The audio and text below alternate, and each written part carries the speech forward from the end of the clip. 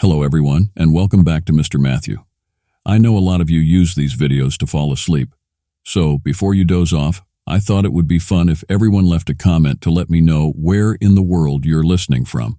You can also like and subscribe to the episodes if you enjoy them. Okay, let's kick back, relax, and get started. I never should have taken this job. Growing up in the suburbs of Detroit, I always dreamed of the great outdoors. Fishing trips to Lake Michigan with my dad, summer camp in the Wisconsin Northwoods, backpacking the Appalachian Trail after college. Those fleeting tastes of wilderness called to something deep inside me. I studied forestry, got certified as an EMT, learned everything I could to become a park ranger. But Detroit was in a downturn, and I had student loans to pay off. After months of sending out resumes, I finally got an offer, an open position at a remote national park in Oregon. The pay was meager, but it came with housing. I packed my pickup truck and headed west, trading the urban blight of Michigan for the pristine forests of the Pacific Northwest. The drive took 4 long days. My GPS died somewhere in the endless plains of Nebraska. I relied on paper maps to navigate the winding logging roads that led me deeper and deeper into the Willamette National Forest. By the time I reached the ranger station, the sun had nearly set, painting the dense Douglas firs in eerie shadows. The station looked like it had seen better days. Peeling paint, a few broken windows, an overgrown yard strewn with rusted equipment. But it had electricity, running water from a well, even an old ham radio for emergencies. Rustic would be an understatement, but it was now home. I settled into a routine over the next few weeks, patrolling hiking trails, fishing steelhead trout from the pristine rivers, the occasional search and rescue when campers missed check-in. The wilderness was living up to my every daydream, with one exception: the strange stories I kept hearing from locals in the scattered towns. Tales of strange creatures glimpsed in the woods, of inhuman shrieks echoing in the night, of people wandering off trail, never to be seen again. I dismissed them at first, figuring it was just rural superstition and overactive imaginations. Then the disappearances started in my jurisdiction. 3 backpackers in the past month vanished without a trace. We combed the woods for days, finding only abandoned campsites and a few scraps of torn, blood-stained clothing. By the 3rd search, even I had to admit something felt wrong out there. A watchful malevolence observing from just beyond the tree line.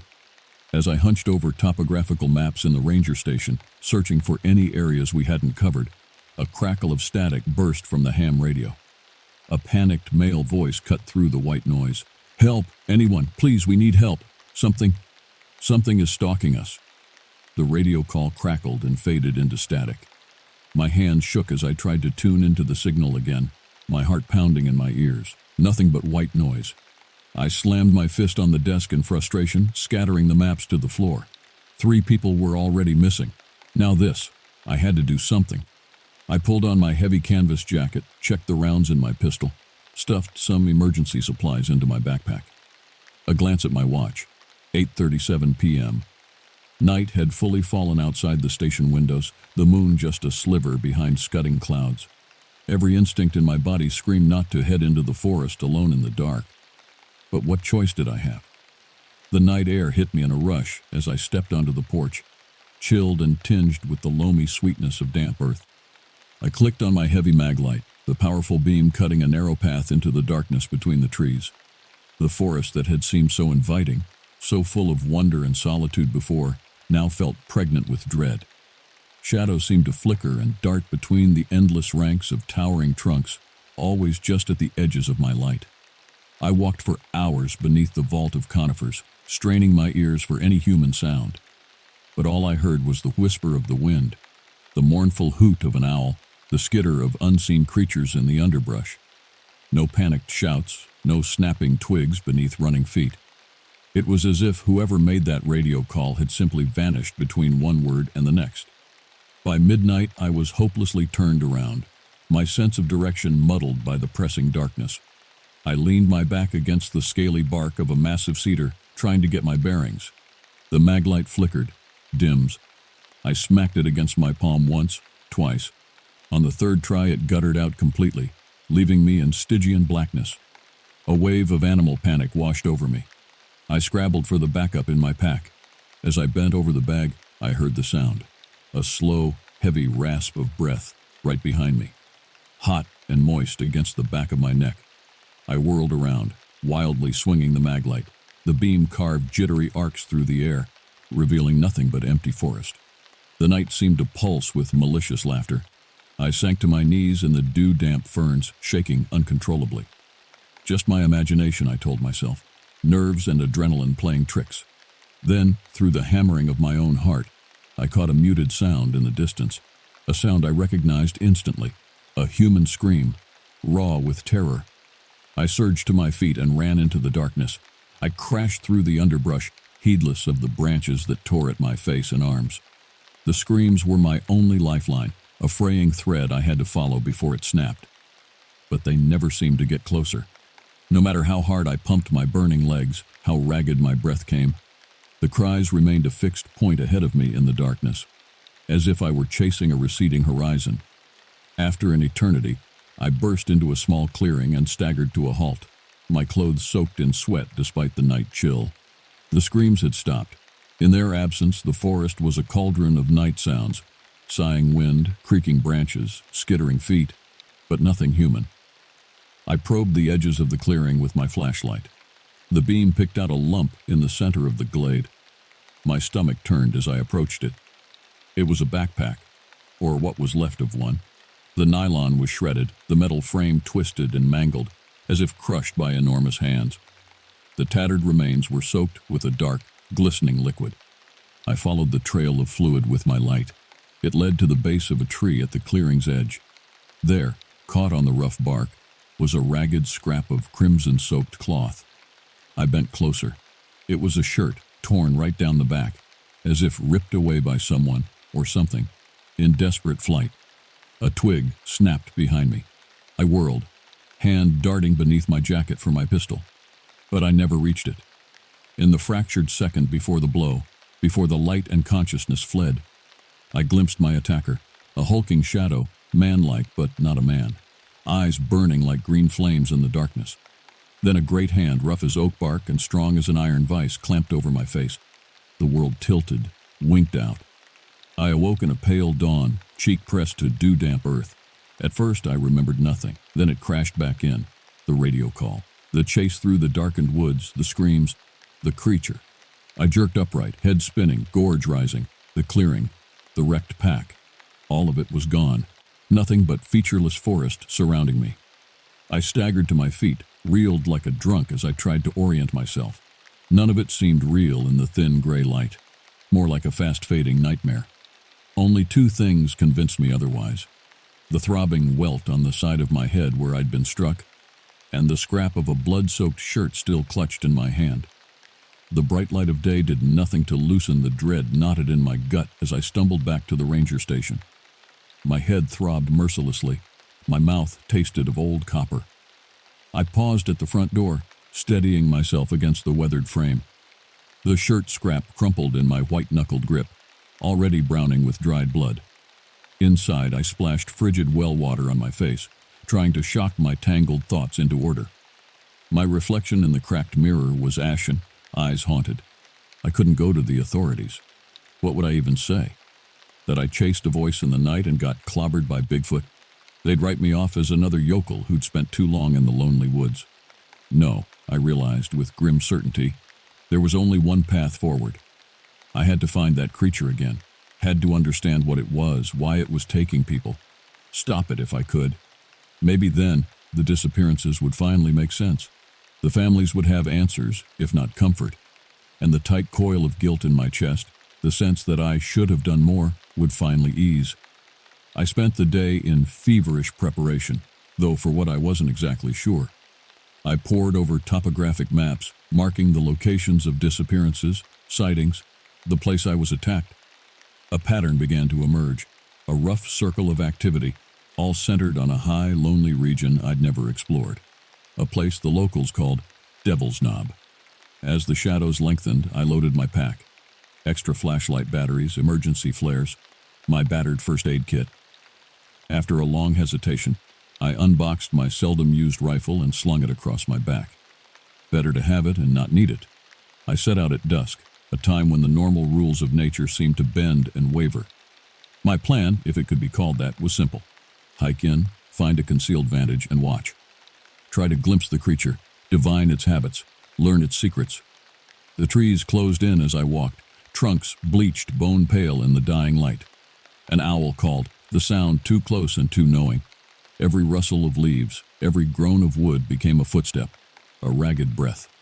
Menace seemed to leach from the very soil.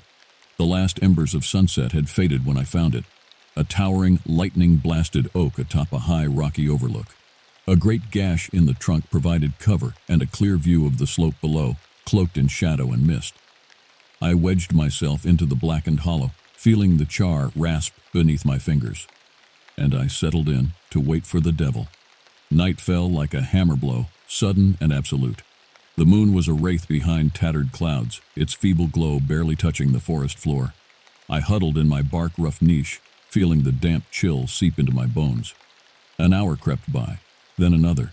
My legs began to cramp, my eyelids to droop. The forest chirped and chattered, its nocturnal secrets mocking my efforts. I was on the cusp of succumbing to sleep when I heard it, a snap of undergrowth, furtive but unmistakable. I jerked back to wakefulness, pulse spiking. Across the clearing, the shadows parted like a curtain. Two figures emerged, picking their way through the dense brush with the skittish, halting movements of prey. At first I thought they were animals. Then a shaft of cloud-veiled moonlight caught the pale flash of a face, wide with fear. They were people, hikers, judging by their tattered backpacks and mud-caked boots. One man, one woman. The woman turned, casting a panicked look over her shoulder. Even at this distance, I could hear her ragged breathing. She grabbed her companion's arm, tugged him on. He stumbled, nearly fell. They were fleeing something, and then I saw it. It detached from the deeper darkness under the trees, moved into the clearing. A hulking shape, at least 8 feet tall, crude approximation of a man, but a mockery of human proportion. Arms too long, legs too thick. Even with its back to me, I recognized the profile. The thing that attacked me. Under the fear, a strange vindication rose. I hadn't imagined it. The monster was real. I watched, transfixed, as the creature advanced on the hapless pair. Its movements were fluid but jerky, like a stop-motion puppet. The man looked back, cried out. He tried to shield the woman, putting himself between her and the thing. Noble, but futile. The creature swung one great arm in a lazy arc. The man crumpled like a rag doll, flung into the trees. The woman screamed, a high and terrible sound that cut through the night. She bolted. The creature followed, moving faster than its bulk should allow, eating up the ground with long, loping strides. They vanished into the trees, the woman's cries fading to echoes, then to silence. I clung to the tree, shaking, breath coming in shallow gasps. Every instinct screamed to run, to put as much distance as I could between myself and that thing. But I couldn't move. Some grim sense of duty, of bearing witness, kept me rooted. An age seemed to pass. Then the creature re-emerged into the clearing. It moved slower now, almost ambling. The chase was over. I kept very still, hardly daring to breathe. Just when I thought it would vanish back into the forest, the creature paused. Slowly, with a terrible deliberation, it turned, looked directly at my hiding spot. Lamplight eyes bored into mine, ancient and cruel, and I knew with searing certainty that it had been aware of me all along. It took a step towards me, then another. A low growl shivered the air like rocks rolling in a raw throat. Fight or flight roared through my veins, my system flooded with adrenaline. My hands scrabbled for my rifle, numb fingers fumbling for the safety. But before I could pull the weapon clear, the creature was gone. Melted back into the darkness as if it had never been. Only the echoes of the woman's screams and the dreadful certainty of what I had witnessed remained. Dawn found me still huddled in the blasted oak, rifle clenched white-knuckle tight across my chest. My muscles were cramped, my legs gone to pins and needles from a night spent wedged in the narrow hollow. At some point exhaustion must have dragged me under, but it had been a fitful, nightmare-plagued sleep. Visions of the creature, of the doomed hikers, jolted me awake every time I began to drift. As the pale light seeped through the canopy, I forced my aching body to unfold. I stumbled out into the clearing, blinking hard. half convinced the horrors of the night would prove to be some adrenaline-fueled hallucination in the cold light of day. No such luck. The evidence was plain as the bruised shadows under my eyes, trampled undergrowth, a long furrow in the loam, as if something heavy had been dragged. And there, caught in the fork of a sapling, a scrap of bloodied fabric, just like the one I still carried. I stared at that pathetic tatter, a hard knot of anger forming in my gut. At the creature, yes, but also at myself, for freezing when I was most needed, for letting my fears get the better of me. Those hikers had died because of my inaction. That burden settled on my shoulders like a yoke. No more cowering, I decided. No more half measures. It was time to take the fight to the monster. Energized by grim purpose, I began to search the area, pushing my woodsman skills to their limits. Track broken branches and scuffed earth, seeking some clue to where the creature laired. The trail was faint, confused by the night's rain, but it was there, and it led, just as I suspected, ever deeper into the wild tangle of Devil's Knob. I followed, the Wood Scout's mantra running through my head: step light, breathe slow, stay downwind. The thought of getting lost out here, of becoming prey myself, gnawed at me. But I pushed on, determined not to lose the spoor. The day whiled away in that anxious tracking, the sun wheeling unseen behind the thick canopy. When the light began to fade and the shadows to stretch with the impending night, I nearly missed it. There, through a break in the endless ranks of trees, rose a strange shape, a structure. I crept closer, every sense straining. It was an old cabin, little more than a shack, really. The wood was gray and pitted with age, the roof sagging under the weight of years and vines. But beneath the patina of abandonment, the structure seemed oddly sturdy, almost as if it had been maintained, preserved for some fell purpose. A chill prickled up my neck as I realized this must be where the creature laired. Some primal instinct, an ancestral memory of huddling in caves while monsters prowled the night, screamed at me to flee. But I squashed it down. I had come too far to turn back now. I approached the cabin cautiously, careful of dry twigs that might snap underfoot. Up close it looked even more eerie. The windows were dark, opaque with grime. The door hung slightly ajar, a rectangle of impenetrable shadow. Gun at the ready, heart pounding against my ribs, I nudged the door open with my foot. The hinges rasped, unnaturally loud in the forest hush. I braced for an attack, for blazing green eyes and grasping hands to come lunging from the dark. But nothing came. Only a draft of cool, musty air, tinged with an unsettling metallic tang. I fumbled out my flashlight, thumbed it on. The narrow beam played over the cabin's interior, bare wooden walls, a few pieces of rough-hewn furniture, dust and leaf litter heavy on the floor, swirling in the light. And there, in the center of the single room, a trapdoor. Heavy planks bound with rusted iron set into the floor. A ring bolt handle, dark with age and what looked unsettlingly like old blood. The metallic smell was stronger here, undercut with a whiff of corruption. Every fiber of my being urged me to run, to leave this place and never return. But I knew with leaden certainty that the answer to the disappearances, to the creature's origins, lay below. Swallowing hard, I grabbed the ring bolt and heaved. The trapdoor lifted with a groan of protest, releasing a gust of stale, chilled air. Stone steps led down into lightless depths. Mustering what dregs of courage remained, I descended, one tentative step at a time. The flashlight beam danced ahead of me, a feeble ward against the subterranean darkness. The stairs seemed to go on forever, twisting through the living rock. Just as I began to fear I would be lost in this labyrinth entombed with the nightmare, the ground leveled out. The flashlight played over dank stone walls and arched ceiling. I had found a tunnel, or a tomb, for the walls were lined with alcoves, and in each alcove rested a form. Human bodies, withered and contorted, preserved by the cold and the dark. Missing hikers, all of them. A charnel gallery of the monster's victims. I recoiled in instinctive horror, bile surging up my throat. But beneath the revulsion, realization dawned. This tunnel, these grim relics, they were ancient, decades old, if not centuries. Whatever the creature was, it had been preying on these woods for a very long time. But why?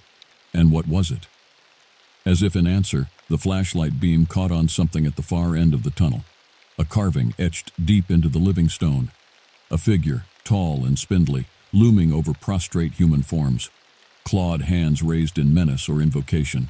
And above it all, chiseled in jagged runes. A name that turned my blood to ice water. Wakwis. The Cree spirit of the wild places, the prowler in the dark. A being of ancient folklore that was terrifyingly, undeniably real. I must have made some sound, some choked-off cry of denial and terror. For in the next instant, a shadow detached from the deeper darkness at the rear of the tunnel. Green eyes flared like eldritch stars in the blackness. The Wakwis had returned to its lair. For a frozen moment, we faced each other across that stone gulf. The predator and its cornered prey. Then, with a roar that shook the very walls, the creature charged. There was no thought, only instinct. I brought my gun up, sighted down the barrel with shaking hands. The muzzle flashes lit the tunnel like a strobe, throwing stark shadows on the walls. The reports were deafening in the enclosed space, ringing in my ears. But the Wakwis didn't even slow. The bullets sparked off its hide, ricocheting wildly. It bore down on me like a juggernaut, unstoppable. I backpedaled desperately, still firing. Click, click. The hammer fell on an empty chamber. I had just enough time to register the sick, plummeting sensation of fatal error. Then the creature was upon me. A great taloned hand shot out, clamped around my throat. I was lifted bodily off the ground, kicking and struggling. My flashlight fell, shattered, plunging the tunnel into Stygian darkness. Hot, fetid breath blasted my face as the Wakwis brought me close. I could feel the heat of its body, the scratch of its rough hide. It snarled, a sound like stones grinding underfoot. There was an alien intelligence in those blazing eyes, ancient and cruel. I knew with gut-deep certainty that I was about to suffer the same fate as the poor souls lining the walls. Darkness crept in at the edges of my vision, my oxygen-starved brain shutting down. So this was how it ended. Alone in the dark, just another grim trophy in the monster's collection. I had failed them all. No. Sudden, fierce defiance surged through me. I would not go quietly into that good night. If I was to die here, I would go down fighting. My hand scrabbled desperately at my belt, seeking something, anything to strike back with. Fingers closed on the hilt of my hunting knife. I wrenched it free, brought it up in a desperate arc, felt it bite into leathery flesh. The Wakwis shrieked, more enraged than pain. Its grip loosened fractionally. I tore free, hit the ground hard. Gasping for air, I scrambled back, putting the solid bulk of the tunnel wall at my back. The creature loomed out of the dark, a deeper patch of shadow. Dimly, I could make out the ichor oozing from the gash I'd opened in its chest, but it was only a flesh wound. I had hurt it, but not nearly enough.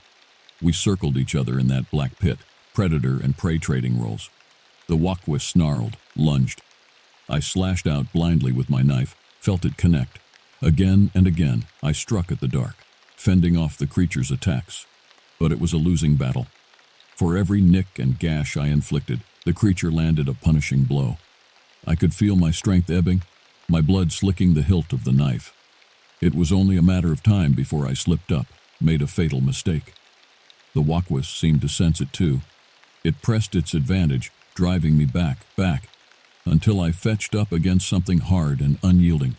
The carved wall, the depiction of the creature's reign of terror. I had nowhere left to run. The Wakwis reared up, blotting out the meager light. I braced for the killing blow, and with a great crack and rumble, the wall gave way. I tumbled backwards into a shaft of blinding light, the creature's roar of fury echoing in my ears. I hit the ground, hard, knife spiraling from my grip. Blinking spots from my vision, I looked up. To see the creature silhouetted against the mouth of the newly opened passage, backlit by the warm gold of the setting sun. It hesitated on the threshold, caught between its subterranean lair and the hated light of the surface world. In that moment of indecision, I saw my chance. I snatched up a fist-sized chunk of rubble, put every last ounce of my strength into the throw. It struck the Wakwis square in its nightmarish face. The creature howled, staggered back. I hurled myself forward, catching it low and driving forward with every fiber of my being. We crashed to the tunnel floor in a thrashing tangle of limbs. I ended up on top, pinning the creature down. It writhed beneath me, snapping, clawing, but I was beyond pain, beyond fear. I lashed out with a rock again and again, aiming for its malformed skull, felt things crack and give beneath my onslaught. The Walkwis shuddered, limbs spasming, then fell still, a dark ooze leaking from its pulped ruin of a head. I collapsed on top of it, strength utterly spent, the battle madness draining away. I waited for it to stir, to throw me off and finish me, but it remained a corpse. Shaking, limbs like water, I dragged myself upright, staggered out of that abattoir of a tunnel and into the waning forest light. Behind me, the creature that had haunted these woods for untold generations lay dead. The long nightmare was over. The disappearances would stop. The forest would heal.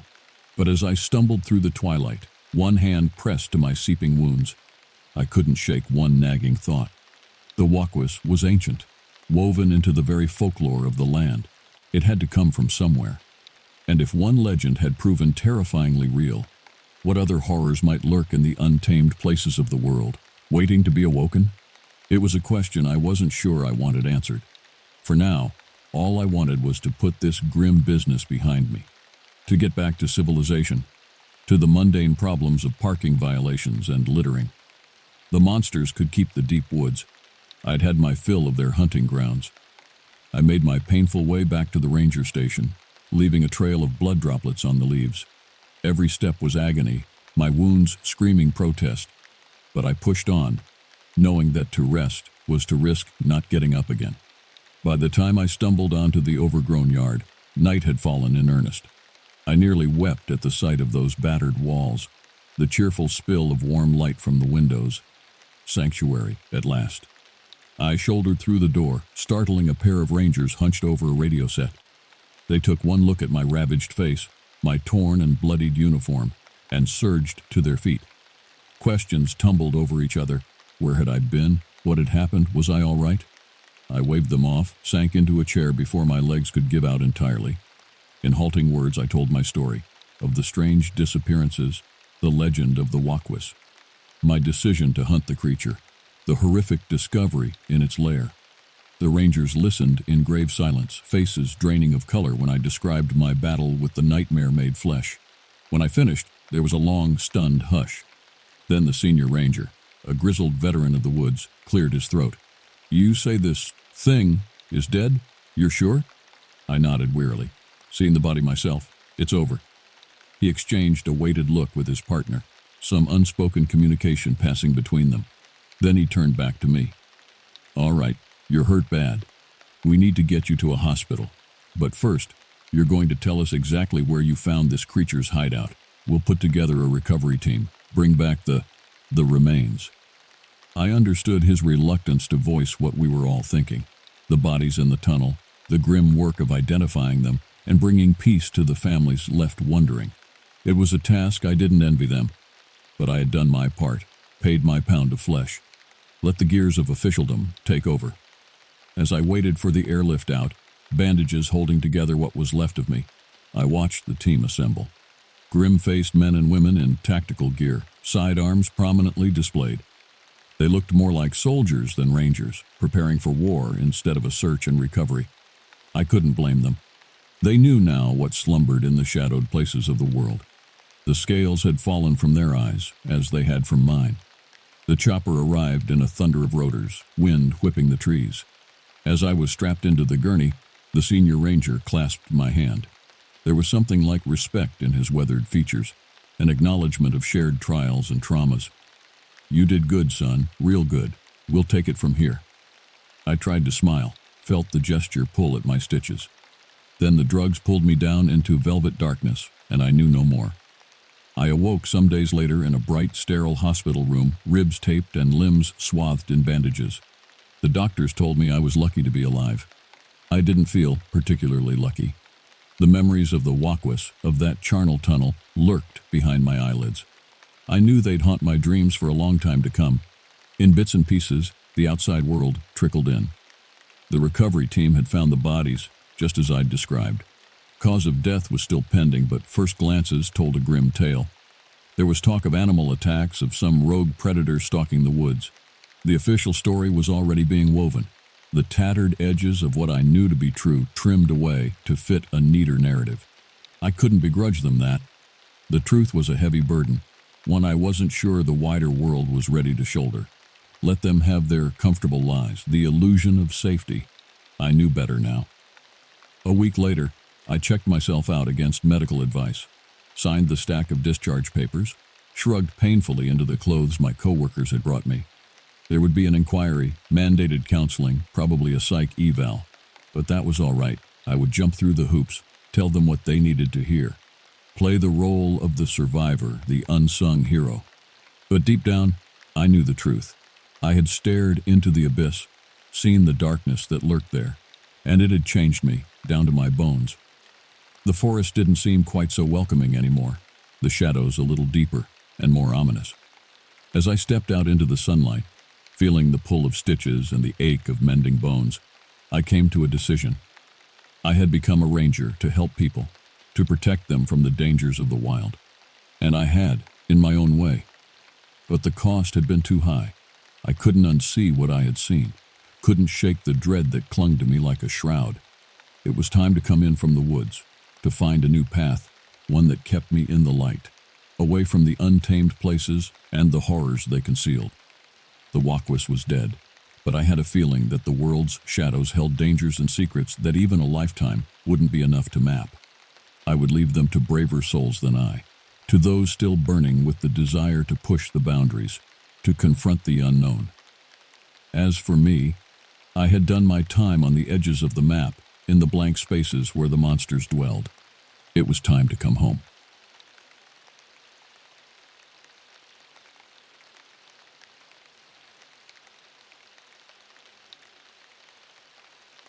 My name is Daryl Flint, and this happened to me back in 2004 while camping in Mount Rainier National Park.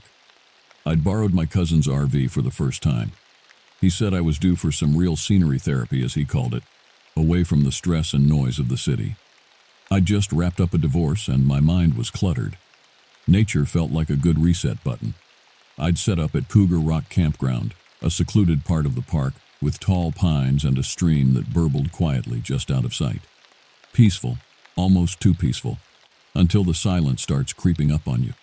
The kind of silence that makes every sound, like a twig snapping or water trickling, sound 10 times louder. I parked the RV near the forest's edge, half a mile from the nearest camper, figuring the solitude would be good for me. A little less human interaction, a little more staring at clouds and mountains. The first few hours were idyllic. I hiked a bit, skipped stones across the stream, even managed to catch a fish or two. But as the day wore on, I started to feel a strange unease, a prickling on the back of my neck like someone was watching me. Around mid-afternoon, I met another camper. His name was Russell, an older guy with a scraggly beard and a perpetual frown. He told me he'd been camping there for years, always alone, said he liked the solitude, the natural rhythm of the place, whatever that meant. He had this rough way of talking, every word thick, like he was chewing on gravel. Friendly enough, though, and I thought it was kind of nice to have a fellow loner around. We talked a bit about the area, swapped a few camping stories. Then he mentioned something about strange folks drifting into the park lately. People who didn't seem to belong, as he put it, with a significant look in my direction. I shrugged it off, figured he was just being cautious.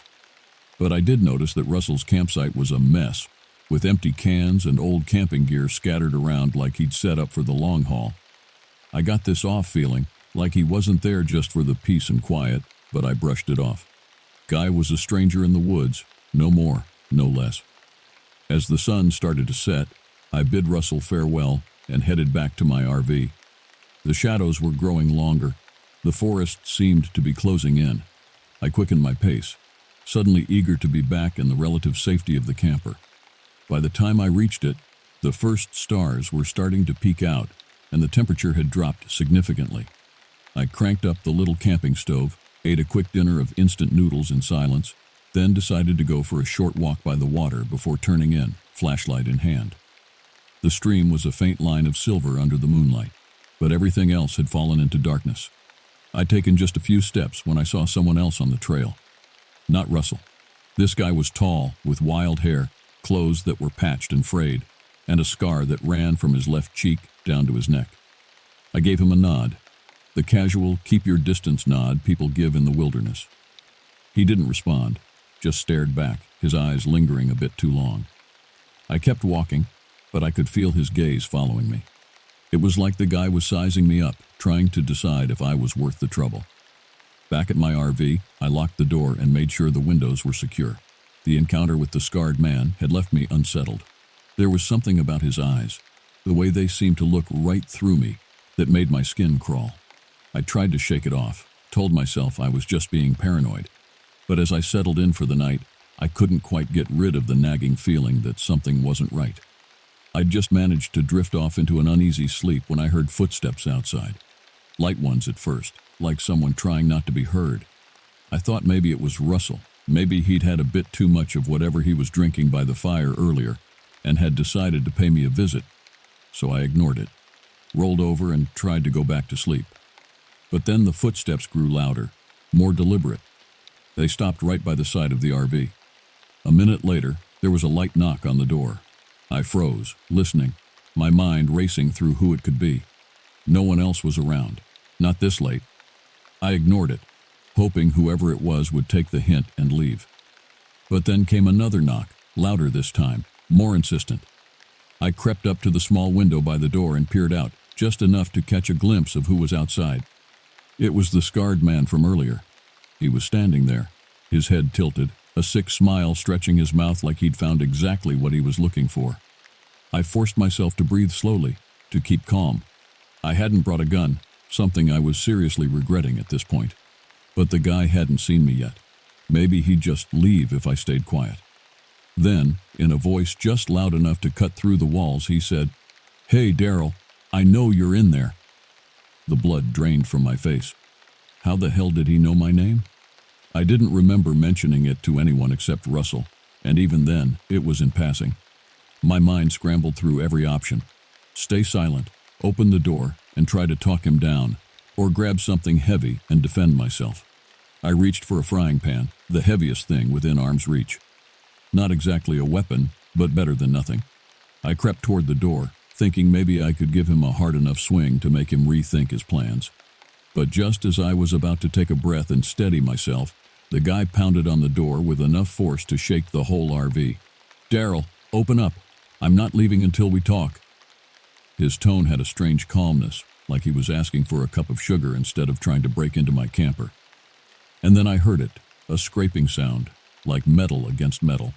I looked down and saw a thin blade, maybe a pocket knife, slowly working its way through the RV door lock.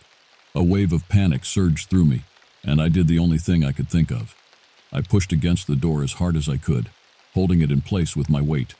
The blade slipped, and I heard him curse under his breath. For a second, I thought maybe I'd scared him off.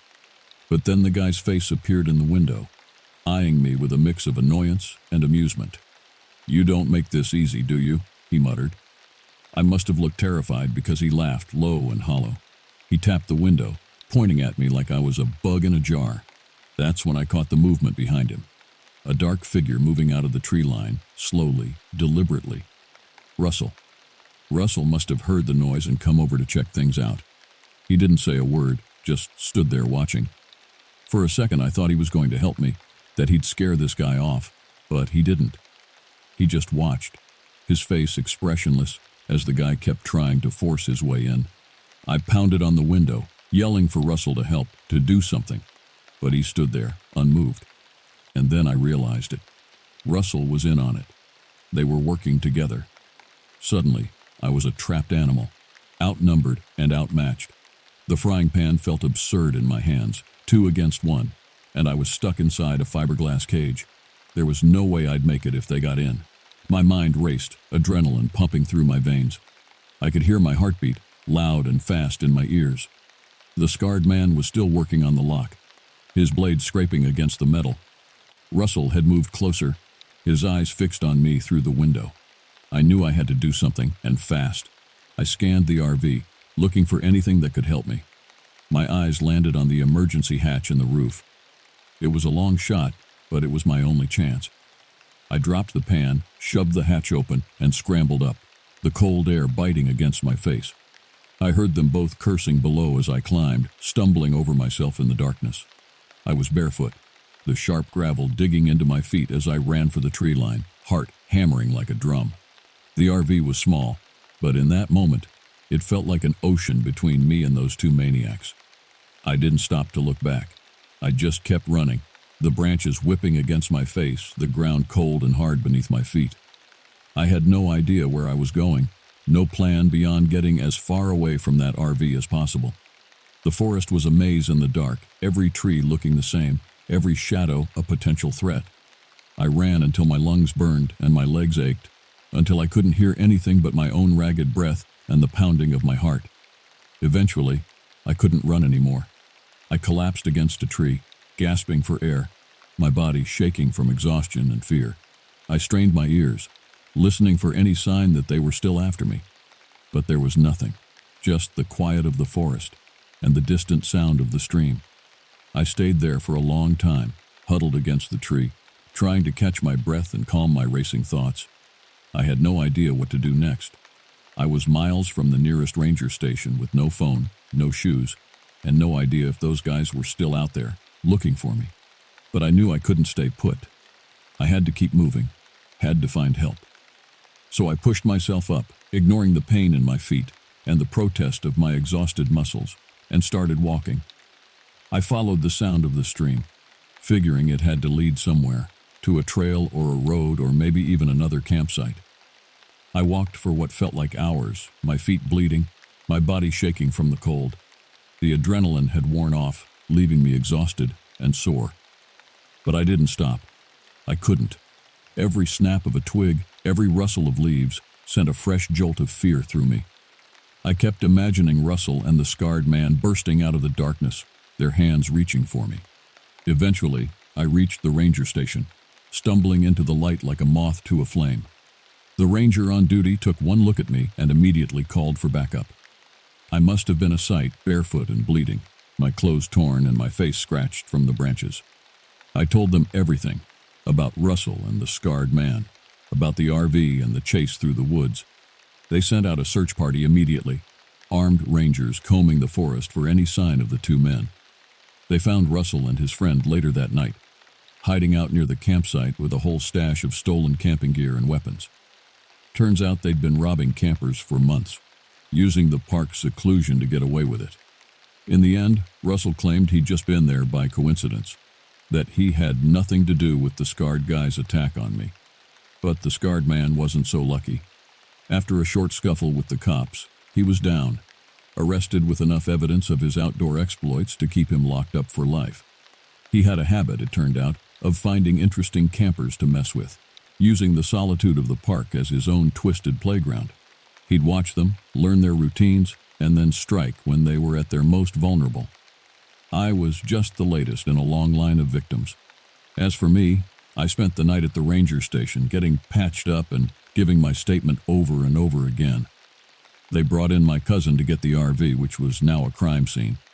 I remember sitting there wrapped in a blanket, watching the sun come up over the mountains and feeling like I'd aged a decade in a single night. That's what went down that night at Mount Rainier. It's been years, but I still think about it sometimes, usually when I'm out in the wilderness. I never did go camping alone again. Something about the solitude, the silence, it just doesn't feel the same anymore. I still don't know what Russell's deal was, whether he was in on it from the start or just a bystander too afraid to stand up. The cops never could prove his involvement, and he stuck to his story. Last I heard, he was still out there, camping in the same spot every year like nothing ever happened. As for the scarred man, he's rotting in prison, where he belongs.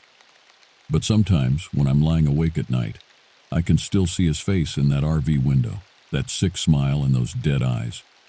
It's like he's still out there, waiting in the darkness, ready to pounce on the next unsuspecting camper. But I try not to dwell on it. I've moved on as much as anyone can after something like that. I still love the outdoors, the peace and the beauty of it. But I'm more cautious now, more aware of the dangers that can lurk in the shadows. I guess that's the thing about nature. It's wild and unpredictable, and you never really know what's out there. You can prepare, you can be careful, but in the end, you're always at its mercy. And sometimes, if you're unlucky, you might just run into the wrong kind of wild. That's my story, for what it's worth. A cautionary tale, I suppose, about the dangers of solitude and the importance of trust. Because out there, in the wilderness, you never really know who or what you might encounter. And sometimes the greatest threat isn't the bears or the wolves or the elements. Sometimes it's the man with the friendly smile and the cold eyes, waiting for his moment to strike. But I survived, and I'm here to tell the tale. And if there's one thing I've learned, it's this. In the wilderness, as in life, you can never be too careful about who you trust, because you never know what kind of monsters might be lurking under the surface, waiting for their chance to drag you into the darkness. My name's Maxwell Turner, and back in 2016, I found myself in Yellowknife, trying to photograph the northern lights. I'd always been a city guy, but the allure of the auroras pulled me northward. I thought a little adventure might spice up my portfolio and maybe my dating profile. Nothing says interesting like a guy who braves sub-zero temperatures for a good snapshot. I arrived in Yellowknife with a backpack full of camera gear and thermal underwear. The locals chuckled at my layers, but I wasn't taking any chances. The town had a rustic charm, with colorful storefronts lining the snowy streets. It felt like stepping into a postcard, picturesque, but with an edge of isolation. The first few nights were uneventful. The skies were overcast, and I spent most of my time in a small diner swapping stories with fishermen and trying not to freeze every time I stepped outside. The diner became my second home, with its warmth, strong coffee, and a waitress named Lena, who took pity on me and my southern sensibilities. Lena was a local, born and raised in Yellowknife. She had an easy smile and a wealth of knowledge about the area. Over steaming mugs of coffee, she regaled me with tales of the town's history, from the gold rush days to the more recent influx of aurora chasers like myself. "You picked a good time to come," she said, refilling my cup. "The lights have been particularly active lately. Old-timers say it's a sign." "A sign of what?" I asked, intrigued. Lena leaned in, her voice low. "They say when the lights dance like that, it means the spirits are restless. Some even claim to have seen strange things out there on the tundra." I laughed, brushing it off as local superstition. Little did I know, I was about to become a believer. On the fourth night, the sky finally cleared. The stars blanketed the darkness like glitter spilled on black velvet. I grabbed my gear, bundled up, and headed out to a spot Lena had recommended. She said it was where the sky met the earth in the most spectacular way. Driving a rented pickup truck, I navigated the icy roads until the town's lights were just a faint glow behind me. The stillness was unnerving, broken only by the crunch of snow beneath my boots as I set up my tripod near a frozen lake. The surface reflected the emerging ribbons of green and purple above, creating an ethereal symmetry. It was the kind of scene that made you forget the cold seeping into your bones. I lost myself in the process, adjusting settings and framing shots, trying to capture the magic unfolding before me. Then a flash of light streaked across the sky. Not like a shooting star, but more deliberate, controlled. "Must be one of those satellites," I muttered to myself. As if in response, it happened again, closer this time, followed by a low hum that I felt more than heard. The hair on the back of my neck stood up, and it wasn't from the cold. "Great, aliens, just what I need," I joked nervously, snapping a few more shots. The hum grew louder, and the air around me seemed to vibrate with an unseen energy. Suddenly, a beam of light shot down a few hundred meters away, illuminating a patch of snow-covered ground. I hesitated, torn between fear and curiosity. Against my better judgment, I packed up my gear and decided to investigate.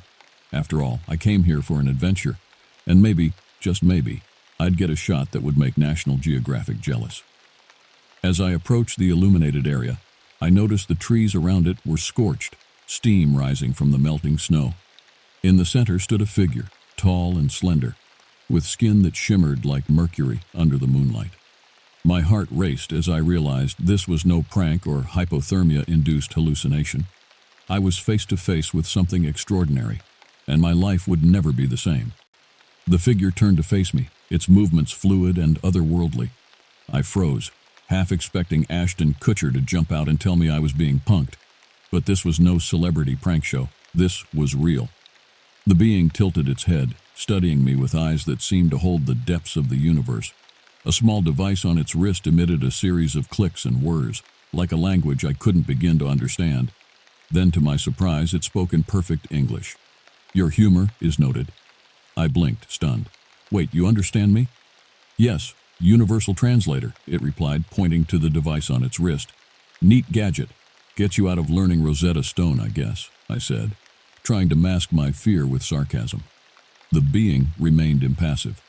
I am Zalar from the planet Vortex. We have observed your species and require assistance. Assistance? From me? I laughed nervously. Look, I can barely assemble IKEA furniture without leftover screws. Your technological level is sufficient for our needs, Zalar stated matter-of-factly. Before I could protest, a door of light opened behind the alien, and I felt an invisible force pulling me inside. It was like being caught in a tractor beam from a sci-fi movie, except this was no special effect. I found myself in a room that defied the laws of physics as I knew them. The walls shifted colors and textures, pulsing with an energy that felt alive. There was no visible source of light, yet everything was illuminated in a soft, ethereal glow. Welcome aboard, Zalar said, gliding past me. Please remain calm. Calm? Sure, why not? It's not every day you're abducted by an alien. Do I get frequent flyer miles for this? I quipped, my voice shaking slightly. Zalar didn't react to my attempt at humor. It occurred to me that sarcasm might not translate well across the galaxy. Your self-deprecating humor is a defense mechanism, Zalar observed, as if reading my thoughts. Great. Abducted by Dr. Phil from outer space, I muttered. Suddenly, a panel opened to reveal a window overlooking Earth. The view was breathtaking. Continents and oceans bathed in a soft blue glow, with the northern lights dancing across the top of the world. We have studied your species from afar, but direct interaction is necessary, Zalar explained. Couldn't you have just sent a friend request like everyone else? Your cooperation is mandatory. Before I could respond, another door slid open, revealing a familiar face. It was Lena, the waitress from the diner. Maxwell, she gasped, her eyes wide with fear and confusion. Lena? Don't tell me you moonlight as an alien abductee, too, I said, trying to lighten the mood. They took me last night, she whispered, her voice trembling. Zalar stepped forward. We need you both to demonstrate human fear and survival instincts under duress. Duress? Listen, I've had enough duress for one night, I protested. Without warning, the floor beneath us shifted, and Lena and I dropped into a maze of corridors lit by a pulsing red light. Sirens blared, and the air grew thick with a metallic scent that made my throat burn. This can't be good, Lena whispered, pressing close to me. Understatement of the year, I said, trying to get my bearings. We ran down the corridor, the sound of heavy footsteps echoing behind us. I glanced back to see robotic creatures, all sharp edges and glowing eyes, gaining on us. Any brilliant ideas? Lena asked, her breath coming in short gasps. Yeah, don't get caught, I said, grabbing her hand and pulling her around a corner. We found ourselves at a dead end, the robots closing in. I spotted a loose pipe on the wall and yanked it free, brandishing it like a weapon. Well, this is just fantastic, I muttered, bracing myself for a fight. The robots lunged, and I swung the pipe, knocking one's head clean off. It clattered to the floor, sparks flying from its severed neck. Heads up, I shouted to Lena. Seriously? She said, kicking another robot away. Hey, if we're gonna die, might as well go out with bad puns. We fought our way through the onslaught, adrenaline pumping through our veins. Just when it seemed like we'd be overwhelmed, a door slid open beside us. This way, I yelled, grabbing Lena and diving through the opening. We tumbled into a control room filled with alien technology. Consoles with symbols I couldn't decipher. Holographic screens displaying data that made no sense to me. Can you make any sense of this? Lena asked, catching her breath. Well, I did take a computer science course in college. How different can alien tech be? I said, approaching a console that seemed less intimidating than the others. As I reached out to touch it, Zalar's voice filled the room. Your actions are illogical. Survival is improbable. Yeah, well, humans are known for beating the odds, I shot back, my fingers dancing across the strange symbols. An alarm sounded and the ship lurched, sending Lena and me sprawling to the floor. What did you do? She demanded. No idea, but it can't be worse than what's already happening, I said, helping her up. The robots burst into the room, their metal bodies gleaming under the pulsing lights. Lena and I stood back to back, ready to make our last stand. Any last jokes? She asked, her voice steady despite the fear in her eyes. Why did the robot cross the road? I grinned. Really? Because it was programmed by a chicken, I said, bracing myself for the end. Lena laughed, the sound out of place in the chaos. That's terrible. Agreed, Zolar's voice boomed. Experiment concluded. In an instant, everything changed. The robots vanished, the alarms fell silent, and the flickering lights steadied to a soft glow. Zolar appeared before us, its expression unreadable. Your responses have provided valuable data, it said, as if we'd just completed a survey rather than fought for our lives. Glad we could help, I said, my voice dripping with sarcasm. Now how about sending us back? Agreed, but first, a parting gift. A beam of light enveloped Lena, and she vanished before my eyes. I lunged forward, my hand grasping empty air. What did you do to her? I yelled, rounding on Zolar. She has been returned, it said calmly. Fine, send me back too. In due time, there is one more matter to attend to. Before I could react, the room around me shifted, transforming into a tranquil meadow. The scent of wildflowers filled the air and birdsong echoed in the distance. It was a jarring contrast to the sterile alien environment I'd just been in. Okay, this is different, I muttered, cautiously taking in my new surroundings. Zolar appeared beside me, its form shimmering in the sunlight. We require a deeper understanding of human compassion. I laughed bitterly. Listen, buddy, kidnapping people and putting them through fear factories isn't the way to win hearts. Noted. Alternative methods will be considered. Great. Can I go now? Yes. A flash of light blinded me, and I felt a sudden rush of cold air. When my vision cleared, I found myself back by the frozen lake, my camera equipment scattered around me.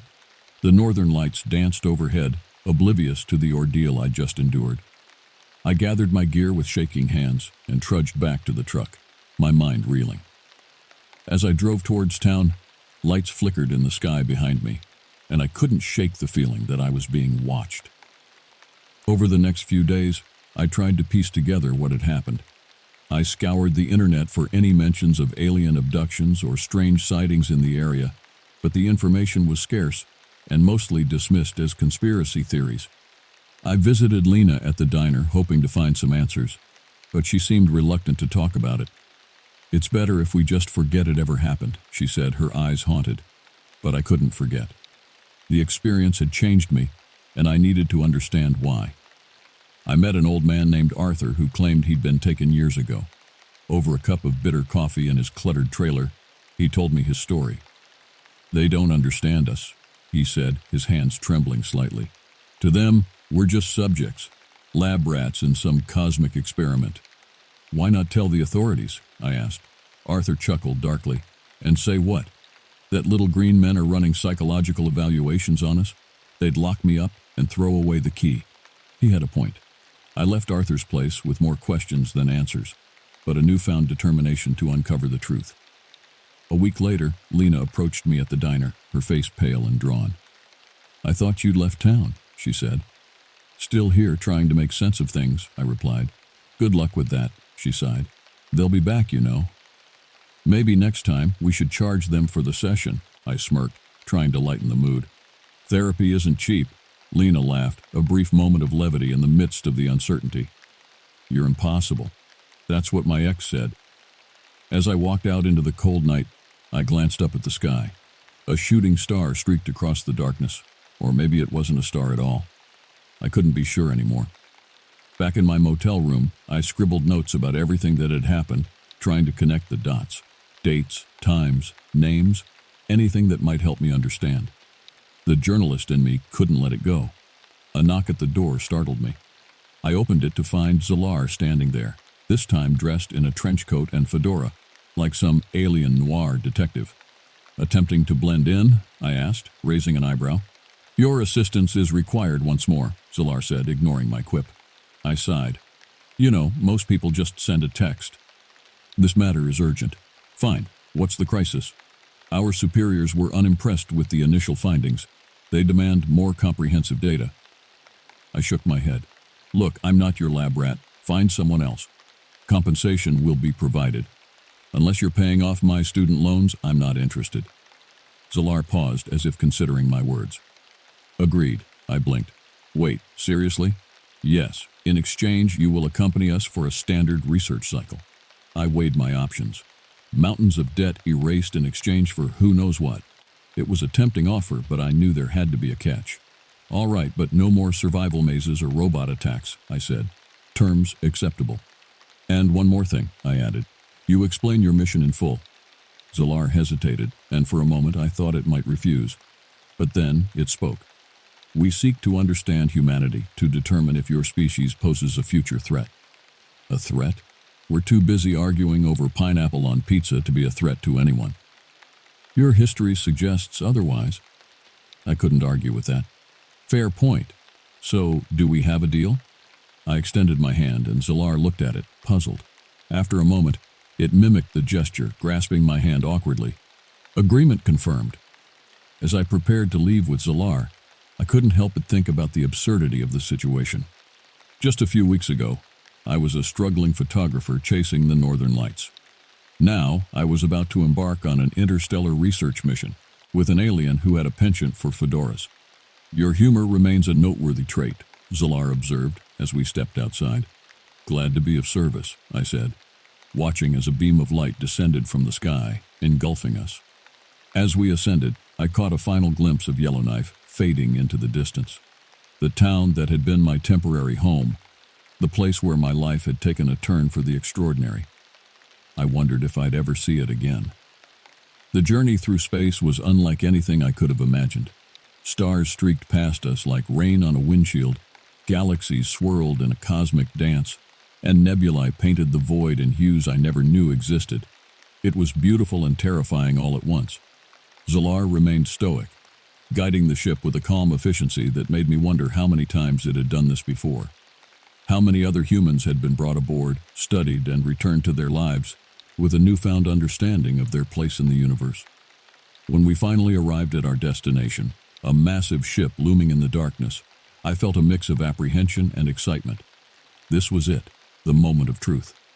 I was about to step into a world beyond my wildest dreams.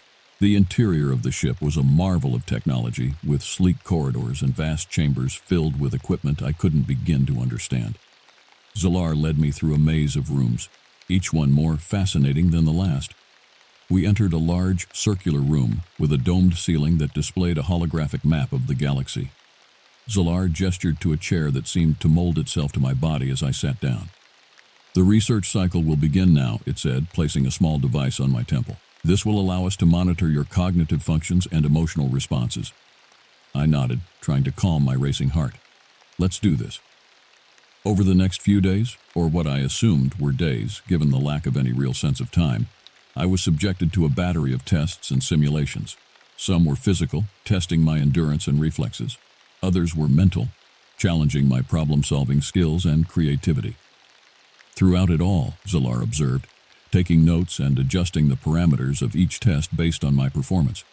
It was a grueling process, but I found myself rising to the challenge, driven by a desire to prove myself and uncover the secrets of this alien race. In the brief moments of respite between tests, Zalar and I would talk. It was hesitant at first, unsure of how much to reveal, but as time passed, we found a common ground. We spoke of our worlds, our histories, our hopes and fears. I learned that the Vortex were a species on the brink of a great change, a turning point in their evolution. They had reached the stars, but now they faced a choice: to continue their expansion and risk becoming the very threat they feared, or to turn inward and seek a new path. And that's where we come in, I asked. You think studying us will give you the answers you need?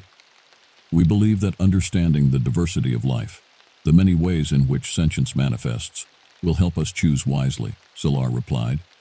It was a heavy responsibility, knowing that the fate of an entire species might rest on the outcome of these tests. But it was also a great honor to be chosen as a representative of humanity, to have the chance to shape the future of not just one world, but many. As the research cycle drew to a close, I found myself feeling a strange sense of kinship with Zalar. We had started as captor and captive, but now we were something more. Not quite friends, but no longer strangers. When the time came for me to return to Earth, I felt a pang of sadness. This experience had changed me in ways I couldn't fully articulate, and the thought of going back to my old life seemed impossible. Your contribution has been invaluable, Zalar said as we prepared for my departure. You have shown us the resilience and adaptability of your species, as well as the depth of your compassion. I'm glad I could help, I said, meaning it. I hope you find the answers you're looking for. Zalar placed a hand on my shoulder, a gesture of respect and gratitude. As do I, Maxwell Turner, as do I. In a flash of light, I found myself back in Yellowknife, standing outside my motel room as if no time had passed at all.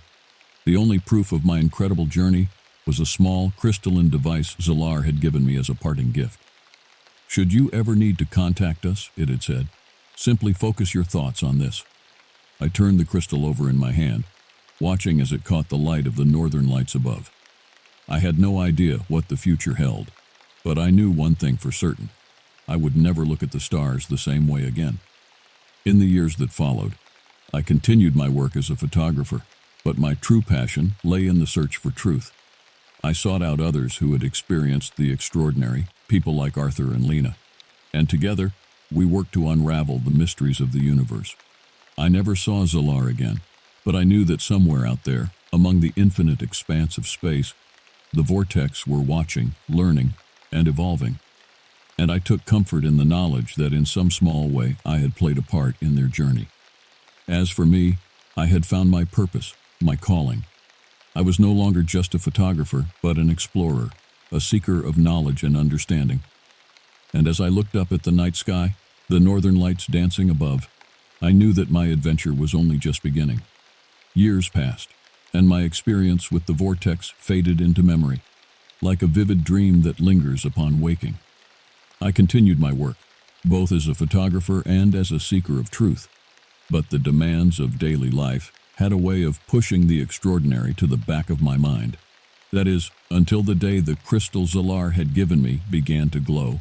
I was in my studio, sorting through a batch of photos from my latest trip to the Arctic, when a sudden pulse of light caught my eye. The crystal, which I had kept on a chain around my neck, was emitting a soft, pulsing glow, growing brighter with each passing second. I closed my eyes, focusing my thoughts on the crystal as Zalar had instructed. At first, nothing happened, but then a voice echoed in my mind, as clear as if Zalar were standing beside me. Maxwell Turner, your presence is requested. I opened my eyes to find myself no longer in my studio, but standing on the bridge of the vortex ship, Zalar at my side. It's good to see you again, I said, a smile spreading across my face. And you as well, Zalar replied. I apologize for the abrupt summons, but a matter of great importance has arisen. I listened intently as Zalar explained the situation. In the years since my visit, the vortex had made great strides in their understanding of the universe and their place within it. They had forged alliances with other species, exchanged knowledge and technology, and begun to chart a new course for their civilization. But now, they faced a new challenge. A rogue faction had emerged within their ranks, a group that believed the vortex should use their advanced capabilities to dominate and control, rather than explore and understand. We believe they intend to launch an attack on Earth, Zalar said, its voice grave, as a first step in asserting their power over lesser species. I felt a chill run down my spine. The thought of the vortex technology being used for conquest and destruction was horrifying. What can I do to help? I asked, my resolve hardening. We need you to act as an intermediary, Zalar explained, to help us communicate with your leaders, to convince them of the danger and the need for cooperation. I nodded, understanding the gravity of the situation. I'll do whatever I can. What followed was a whirlwind of activity, as I found myself thrust into the role of interstellar diplomat. I met with world leaders, scientists, and military officials, explaining the situation and the stakes involved. It wasn't easy. Many were skeptical, dismissing my claims as science fiction or delusion. But I persisted, using the knowledge and evidence provided by the vortex to make my case. Slowly but surely, I began to make progress. A coalition formed, a group of nations willing to put aside their differences and work together in the face of this global threat. Meanwhile, Zalar and the other members of the vortex worked tirelessly to track down the rogue faction and prevent their attack. It was a race against time, with the fate of two worlds hanging in the balance. In the end, it was a combination of human ingenuity and vortex technology that saved the day. A team of our best scientists and engineers, working in concert with the vortex, developed a way to neutralize the rogue faction's weapons and disable their ships. The attack was thwarted, and the rogue faction was brought to justice. It was a momentous victory, not just for Earth and the vortex, but for the principles of peace, cooperation, and understanding. In the aftermath, I found myself hailed as a hero, the man who had brought two worlds together in the face of a common enemy. But I knew that the true heroes were the countless individuals, human and vortex alike, who had worked tirelessly to make this outcome possible. As for Zalar and I, our bond had only grown stronger through this trial. We had faced the darkness together and emerged victorious, a testament to the power of friendship and trust.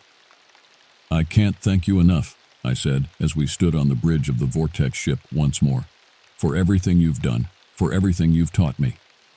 "It is we who should thank you," Zalar replied, placing a hand on my shoulder.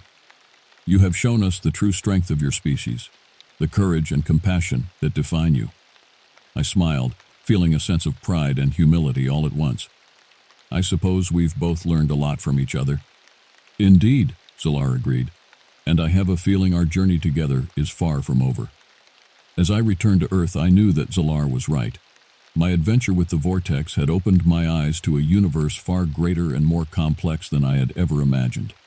And I knew that, whatever challenges lay ahead, I would face them with the knowledge and strength I had gained from this extraordinary experience. In the years that followed, I continued to work with the vortex, serving as a bridge between our two worlds. Together, we explored the stars, made new discoveries, and forged a path towards a brighter future for all sentient beings.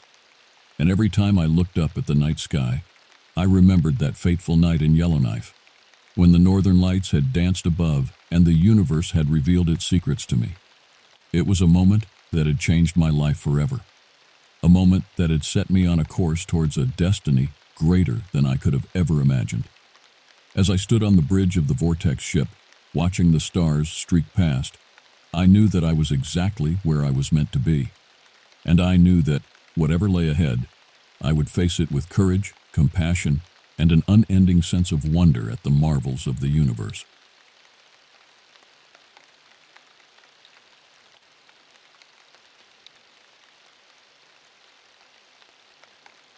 They recruited me straight out of boot camp, said my aptitude scores were off the charts, that I had the right mix of brains and brawn for a special assignment.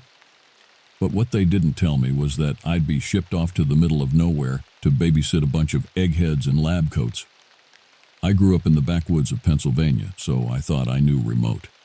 But this facility, tucked away in the dense forests of Michigan's Upper Peninsula, redefined the word. Officially, we didn't exist. Just another classified government project you'll never read about. The pay was good, though, especially for a 19-year-old kid like me drowning in student loan debt and no direction. It was enough to overlook the odd location and secretive nature of the work. Besides, I figured if Uncle Sam trusted me enough to place me here, who was I to argue? My name is Private Jack McAllister, and little did I know, I was about to come face to face with an ancient evil that would make me question everything I thought I knew about the world, and my own sanity. It started as just another routine perimeter patrol. The tall pines swayed lazily in the afternoon breeze, and shafts of sunlight streamed through their branches, dappling the forest floor. I hefted my M16 and trudged through the soft carpet of fallen pine needles, my eyes scanning for any signs of disturbance. Not that I expected to find anything. In the 3 months I'd been stationed here, the most excitement I had was chasing off a black bear that wandered too close to the electrified fence. But still, orders were orders. Patrol the grounds, check in with the scientists, and look menacing. Easy enough gig. As I rounded the northwest corner of the compound, a flash of movement in the tree line caught my eye.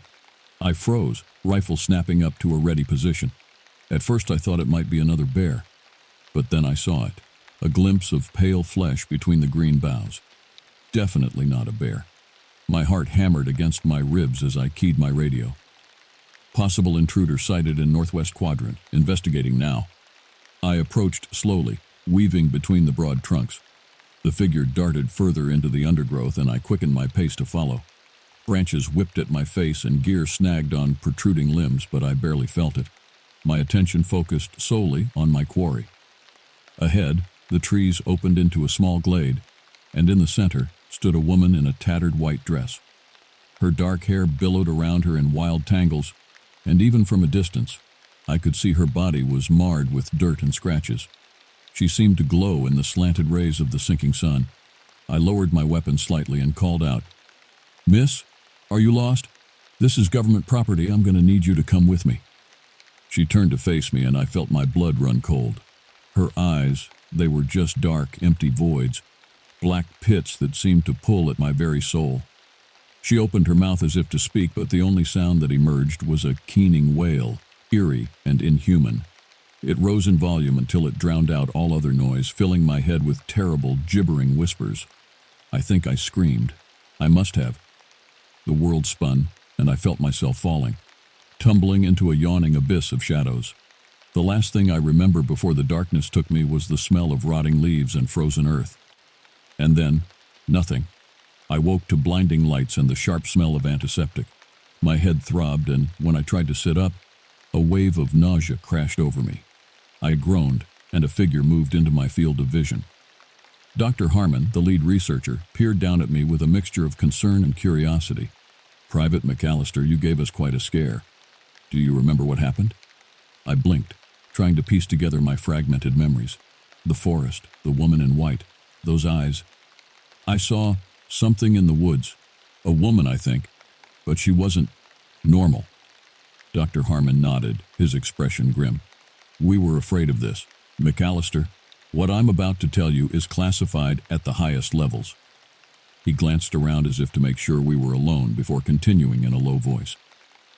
"Are you familiar with the legend of the Wendigo, the creature that stalks the northern forests, possessing men and turning them into cannibalistic monsters?" I shook my head mutely, a cold dread seeping into my bones. "Folklore, surely. But like most myths, there is a kernel of truth. An entity, ancient and malevolent, that has haunted these woods for centuries, twisting the minds of those it ensnares." He leaned closer, his eyes intense. "That's what we are studying here, McAllister, trying to understand it, contain it. But now it seems to have taken an interest in you." Fear coiled in my gut, but I kept my face carefully neutral. "What do you need me to do, sir?" Dr. Harmon straightened, clasping his hands behind his back. "For now, rest. Regain your strength. I fear we will have need of it soon enough."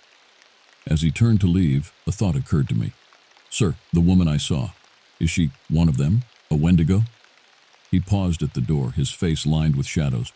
"Not yet, Private, but unless we act quickly, I'm afraid she will be." The days blurred together as I recovered, a haze of painkillers and troubled dreams. Fragmented visions of the woman in white, her anguished wails echoing through my mind. I knew I should report to Dr. Harmon that I was still seeing her, still hearing her. But something held me back, a nagging feeling that there was more to this than he was letting on. I tried to occupy myself, throwing my energy into PT and weapons drills. Anything to keep my mind off those haunting eyes and the gnawing dread that grew with each passing day. But even the simple comfort of routine was stripped away when I was summoned to the briefing room and found myself face to face with a grim-faced Dr. Harmon and a room full of anxious scientists. "Private McAllister, thank you for joining us," he began without preamble. "I'm afraid the situation has escalated. Last night, Dr. Miyazaki failed to report for his shift. When we sent a team to investigate," he trailed off, his jaw clenched. "They found him just outside the perimeter fence, or what was left of him." He sucked in a sharp breath. "It appears our visitor in the woods has claimed her first victim." A chill skittered down my spine as I recalled the woman's feral eyes, the unearthly, keening cry. Had Dr. Miyazaki heard that same terrible wail before she tore him apart? Dr. Harmon pressed on. "We can no longer afford to simply observe and study. This Wendigo, is active, and it's hunting. McAllister, you have more experience with this entity than anyone. I need you to track it down. Find out where it lairs before it kills again." I swallowed hard, my mouth suddenly dry. "Understood, sir. I'll head out immediately." As I turned to go, a hand caught my arm, Dr. Chaudhry, her dark eyes wide with fear. "Please be careful out there. We cannot lose you too." I forced what I hoped was a reassuring smile. "Don't worry, Doc. This is what I trained for. I'll be back before you know it, with that monster's head on a pike." But as I gathered my gear and set out into the waiting forest, I couldn't shake the feeling that I had just made a promise I couldn't keep, that I was walking willingly into the lair of something I couldn't possibly understand, let alone fight. God help me. What had I gotten myself into? The forest seemed to close in around me as I pushed deeper into the wilderness, the canopy blotting out the sun until I moved through a twilight world of shifting shadows. Each rustle of leaves or snap of a twig set my nerves jangling, and I found my fingers tightening around the grip of my rifle, ready to snap it up at the first sign of trouble. But the woods were eerily still, like even the birds and beasts knew better than to draw attention to themselves. The only sound was the crunch of my boots and the rasp of my own breath, harsh in the silence. I'd been walking for hours, spiraling out from the facility in an expanding grid pattern like I'd been trained. But there was no sign of the woman in white.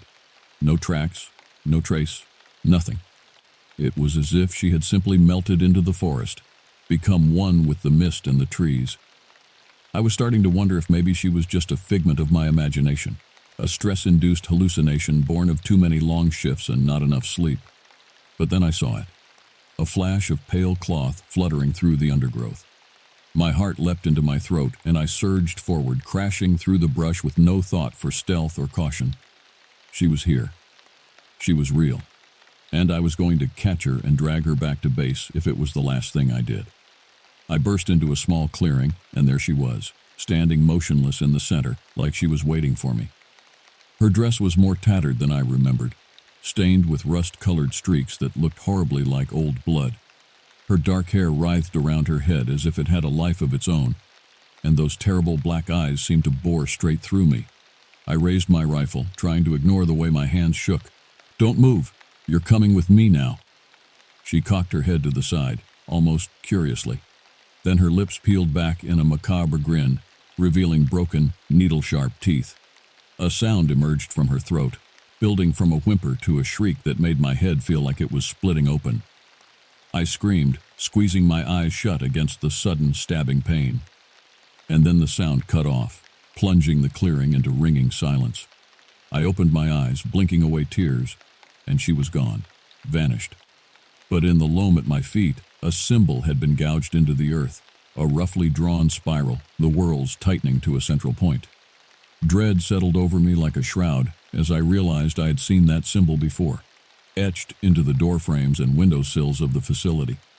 Dr. Harmon had called them wards, said they were part of the containment system. But if they were meant to keep the Wendigo out, why was this one here, in the heart of its domain? Unless they were never meant to keep something out, but to keep something in, to keep us in. And I had just walked straight into the center of the spiral, into the hungry jaws of a trap, waiting to snap shut. I don't remember the trip back to base. It's all a white-hot blur of panic and rushing shadows. My only coherent thought was that I had to warn the others, tell them what I'd discovered before it was too late. I stumbled through the gate, my chest heaving and my head pounding with the beginnings of a migraine. The sentries on duty eyed me warily, their hands hovering over their weapons. I'm sure I looked like a madman, raving about arcane symbols and monsters in the woods, but I didn't care. All that mattered was getting to Dr. Harmon. I found him in his office, hunched over a stack of ancient-looking tomes and faded manuscripts. He looked up with a start as I barreled in, his eyes widening at my wild-eyed state. "McAllister!" "What?" "The wards," I panted. "The spiral symbols around the facility. They're not to keep the Wendigo out, are they?" His face drained of color, and for a moment I thought he might faint. Then his shoulders sagged, and he seemed to age a decade before my eyes. "You were never meant to find out," he rasped. "None of you were. God forgive me." He began to talk, and I listened with growing horror as the truth unspooled. The woman in white, the Wendigo, had been here long before the facility. She was bound to the land, he said, a warden spirit, tasked with guarding something ancient and unspeakably evil that slumbered beneath the forest floor. The researchers had sought to harness that evil, to study it and turn it into a weapon. But they needed a way to control the warden first. So they built the facility, etched it with binding wards, and filled it with lambs for the slaughter. Expendable test subjects, to keep the Wendigo placated while they tightened the noose around her neck. "Why?" I asked hoarsely, when he finally trailed off into silence. "Why would you do this?" "For knowledge," he replied, and there was a feverish light in his eyes that chilled me to the bone. "For power. Can you imagine what we could do if we unlocked the secrets she guards? The things we could achieve?" "You're insane." I backed away, shaking my head. "I won't let you do this. I'm going to contact HQ, tell them everything." His lips twisted in an ugly sneer. "Oh, I'm afraid I can't allow that, Private. You see, we are so close to a breakthrough. And you, well, you're the final piece of the puzzle." Then he spoke a word, guttural and alien, that made my ears bleed and my vision double. I crumpled to the floor, my limbs suddenly nerveless. As the darkness closed in, I heard Dr. Harmon's voice above me, cold and pitiless. "You were chosen, Jack. Chosen to be the vessel for something greater than you can possibly imagine. Don't fight it. This is your destiny." Then the black tide swallowed me, and I knew no more. I have no memory of the days that followed, no sense of how much time passed in that abyss of shadows and unseen horrors. All I know is that when I finally clawed my way back to consciousness, I was changed. I flexed my hands, marveling at the wiry strength that now suffused my limbs, the coiled power lurking beneath my skin. My senses, too, had sharpened to an almost preternatural keenness. I could smell the dank must of the sublevels, hear the muted scurry of rats in the walls, and underneath it all the wet, rhythmic thudding of 24 human hearts. The hunger hit me then, a gnawing emptiness that yawned like a bottomless pit in my gut. It demanded to be filled, to sink my teeth into warm, yielding flesh, and gorge myself on the sweet, coppery flow of... I wrenched my mind away from that dark line of thought with a shudder. What had they done to me? What had I become? Bile rose in my throat, and I swallowed it down, along with the rising tide of panic. I had to get out of here, had to find a way to reverse this before the cravings overwhelmed me entirely. I was so consumed with my own inner turmoil that I didn't register the cell door swinging open until Dr. Harmon stepped through, flanked by 2 stone-faced security personnel. They held strange, archaic-looking weapons trained on me, and there was a wariness in their stance that spoke volumes. They feared me now, and rightfully so. I was something other, a monster, like the woman in the woods. "How are you feeling, Jack?" Dr. Harmon's voice was a parody of concern, his eyes glittering with barely contained excitement. "Do you like what we've made of you?" Red rage swelled beneath my breastbone, thundered in my ears. I lunged at him with an inarticulate roar, no longer caring about the consequences, only wanting to wipe that smug look from his face. But the guards were ready. Lightning erupted from their weapons, arcing over my skin in searing waves. I hit the floor, my body convulsing as white fire shorted out my nerves. Through the haze of pain, I heard Dr. Harmon tisk like a disappointed parent. Now, none of that. You should be grateful, Jack. You're part of something momentous, something world-changing." He crouched down beside my twitching form, his voice lowering to an almost fatherly whisper. "I know it hurts. I know you're confused. But soon, you will understand. Soon, you will see the beauty of what we have wrought. And you will take your place at the right hand of a god." A needle pricked my neck, and icy numbness spread through my veins. As I slipped back into the waiting dark, I heard him whisper one last thing. "Sleep now, and when you wake, let the hunt begin." Time lost all meaning in the endless cycle of experiments and training, punishment and reward. They were molding me, shaping me into a weapon forged of hunger and rage. Dr. Harmon's whispered promises wormed their way into my mind, even as my body warped and changed under their ministrations. He spoke of power, of embracing the beast within, of the glory I would find in the service of the ancient ones. But there was a part of me, small and flickering, that remembered who I had been. The man who had taken an oath to protect, to serve. And that man looked upon what he was becoming with horror and revulsion. I clung to that fading ember of humanity, like a drowning man clutches driftwood in a storm-tossed sea. Even as the monster clawed at the inside of my skin, howling for release, I whispered my name in the dark like a talisman against the rising tide of madness. I am Private Jack McAllister. I am a soldier. I am a human being. I will not submit. I will not break. But I was breaking, a little more each day. I could feel my control slipping, my resistance crumbling under the constant onslaught. It was only a matter of time before they won, before I became the thing they wanted me to be. A monster, a living weapon, the Wendigo's hound, straining at the leash for the chance to run wild and savage, to rend and tear and feed until the forests ran red. And then, when there was nothing human left within me, they would turn me loose. They would set their pet abomination free, to hunt down the woman in white, to destroy the warden of the woods and crack open the lock on the ancient prison beneath the earth. And once that primordial evil was unleashed, once it glutted itself on the bones of this world, I would take my place in the new order to come. I would be the first of a new breed of horrors, stalking the ruins of civilization, a twisted demigod, bloated on carnage and suffering, and there would be no one left to stop me. No one left to even remember the man I had once been. No, I couldn't let that happen. Wouldn't let that happen. While I still had a shred of myself left, I had to hold on. I had to fight. Even if it meant my own destruction, I would not let them win. I would not become the monster they wanted. Even if I died in the attempt, I would die as Private Jack McAllister. I would die human, on my feet and unbroken, spitting defiance to the last. And may God have mercy on us all. The end, when it came, began with an alarm and a distant boom that shook dust from the ceiling of my cell. Shouts and running feet echoed from beyond the door, and underneath it all, a rising, ululating wail that sent atavistic shivers crawling up my spine.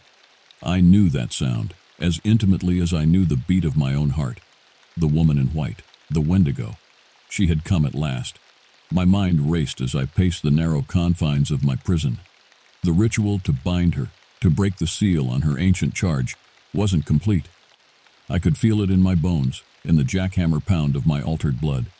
The connection between us was only partial, a tether of shadow and hunger that linked my soul to the twisted realm that she called home. They had made me a key, but the door was still locked, the way barred. And now she had come to tear down the walls of her cage, to shatter the fetters they had forged for her, and rip the still-beating heart from the one who would dare to claim dominion over her. Dr. Harmon. He would be her target, the focus of her primal wrath.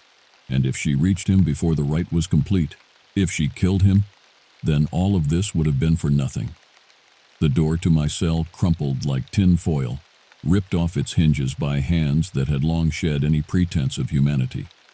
The Wendigo stood in the opening, her feral eyes boring into mine with an intensity that seared my mind and left me gasping. I saw myself reflected in those depthless voids, twinned and trapped between man and monster. A distorted mirror of a soul in agony, caught in the gravity well of an apex predator. Please! The word was little more than a breath, an animal whimper forced from a throat never meant to form human speech. I don't know what I was pleading for. Mercy, perhaps. Understanding. A chance to do what had to be done before it was too late. For a long, terrible moment, she simply stared at me, cocked her head like a wolf, considering a gibbering rabbit. Then, to my shock, she stepped aside, freeing the way ahead, inviting me to follow, to join in the hunt, to stop being prey and become a fellow predator. I stumbled forward, out of the cell and into the waiting facility. The air was thick with screams and the copper tang of blood, and beneath it all, the electric sizzle of ruptured wards, of shattered sorceries and broken bindings. I ran, my altered muscles eating up the distance with tireless ease.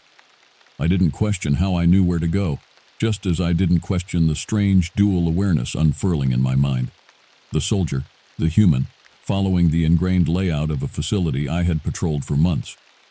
And the beast, the other, following the psychic spoor of its maker, the magnetic pull of blood calling to blood.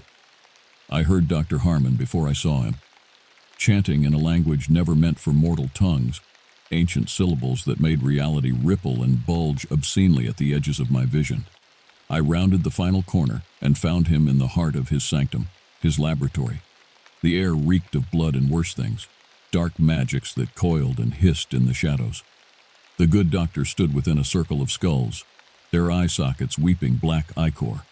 In his hand, a stone knife carved with runes that burned like cold fire. His gaze snapped to me, for a moment empty and alien, seeing without recognition. Then his face broke in a skull's leer, a rictus of triumph and twisted parental pride.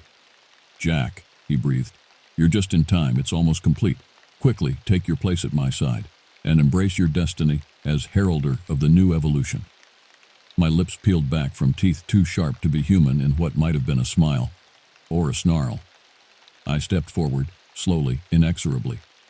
Not to stand at his side, but to place myself between him and the door at his back. The door that now bulged and shuddered as something massive slammed against it from the other side. "Sorry, Doc," I growled, the words thick and clumsy in my changing mouth. "But I'm afraid I have to decline. You see, you made one fatal mistake." The door exploded inward in a shower of splinters, and the Wendigo stalked through the swirling dust. Her eyes locked on Dr. Harmon, and in their fathomless depths, I saw the abyss of centuries, the cold calculations of an apex entity weighing the trespass done against it. Looking into those eyes, Dr. Harmon blanched, his bravado deserting him like a receding tide. He scrabbled backwards, his words tumbling over themselves. "No, it can't. You can't. I am your master. I command you to—" She lunged, a blur of pale limbs and snapping teeth. I didn't try to stop her. I just laughed as Dr. Harmon's screams rose to a crescendo and then abruptly cut off with a wet, choking gurgle. "You're a mistake, Doctor," I whispered to the ruin that had once been the architect of my damnation. "Was in thinking you could ever truly control either of us." The Wendigo rose from her gory repast, gore dripping from her maw. She regarded me, head tilting in that curiously lupine way. I met her gaze steadily, unflinching. I knew what I had to do. The man I had been, the duty and oaths I had sworn. The facility could not be allowed to stand. The evil they had unearthed, the power they sought to unleash, had to be buried once more, even if it meant burying myself as well. I looked to the Wendigo, the last tattered shreds of my humanity reaching out to the glimmering shards of what might once have been hers. Two monsters, shaped by the hubris of men who thought themselves gods. Perhaps it was that kinship that moved her to dip her head, the barest nod of assent. Or perhaps it was simply the recognition of a task that must be seen through, a sacred charge that had been too long neglected. I gathered my strength, felt the change roiling through muscle and bone as I channeled the power they had forced into me. But rather than the savagery they had sought to harness, I focused on the older, deeper magics, the power of sacrifice, of choice, the rights to lock away what should never have been disturbed, to shore up the crumbling walls of the world and make safe the fragile veil, if only for a while longer. I placed my hands upon the stone floor, felt the blood runes crawl across my flesh like living brands, and as I poured the essence of what I was into the hungry earth, I heard the Wendigo's cry rise about me. Not the terrible, mind-flaying wail of before, but a high, mournful keen, threaded through with an emotion I had never thought to hear from such a creature. Sorrow, grief, for what had been lost, perverted, what might have been. I added my own voice to that cry as the world fell away, the agony of my dissolution spiraling up to join with hers. For a moment, as the darkness took me, I thought I saw the shadow of the man I had been, reflected in eyes gone clear and human with unshed tears. And then, nothing but the silence of the waiting earth. Above, the facility collapsed in on itself, the very stones crumbling to dust. The forest rushed in to reclaim its own, the wound in the world scabbing over and beginning, slowly, to heal. There would be questions, investigations, tall tales told around campfires and ghost stories whispered to wide-eyed children, but no answers, no certainty, only the woods, deep and dark and endless, keeping its secrets as it always had. And for a time, a white figure glimpsed between the trees, watching, guarding, until she too faded, little more than a wisp of fog, a half-remembered dream, leaving the world to turn, the cycle to begin anew. The old dance of dark and light, the ancient war fought behind the scenes, and those who gave all, knowing they would be forgotten. Footnotes at best in the unwritten history of a world that would never know how close it had come to the brink. Just one more ghost story, one more mystery, swallowed by the deep woods and the passage of years. But I remember it all. I am Private Jack McAllister. Was a soldier. And I will stand my watch for as long as I am needed. For I know now the truth that was seared into my bones, my soul. There are older things than man, darker things that wait in the spaces between. But there is also light. Also those who will give everything to hold back the darkness. Even monsters, even broken things, can serve a purpose, can choose to stand one last time. And who is to say in the final weighing which is the more human, the man or the beast he becomes? I know my answer. I made my choice, and I will not be forgotten.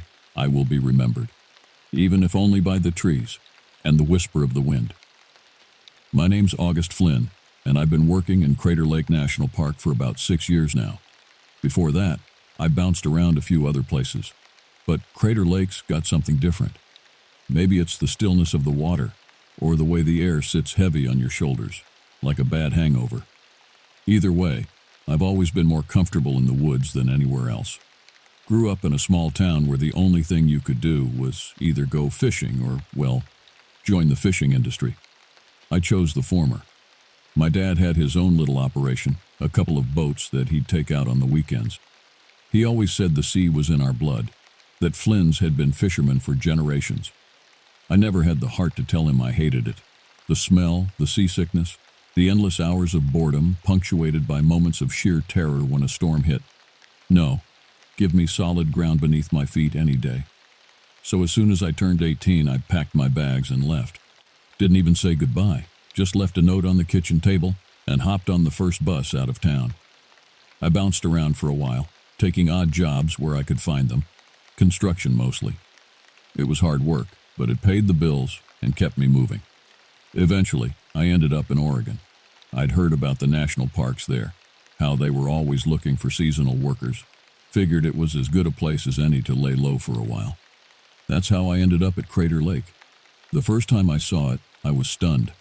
I'd seen pictures, of course, but nothing could prepare you for the real thing. It was like looking into a mirror, the water so still and clear, it reflected the sky perfectly. The cliffs surrounding it were so steep, it felt like they might swallow you whole if you got too close.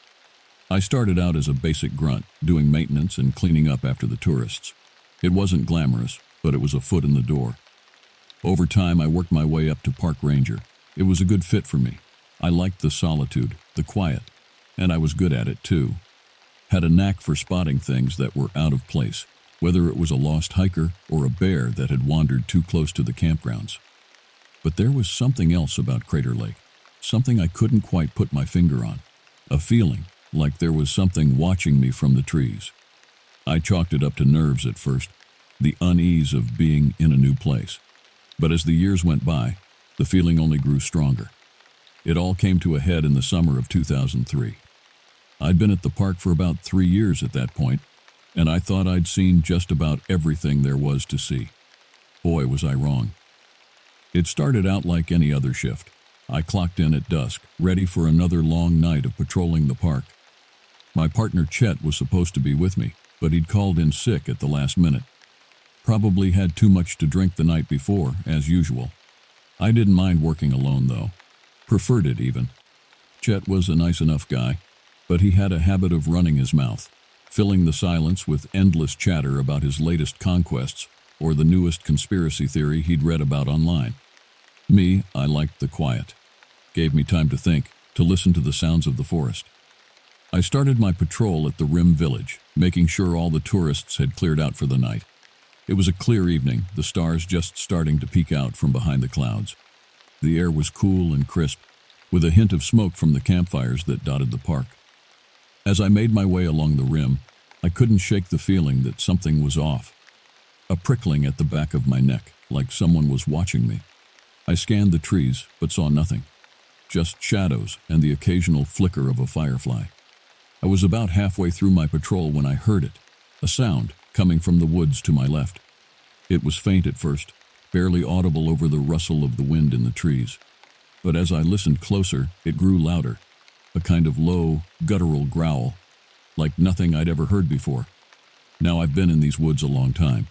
I've heard just about every animal sound there is, from the howl of a wolf to the scream of a mountain lion. But this was different. It sent a chill down my spine, made the hair on the back of my neck stand up. I reached for my radio, ready to call it in. But something stopped me. A curiosity, a need to know what was out there. So instead of calling for backup, I stepped off the path and into the trees. Looking back, it was a stupid move. I should have known better than to go off on my own, especially at night. But at the time, all I could think about was finding the source of that sound. I walked for maybe 10 minutes, my flashlight bouncing off the trees as I picked my way through the undergrowth. The sound was getting closer now, louder. It seemed to be coming from a small clearing up ahead.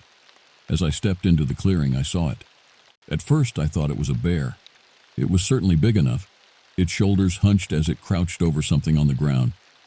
But as I got closer, I realized it wasn't a bear at all. I don't know what it was. It looked like a man, but not quite. Its limbs were too long, its back arched at an unnatural angle, and its face, its face. It was like someone had stretched a human skull, pulling the features out until they were barely recognizable. It looked up at me as I entered the clearing, its eyes glinting in the beam of my flashlight. They were yellow, with vertical slits like a cat's. It let out a low growl, its lips curling back to reveal a mouth full of jagged teeth. I froze, my heart pounding in my chest. I'd seen a lot of things in these woods, but nothing like this. It was like something out of a nightmare, a creature that shouldn't exist. For a moment we just stared at each other. Then, slowly, it stood up. It towered over me, its arms hanging down past its knees. In one hand, it held something. It took me a second to realize what it was. A human leg, the flesh torn and ragged. I don't remember reaching for my gun. 1 minute I was standing there, frozen in fear, and the next, I was aiming my pistol at the creature's head. My hands were shaking so badly I could barely keep the gun steady. "Don't move," I said, my voice sounding small and weak in the vastness of the forest. "I'm a park ranger. I'm armed." The creature tilted its head as if it was considering my words. Then, faster than I could blink, it lunged at me. I fired on instinct, the shot echoing through the trees. The creature stumbled, but didn't fall. It let out a roar of pain and anger and came at me again. I turned and ran, crashing through the undergrowth as I tried to put as much distance between myself and the creature as possible. I could hear it behind me, its footsteps heavy and lumbering. It was gaining on me, I knew it. I just had to make it back to the path, back to civilization. But I never made it. I tripped over a root, my ankle twisting painfully as I fell to the ground. The creature was on me in an instant, its claws digging into my shoulders as it pinned me down.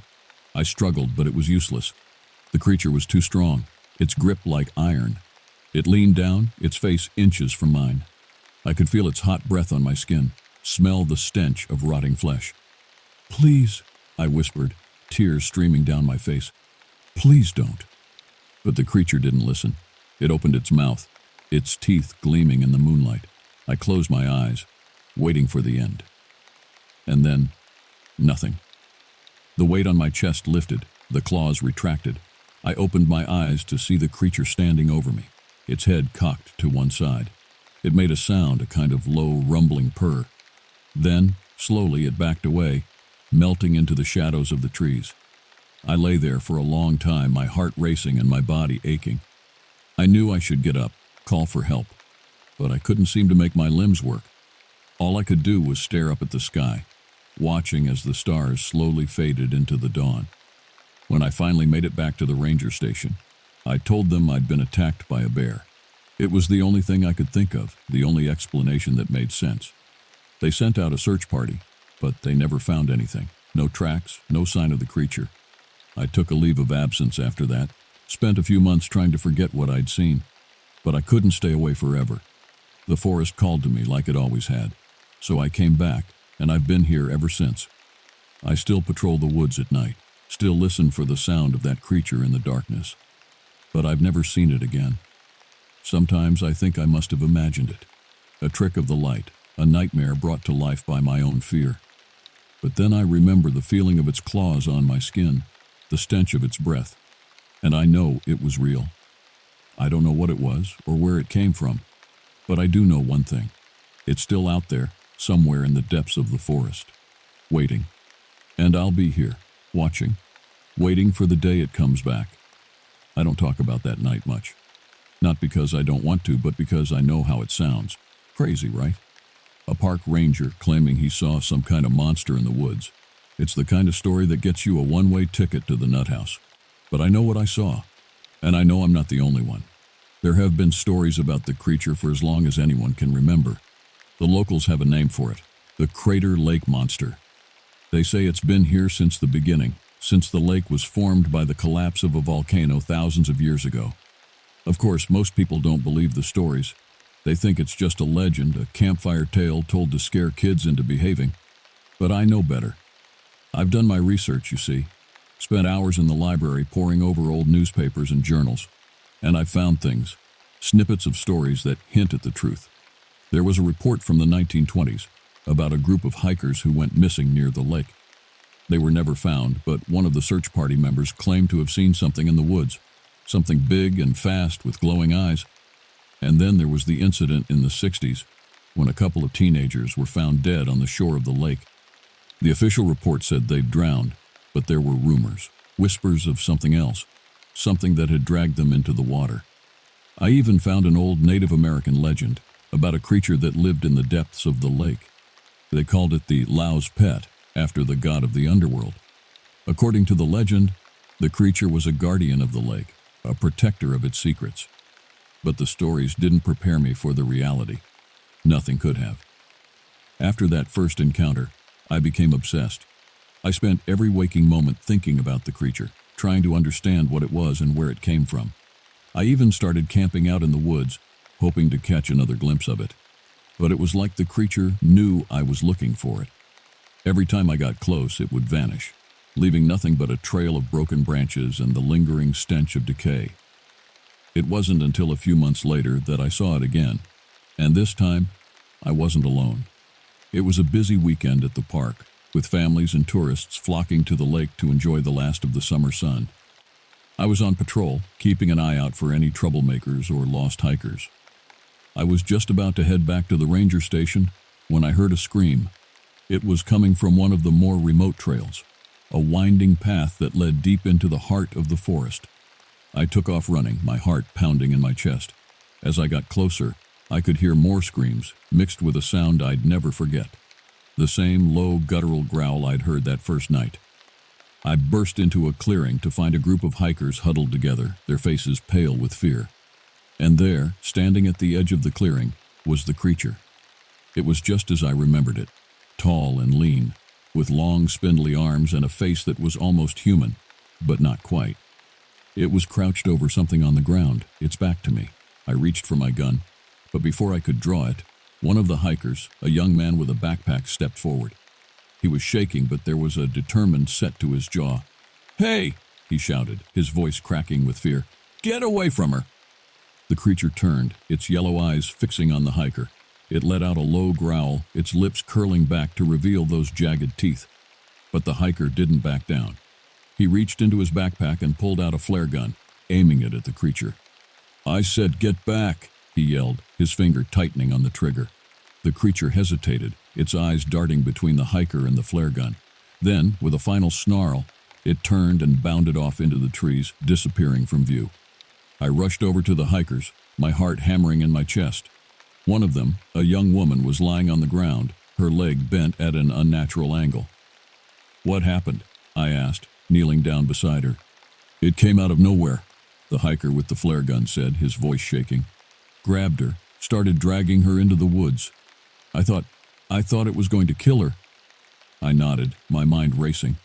I knew I should call for backup, get the woman to a hospital. But a part of me couldn't let this opportunity pass by. I had to know more, had to find out what this creature was and why it was here. So I made a decision, one that would change everything. "Listen to me," I said, looking each of the hikers in the eye. "I need you to promise me something. Don't tell anyone what you saw here. Not the rangers, not the police, not anyone." They looked at me like I was crazy, and maybe I was. But I couldn't risk this getting out. Couldn't risk the creature being hunted down and killed before I had a chance to understand it.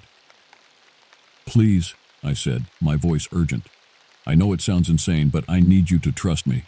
I'll take care of this, I promise." The hikers exchanged glances, but finally they nodded. I helped the woman to her feet, supporting her weight as we made our way back to the trailhead. When we got there, I called for a medevac, watching as the helicopter carried the woman away to safety. The other hikers left soon after, their faces still pale with shock. And me? I went back into the woods, back to the clearing where I'd seen the creature. I had to know more, had to find out what it wanted and why it was here. But as I searched the area, I found nothing. No tracks, no sign of the creature. It was like it had vanished into thin air. I stayed out there for hours, until the sun began to set and the shadows grew long. And as I made my way back to the ranger station, I couldn't shake the feeling that I was being watched, that something was out there in the darkness, waiting for me. But I wasn't afraid anymore. I was determined. I would find the truth no matter what it took. And if that meant facing the creature again, so be it.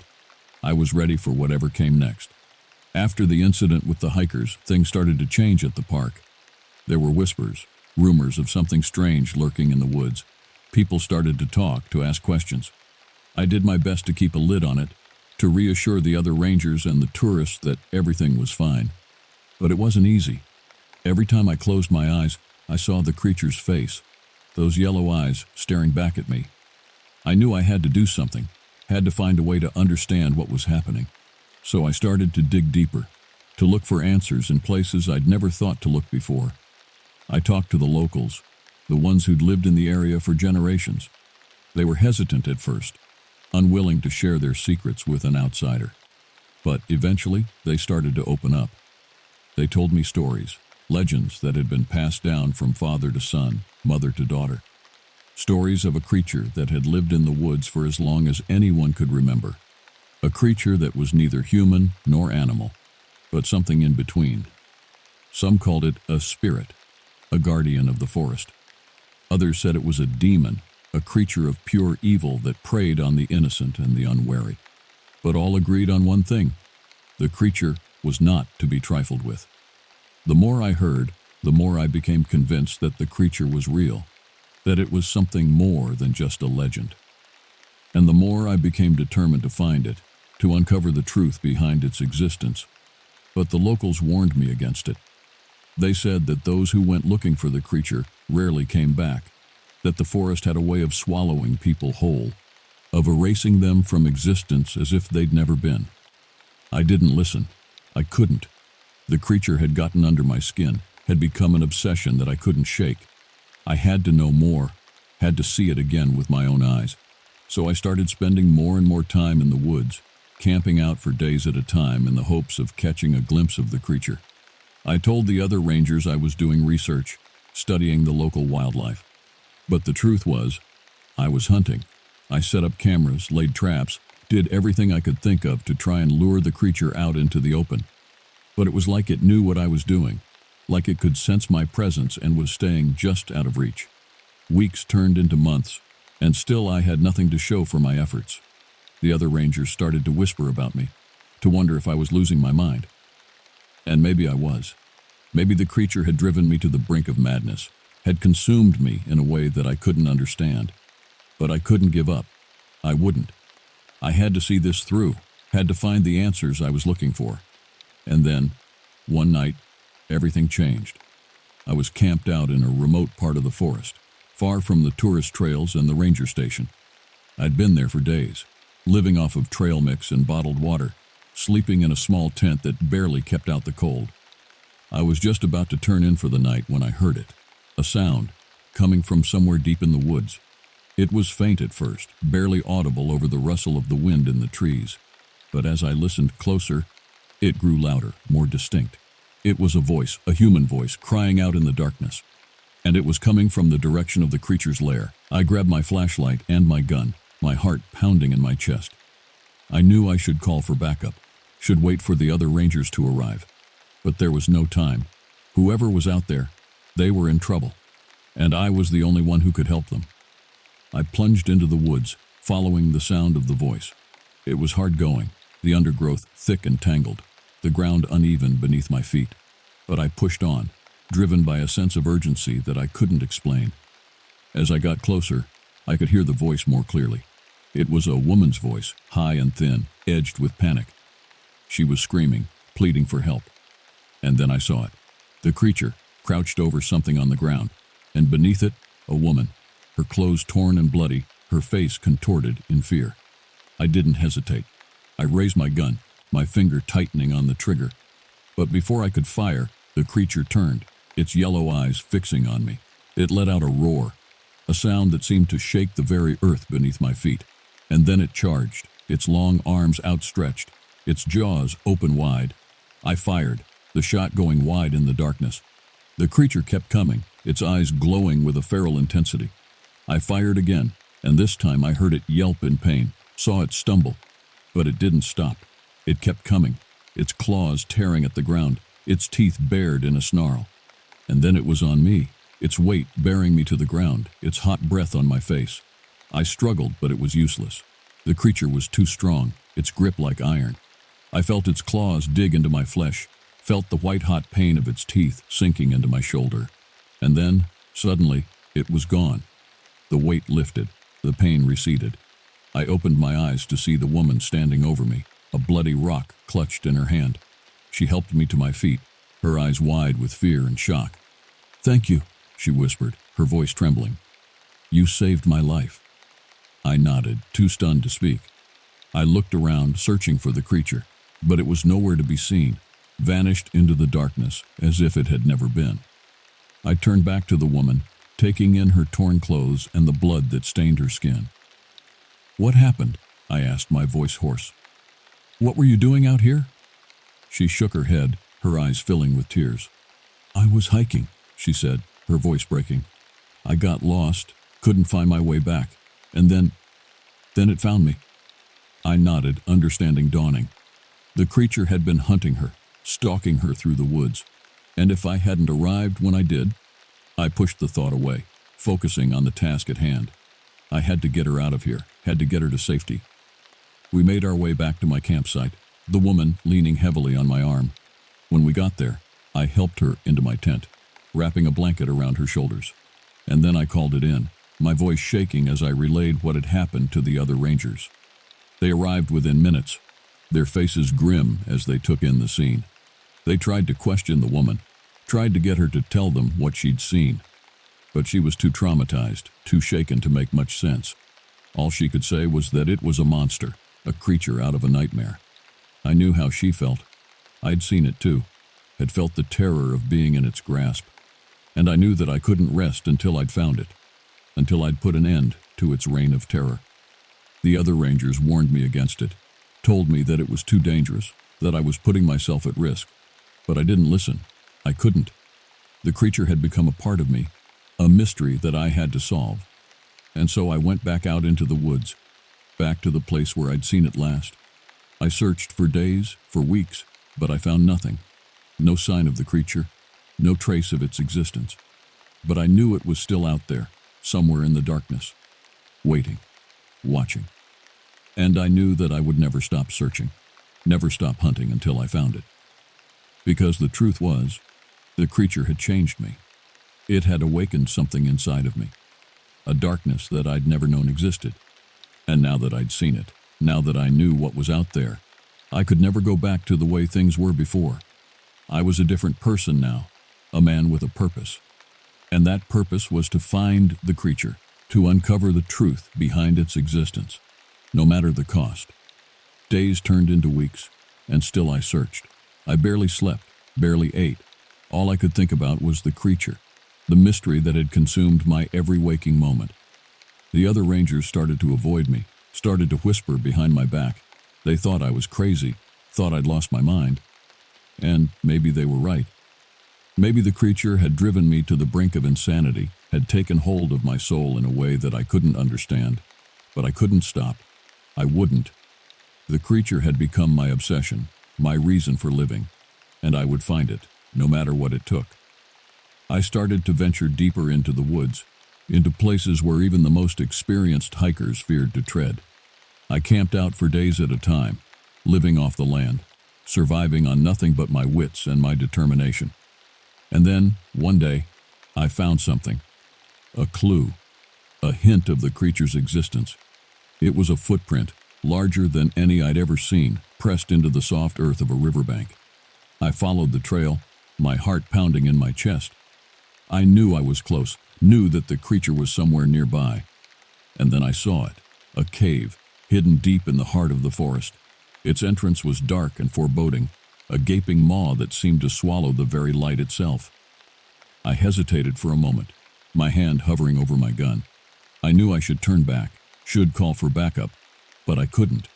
I had to see this through, had to know the truth. I stepped into the cave, my flashlight beam cutting through the darkness. The air was thick and musty, the walls slick with moisture. I could hear the sound of water dripping, echoing in the stillness. And then I saw it. The creature, crouched in the shadows, its yellow eyes glowing in the darkness. It was larger than I remembered, its body covered in thick matted fur, its claws as long as my forearm. It let out a low growl, its lips curling back to reveal those jagged teeth. But it didn't attack, didn't lunge at me like it had before. Instead, it spoke. "Why have you come here, human?" it asked, its voice a deep guttural rumble. "What do you seek?" I stared at it, my mouth hanging open in shock. I'd never considered the possibility that the creature could speak, that it was anything more than a mindless beast. I want to know what you are," I stammered, my voice shaking. "Why you're here, what you want." The creature regarded me for a long moment, its eyes boring into mine. "I am the guardian of this forest," it said, its voice filling the cave. "I have been here since the dawn of time, watching over the land and its creatures." I shook my head, trying to make sense of its words. "But why attack people?" I asked, my voice growing stronger. "Why kill innocent hikers, innocent people?" The creature let out a low, rumbling laugh. "Innocent?" it asked, its voice dripping with contempt. "No human is innocent. You come into my forest, you trample my land, you destroy everything in your path, and you call yourselves innocent?" I opened my mouth to argue, but the creature cut me off. "I have seen the death and destruction that your kind brings," it said, its eyes flashing with anger. "I have watched as you cut down the trees, as you pollute the rivers, as you slaughter the animals for sport, and you dare to call me the monster?" I felt a chill run down my spine, a sense of unease that I couldn't shake. The creature's words rang true, hit me like a punch to the gut. We were the monsters, the ones who had brought destruction and chaos to this land. But not all humans are like that," I said, my voice small and weak. "Some of us, we want to protect the forest, to preserve it for future generations." The creature regarded me for a long moment, its eyes searching mine. "And are you one of those humans?" it asked, its voice softening. "Are you willing to give up everything, to sacrifice your own life for the sake of the forest?" I hesitated, my mind racing. Was I willing to go that far, to give up everything I'd ever known for the sake of this land, this creature? And then I realized that I was, that the forest had become a part of me, had seeped into my very soul, and I would do anything, sacrifice anything to protect it. "Yes," I said, my voice strong and clear. "I am." The creature nodded, a hint of a smile playing at the corners of its mouth. "Then perhaps there is hope for your kind after all," it said, its voice filled with a newfound respect. And with that, it turned and vanished into the shadows, leaving me alone in the darkness of the cave. I stood there for a long time, my mind reeling with the implications of what had just happened. I had spoken to the creature, had learned the truth behind its existence, and I had made a promise, a vow to protect the forest and all its creatures. I knew it wouldn't be easy, knew that I would face opposition and skepticism from those who didn't understand, but I also knew that I had to try, had to do everything in my power to keep my promise. And so I left the cave, my heart filled with a new sense of purpose.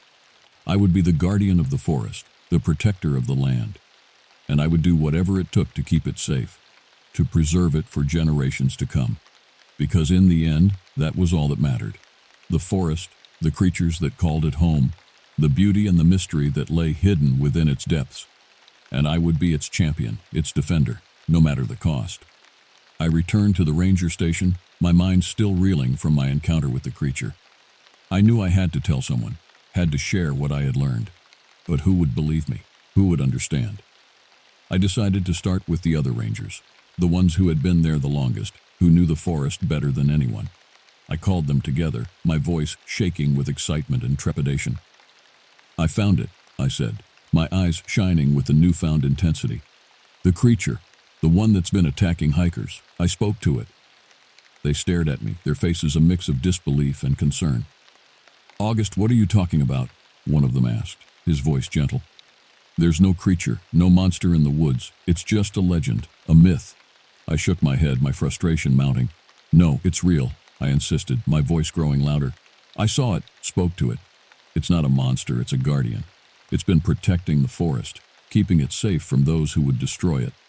They exchanged glances, their expressions telling me all I needed to know. They thought I was crazy, thought I had lost my mind. "August, listen to yourself," another ranger said, his voice filled with concern. "You're talking about a talking creature, a guardian of the forest. That's not possible, it's not real." I felt my anger rising, my hands clenching into fists. "It is real," I snapped, my voice like a whip. "And if you don't believe me, then you're part of the problem. You're the ones who are destroying the forest, who are putting innocent lives at risk." They stared at me, their mouths hanging open in shock. I had never spoken to them like this before, had never shown such anger, such intensity. "August, please," one of them said, his voice pleading. "You need help. You need to see someone. This obsession, it's not healthy, it's going to get you killed." I shook my head, my resolve hardening. "No, I don't need help," I said, my voice like steel. "I need you to listen, to understand. The creature is real, and it's not going to stop until the forest is safe, until we stop destroying it." They tried to reason with me, tried to make me see sense. But I was beyond reason, beyond logic. The creature had shown me the truth, had opened my eyes to the reality of what we were doing to the land. And I knew that I had to act, had to do something to stop it. I left the ranger station that day, my mind made up. I would find a way to protect the forest, to keep it safe from those who would harm it. And if that meant going against the other rangers, against the very people I had once called my friends, then so be it. I spent the next few weeks in the woods, camping out in the depths of the forest. I searched for signs of the creature, for any hint of its presence, but it was like it had vanished, like it had never existed at all. I began to doubt myself, to wonder if I had imagined the whole thing. Maybe the other rangers were right. Maybe I was losing my mind. But then, one night, I heard it. The same low, guttural growl that I had heard that first night, the same sense of primal fear that had gripped me in its presence. I followed the sound, my heart pounding in my chest, and there, in a small clearing, I found it, the creature, its yellow eyes glowing in the darkness. "You came back," it said, its voice a deep, rumbling purr. "I knew you would." I nodded, my throat tight with emotion. "I made a promise," I said, my voice shaking. "I said I would protect the forest, that I would do whatever it takes." The creature regarded me for a long moment, its eyes searching mine. "And what will you do, human?" it asked, its voice filled with curiosity. "How will you keep your promise?" I hesitated, my mind racing. I had no plan, no idea of how to proceed, but I knew that I had to do something, had to find a way to make a difference. "I'll start by telling people the truth," I said, my voice growing stronger. "By showing them the beauty of the forest, the importance of preserving it. And if that doesn't work, if they don't listen, then I'll find another way. I'll do whatever it takes." The creature nodded, a hint of a smile playing at the corners of its mouth. "You have a strong spirit, human," it said, its voice filled with respect. "A spirit that the forest needs. But be warned, the path ahead will not be easy. There will be those who oppose you, who seek to destroy all that we hold dear." I nodded, my resolve hardening. "I know," I said, my voice steady. "But I won't back down, I won't give up. This forest, these creatures, they're worth fighting for." The creature regarded me for a long moment, its eyes glinting in the moonlight. "Then go, human," it said, its voice a whisper in the night. "Go and do what must be done. The forest is counting on you." With those words, the creature turned and vanished into the shadows, leaving me alone in the clearing. I stood there for a long time, my mind racing with the implications of what I had just heard. I knew that the road ahead would be difficult, that I would face challenges and obstacles at every turn. But I also knew that I had no choice, that I had to see this through to the end. And so I set out, my heart filled with a newfound sense of purpose. I began to speak to anyone who would listen, to share the story of the creature and the importance of the forest. I spoke to hikers and campers, to locals and tourists, to anyone who would give me the time of day. At first, most people dismissed me as a crackpot, a crazy old ranger who had spent too much time in the woods. But slowly, gradually, I began to get through to some of them. I showed them the beauty of the forest, the intricate web of life that existed within its borders. I spoke of the creatures that called it home, of the delicate balance that had to be maintained in order to keep it thriving. And some of them began to listen, began to see the forest through new eyes. They started to volunteer their time and resources to help me in my mission to protect and preserve the land. But there were others who opposed me, who saw the forest as nothing more than a resource to be exploited, a commodity to be bought and sold. They were the ones who sought to cut down the trees, to pollute the rivers, to destroy all that was wild and free. I knew that I had to stop them, had to find a way to convince them of the error of their ways. And so I began to take more drastic measures, to put myself on the line for the sake of the forest. I organized protests and rallies. I chained myself to trees and blocked logging roads. I spoke out against the corporations and politicians who sought to profit from the destruction of the land, who saw nothing wrong with sacrificing the future for the sake of the present. And slowly, gradually, I began to make a difference. People started to take notice, started to see the importance of what I was doing. The media began to cover my story, to shine a light on the plight of the forest and its creatures. But still, there were those who opposed me, who sought to silence me by any means necessary. They threatened me, they attacked me, they tried to discredit me at every turn. And through it all, the creature remained by my side, a constant presence in the shadows. It guided me, it protected me, it gave me the strength to carry on, even when all seemed lost. And then, one day, the unthinkable happened. A group of loggers, backed by a powerful corporation, decided to take matters into their own hands. They entered the forest with heavy machinery, intent on cutting down the very heart of the land. I knew that I had to stop them, had to put an end to their destruction once and for all. And so I stood in front of their machines, my arms outstretched, my voice raised in defiance. "No more," I shouted, my words echoing through the trees. "This forest, these creatures, they are not yours to destroy. They belong to all of us, to the generations yet to come, and I won't let you take them away." The loggers jeered and threatened, their eyes filled with hatred and greed. But I stood my ground, my resolve unshakable. And then, just when all seemed lost, the creature emerged from the shadows. It stood beside me, its yellow eyes blazing with fury, its teeth bared in a snarl. The loggers fell back, their faces pale with fear. They had heard the stories, had seen the evidence of the creature's power, and they knew that they were no match for it, for the guardian of the forest. And so they fled, their machines abandoned, their plans in ruins.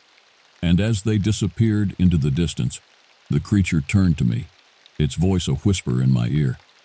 "You have done well, human," it said, its tone filled with pride. "The forest owes you a great debt, one that can never be repaid.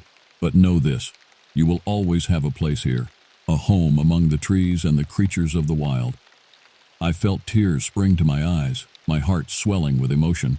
I had given everything to this land, to these creatures. And now, at last, I knew that it had all been worth it. And so I stayed, my life forever entwined with the forest and its guardian.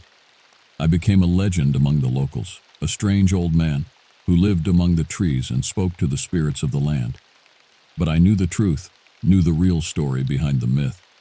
And I knew that I would never leave this place, never abandon the creatures that had become my family. For I was the guardian of the forest now, the protector of all that was wild and free. And I would continue to fight for it, to defend it against all who would seek to destroy it, until my last breath, until the end of my days. This was my home, my purpose, and I would never let it go. Years passed, and the forest flourished under my watchful eye. The creature and I became a team, working together to protect the land and its inhabitants from those who would do them harm. We faced many challenges over the years, many threats to the delicate balance of the ecosystem. There were poachers who sought to hunt the animals for sport, developers who wanted to turn the forest into a tourist attraction, and even other creatures who encroached on our territory. But through it all, we remained vigilant, using our combined strengths to keep the forest safe. The creature's primal power and my human ingenuity proved to be a formidable combination, and we became a force to be reckoned with. As time went on, I began to realize that my role as the guardian of the forest was not just a job, but a calling. It was a sacred duty, one that had been entrusted to me by the very land itself, and so I threw myself into my work, dedicating every waking moment to the protection and preservation of the forest. I studied the plants and animals, learning their ways and their secrets. I became a master of the land, able to read its signs and interpret its moods. But as the years passed, I began to feel the weight of my responsibility, the burden of my duty. I knew that I could not go on forever, that eventually my time would come to an end. And so I began to search for a successor, someone who could take up the mantle of guardian and carry on my work. I looked for someone with the same passion, the same dedication to the land that I had. But it was not an easy task. Many came and went, unable to withstand the rigors of the job or the demands of the forest. Some were too weak, others too selfish, and still others simply could not understand the bond that I shared with the creature, the deep connection that we had forged over the years. And then one day, I found her, a young woman barely out of her teens, with a fire in her eyes and a love for the land that rivaled my own. Her name was Sarah, and from the moment I met her, I knew that she was the one. I took her under my wing, teaching her all that I knew about the forest and its creatures. I showed her the secret places, the hidden trails that only the guardian could know. And I introduced her to the creature, watching as they formed their own bond, their own unique connection. Years passed, and Sarah grew into a strong and capable guardian. She had a way with the animals, a gentle touch that could calm even the most frightened of creatures.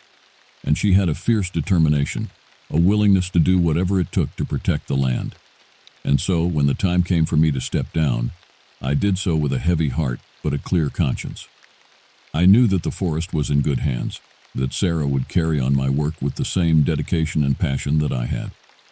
As I prepared to leave the forest for the last time, I felt a sense of peace wash over me.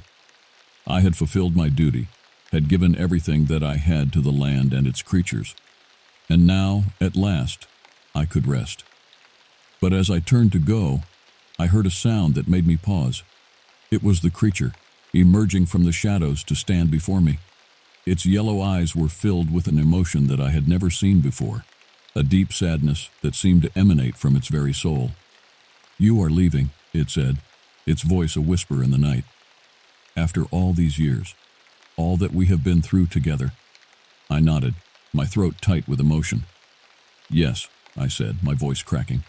"It is time for me to go, to make way for the next guardian." The creature was silent for a long moment, its gaze boring into mine. And then, slowly, it reached out a clawed hand and placed it on my shoulder. "You will be missed, my friend," it said, its voice filled with a deep resonance. "The forest will not be the same without you." I felt tears spring to my eyes, my heart swelling with emotion. I had never realized just how much the creature had come to mean to me, how deep our bond had grown over the years. And as I looked into its eyes, I saw a reflection of my own feelings, a mirror of the love and respect that we had for each other. "I will never forget you," I whispered, my voice choked with tears. "You have been my constant companion, my friend and my guide, and I will carry you with me always, in my heart and in my memories." The creature nodded, a small smile playing at the corners of its mouth. And then, with a final squeeze of my shoulder, it turned and vanished into the shadows, leaving me alone in the clearing. I stood there for a long time, my eyes closed, my heart full of a bittersweet joy. I had done what I had set out to do, had fulfilled my purpose in this life. And now, at last, I could rest, secure in the knowledge that the forest was in good hands. And so I left, my steps heavy, but my heart light. I had lived a life of purpose, of meaning, and I knew that no matter what the future held, I would always carry the forest with me, always hold the memory of the creature close to my heart. For I was the guardian of the forest, now and forever, and that was a bond that could never be broken, a love that would endure for all time. As I made my way out of the forest, I couldn't help but feel a sense of nostalgia wash over me. This place had been my home for so long, the trees and creatures my constant companions. And now, I was leaving it all behind. But I knew that it was time, that the forest was ready for a new guardian. Sarah would do an excellent job, I had no doubt about that. She had the passion, the dedication, and the love for the land that was so essential to the role. Still, it was hard to say goodbye. As I walked, memories flashed through my mind like snapshots from a bygone era. I remembered the first time I had seen the creature, the fear and awe that had gripped me in its presence. I remembered the long nights spent patrolling the forest, the quiet moments of contemplation under the stars. And I remembered the battles, the fights against those who sought to destroy the land for their own gain. The loggers, the poachers, the developers, they had all come and gone, but the forest had endured. And it would continue to endure long after I was gone. As I reached the edge of the forest, I paused, taking one last look back at the place that had been my home for so long. The sun was setting, casting a golden glow over the trees, and for a moment, I could almost imagine the creature standing there, watching me go. But then, the moment passed, and I turned away, ready to face the next chapter of my life. I didn't know what the future held, but I knew that I would always carry the forest with me, always hold the memory of my time as its guardian close to my heart.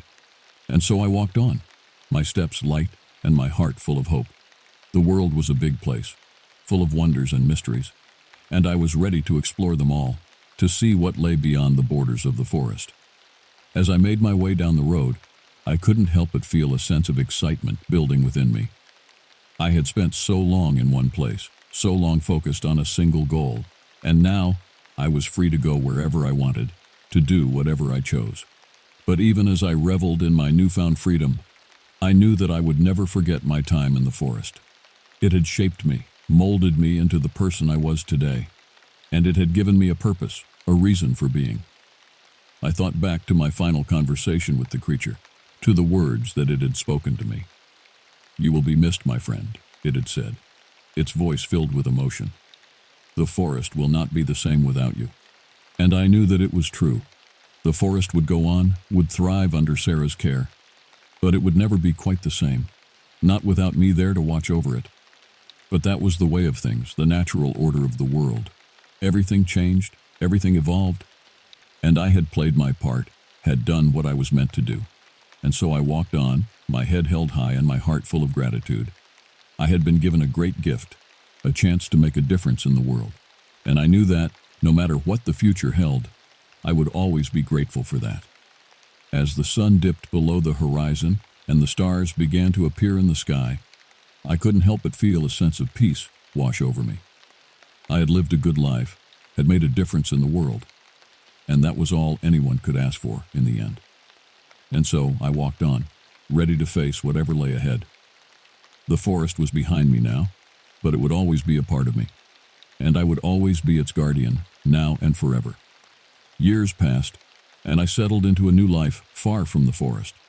I found work as a park ranger in a different part of the country, my skills and experience serving me well in my new role. And though I was happy, though I found fulfillment in my work, there was always a part of me that missed the forest, that longed for the quiet solitude of the trees.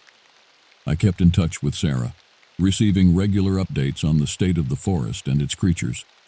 She was doing an excellent job, just as I had known she would. The land was thriving under her care, and the creature had taken to her just as it had to me. But still, I couldn't help but feel a sense of longing, a desire to return to the place that had been my home for so long. And so, when the opportunity arose for me to take a sabbatical, I jumped at the chance. I packed my bags and set out for the forest, my heart racing with anticipation. It had been years since I had last set foot in those woods, and I didn't know what to expect. Would the creature still remember me? Would the trees still whisper their secrets to me? As I made my way through the familiar trails, I couldn't help but feel a sense of homecoming wash over me, The forest was just as I remembered it, the air thick with the scent of pine and the sound of birdsong. And then, as I rounded a bend in the trail, I saw it. The creature, standing tall and proud in the center of a small clearing. Its yellow eyes were fixed on me, and for a moment I froze, unsure of what to do. But then, slowly, the creature began to move towards me, its steps slow and deliberate. And as it drew closer, I saw something in its eyes that I had never seen before. Recognition and a deep, abiding love. "You have returned," it said, its voice a rumble in the stillness of the forest. "I knew that you would someday." I nodded, my throat tight with emotion. "I had to," I said, my voice cracking. "This place, these woods, they are a part of me, just as I am a part of them." The creature nodded, a small smile playing at the corners of its mouth. "And so you are," it said, its voice filled with warmth. "You will always be welcome here, always be a part of this place." We talked then, the creature and I, catching up on all that had happened in the years since I had left. It told me of the challenges that Sarah had faced, of the battles that she had won, and it told me of the changes that had come to the forest, of the new life that had sprung up in the wake of my departure. And as we talked, I felt a sense of peace wash over me, a deep contentment that I had never known before. I had found my place in the world, had made a difference in the lives of so many, and now, at last, I could rest, secure in the knowledge that the forest was in good hands. As the sun began to set and the shadows lengthened, I knew that it was time for me to go. I had to return to my own life, my own responsibilities, but I knew that a part of me would always remain here, in the forest that had been my home for so long. I said my goodbyes to the creature, promising to return again someday. And as I made my way back down the trail, I couldn't help but feel a sense of gratitude wash over me. I had been given a great gift, a chance to make a difference in the world, and I had made the most of it. As I drove away from the forest, I couldn't help but reflect on all that had happened, on all that I had learned. I had started out as just another park ranger, content to spend my days patrolling the woods and keeping watch over the land. But the creature had shown me a different path, had taught me the true meaning of guardianship. And now, as I looked back on my life, I knew that I had found my calling. I had been the guardian of the forest, the protector of the land, and though my time in that role had come to an end, I knew that the lessons I had learned would stay with me forever. I thought of Sarah, of the young woman who had taken up the mantle of guardianship in my stead. I knew that she would face challenges, just as I had. But I also knew that she was strong, that she had the courage and the dedication to see it through. And I thought of the creature, of the being that had been my constant companion through all the years. It had taught me so much, had shown me the true beauty and power of the natural world. And though I might never see it again, I knew that it would always be with me, a part of me just as I was a part of it. As the miles stretched out behind me and the forest faded into the distance, I felt a sense of peace wash over me. I had lived a good life, had made a difference in the world, and that was all anyone could ask for in the end. And so I drove on, into the sunset, ready to face whatever lay ahead. The forest was behind me now, but it would always be a part of me. And I would always be its guardian, now and forever. The old ranger's tale spread quickly, passing from one generation to the next. Some dismissed it as nothing more than a legend, a story told around the campfire to frighten children and entertain tourists. But others knew better.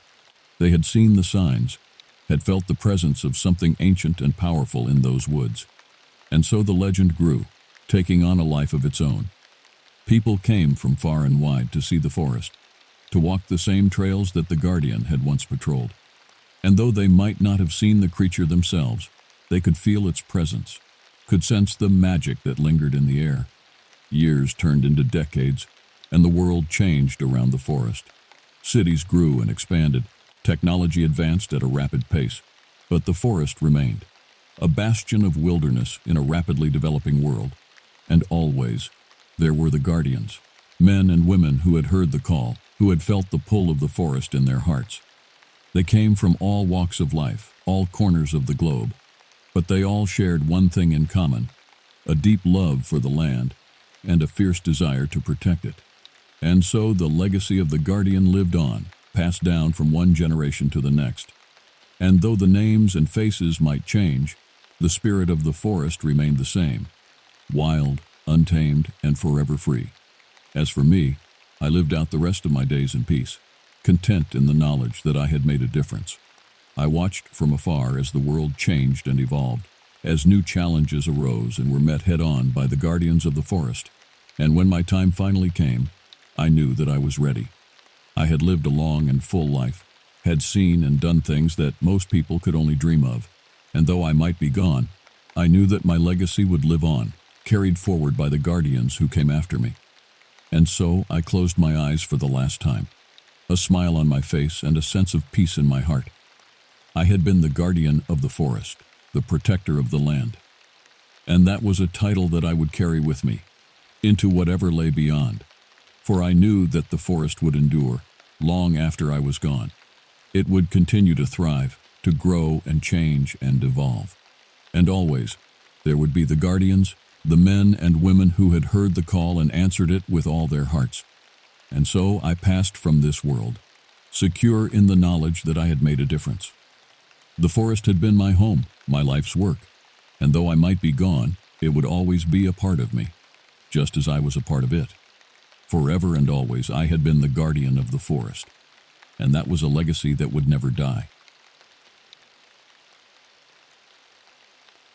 I was sitting behind the wheel of my car, tapping the dashboard, when I saw the mile marker slip past. 36 miles in, and I still had no idea where I was going. I had planned to meet a couple of friends at a cabin in northern Georgia, just off some stretch of the Appalachian Trail.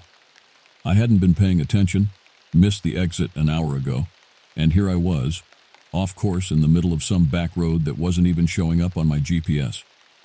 My phone was long out of service. The year was 2003, back when it was still acceptable to get lost without a smartphone guiding your every step. I'm no stranger to getting myself into dumb situations. I've always been more of a figure-it-out-as-I-go kind of guy, but this was turning into one of those moments I'd later regret. I pulled over at what looked like a gravel shoulder next to a small creek and stared at the last gasp of daylight fading behind the trees. I'm Max Henderson, by the way. Not much to say about me. I work in construction, live alone, and have more canceled dates than I'd care to admit. I enjoy hiking and getting off the grid now and then. Something about the silence and solitude draws me. But today's off-the-grid adventure was taking a turn I didn't much like. As I climbed out of the car and stretched my legs, I saw something moving in the woods. It was subtle, a quick rustle in the thick brush. Too quiet for most people to notice. But my time outdoors had taught me to spot the oddities. I chalked it up to a deer or something, not thinking much about it. I opened the trunk to check for some water, and that's when I heard the noise again, closer this time, like snapping twigs. I turned to the forest edge, scanning the darkening landscape. The trees were thick with pine needles, and the fading light cast shadows that made it hard to see. I stood there for a moment, watching, waiting for something to reveal itself. But nothing came. Just that eerie silence that presses in on you when you're all alone in the wilderness. I shrugged it off, slammed the trunk shut, and pulled out my flashlight. The beam cut through the dusk, and I pointed it down the road. There wasn't a single other car or person in sight. I figured if I kept driving straight, eventually, I'd hit some kind of intersection that could guide me back to a main road. But before I could get back into the driver's seat, something slammed into my car with a sickening crunch. The whole vehicle rocked violently, as if something heavy had run into it from the side. My heart jumped into my throat, and I whipped around, aiming the flashlight toward the rear of the car. For a moment, nothing moved, and then I saw it. A flash of skin, pale and dirty, disappearing into the tree line. I ran toward the spot where the figure had vanished, trying to make sense of what I saw. The flashlight flickered over branches and leaves, but revealed no movement. Just that suffocating silence. There was no way it was an animal. The figure had looked human, and from the size of the impact, it had to have been more than just someone stumbling into my car. "Hey!" I yelled out, but the woods swallowed my voice like it was never there. I stood frozen, flashlight in hand, feeling the weight of something watching me from the darkness. The air felt thick, suffocating even, as if the trees themselves were closing in. After a few tense minutes, I decided to stop playing detective and get back to the car. I wasn't equipped for a search and rescue mission in the middle of nowhere. The moment I turned, something darted out from the trees, fast. I barely registered what was happening before a figure lunged at me from the shadows. The flashlight dropped from my hand and I hit the dirt hard. The breath was knocked out of me, and all I could see was a blur of limbs struggling on top of me. Whoever, or whatever it was, smelled rancid, like old sweat and decay. I fought against the weight, managing to roll out from underneath. I scrambled to my feet, grabbing the flashlight again, and swung it wildly toward the figure. The beam caught a glimpse of someone standing there, a man. His skin was leathery and marbled with dirt, his hair matted and tangled. His clothes were nothing more than rags clinging to a gaunt frame. He was breathing heavily, almost inhumanly fast, eyes wide with some kind of feral mania. "Get the hell away from me," I shouted, not sure if he could understand me or even cared. He didn't say a word. He just smiled, if you could call it that. It was more of a grimace, showing yellow, rotting teeth. Then he turned and darted back into the woods, disappearing as quickly as he had appeared, swallowed up by the shadows. I wasn't waiting around to see if he came back. I got into the car, locked the doors, and floored the gas, tires spitting gravel as I sped away down the road. My mind was racing. Who was that guy? And why had he attacked me out here in the middle of nowhere? Every nerve in my body was screaming to get as far away from here as possible. But a few miles down the road, my headlights caught something else. A house. It was an old, decrepit thing, barely standing under the weight of years of neglect. The windows were broken, the roof sagging in places, but there was a light on inside. Against every ounce of instinct screaming at me to keep driving, I stopped the car. Maybe I could get directions, or at least find out if anyone knew who that feral man in the woods was. I left the engine running as I got out, walking cautiously toward the house. The closer I got, the more I realized just how isolated this place was. The woods pressed in around it menacingly, and the air felt colder here, more oppressive. I knocked on the door, the sound echoing strangely in the silence. No answer. I knocked again, harder this time, and the door creaked open a few inches on its own. "Hello?" I called out, stepping back in case anyone inside was armed. Still nothing. I wasn't about to go barging in, but I could see into the dimly lit foyer. The walls were lined with shelves, and from where I stood, I could see jars filled with what looked like bones, dried plants, and other macabre things I couldn't quite make out. The stench hit me next, rotten and moldy, like something had died in there a long time ago. Against my better judgment, I pushed the door open a little more, shining the flashlight inside. The floor creaked ominously under my weight as I took a single step into the entryway. That's when I heard it. A soft shuffle from somewhere deeper in the house, like someone dragging their feet along the floor. "Who's there?" I shouted, gripping the flashlight tighter, but the only response was more stifling silence. I stepped back, ready to leave, when something slammed into the door behind me with a bang, forcing it shut. My heart pounded in my chest, and I turned, shining the light directly at the door. There was nothing there, but the door was closed now, and I hadn't touched it. That's when I heard the voices, low, garbled whispers, echoing from somewhere within the walls. My skin crawled, and I felt the overwhelming urge to get out of there. I turned to leave, but something grabbed me from behind. A hand, filthy, with long, broken fingernails, latched onto my arm, pulling me backward with an inhuman strength. I spun around, throwing my weight into the person, but it didn't matter. Whoever it was had a grip like iron. I hit the ground hard, and the flashlight rolled out of my hand, casting eerie shadows on the walls as it spun. Above me, the figure loomed, a woman this time. She was older, but her body was thin, wasted away. Her hair was long and tangled, and her face was twisted into something that barely resembled human. Her lips pulled back in that same unsettling grimace I'd seen on the man in the woods. She dragged me across the floor toward the back of the house, muttering something under her breath, words I couldn't make out. But the tone was unmistakably hostile. I kicked and struggled, but it was like fighting against a brick wall. In the dim light, I saw the door she was pulling me toward, a basement. My mind raced. I had to get out, now. Using every bit of strength I had left, I twisted my body and kicked her square in the stomach. The blows surprised her, and she let go just long enough for me to scramble to my feet. I bolted for the door, grabbing the flashlight as I ran. My hand fumbled with the handle for what felt like an eternity before the door finally gave way, and I burst outside into the cool night air. I didn't stop running. I didn't look back. I just ran, crashing through the underbrush until I made it back to my car. I flung open the door, threw myself inside, and hit the gas before I even had a chance to buckle my seatbelt. The road ahead blurred as my mind raced to process what had just happened. Who were those people? What the hell was going on in that house? But I didn't stop to ponder. Not until I reached the nearest town, miles away, where I finally pulled over at a gas station. I stumbled inside, disheveled, out of breath, and tried to explain what had happened to the befuddled attendant. He looked at me like I was crazy, but he called the sheriff's office anyway. When the deputies arrived, I told them everything about the man in the woods, the woman in the house, the strange basement, everything.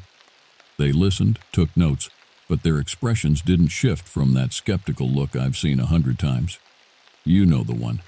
It's the look people give you when they think you're off your rocker, but don't want to say it out loud. "We'll check it out," one of the deputies said. "You said the house was about 10 miles north on the old forest road?" "Yeah," I nodded, still rattled but certain about what I saw. "Look, I know how it sounds, but something's seriously wrong out there. There were at least 2 people. One man, one woman. They attacked me. There's something going on in that house." The deputies exchanged a glance, clearly not convinced but bound by duty to follow up. "We'll take a look," the other one said, then motioned toward my car. "You good to drive?" I nodded, still feeling the adrenaline coursing through me. "Yeah, I'll be fine."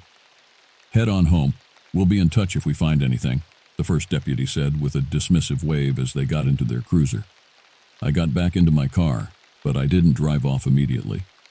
I sat there for a while, staring into the distance, trying to piece together what the hell had just happened.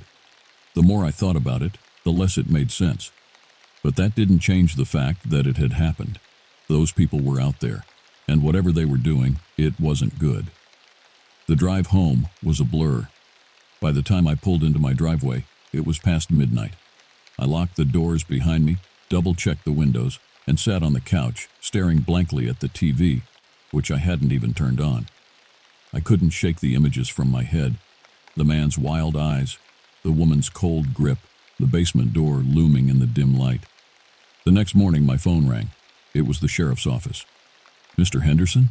a gruff voice asked. "Yeah, this is Max," I replied, my throat dry. "We sent a couple of deputies out to that location you mentioned. They didn't find anything. House was abandoned. No sign of recent activity." I felt a cold knot form in my stomach. "That's impossible. I was there last night. They attacked me." "Well, they're not there now. Place looked like it's been empty for years." "You're sure about what you saw?" "Of course I'm sure," I snapped, frustration boiling over. "I know what I saw. Those people, they were real." The sheriff sighed. "Look, we're not saying you're making it up, but sometimes when you're out there in the woods, things can play tricks on you. Might have been an old squatter or something that moved on. Either way, we're not finding anything." I hung up, angry and disoriented. The house, the attack. It wasn't just a hallucination. I could still feel the bruises on my arms from where the woman had grabbed me. I wasn't crazy. I couldn't let it go. Later that evening, I found myself driving back toward that stretch of road, the scene of the attack pulling me in like gravity. Part of me wanted to prove to myself that I wasn't losing it. I had to know. When I finally reached the spot, it was dusk again, and the house stood there like a specter, just as decrepit as I'd left it. I parked my car, leaving the engine running, and stepped out cautiously. The air felt wrong again, thick, oppressive, as if the woods themselves were pushing against me. But I moved forward, gripping the flashlight like a lifeline. The house looked unchanged, still sagging, still crumbling, but I wasn't interested in the outside. I pushed the door open again and stepped inside. The smell hit me just as hard as it had the night before, but now I knew it wasn't just old mildew. Something had been living here.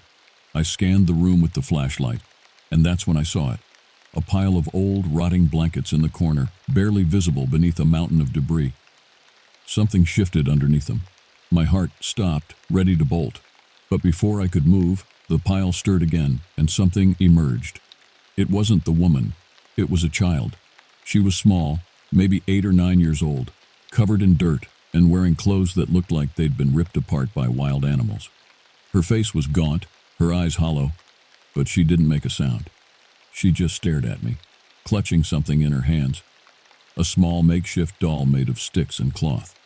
"Hey," I said softly, my voice barely above a whisper. "What are you doing here?" She didn't answer, just stood there, trembling slightly, but not moving. My mind raced. Who was this kid?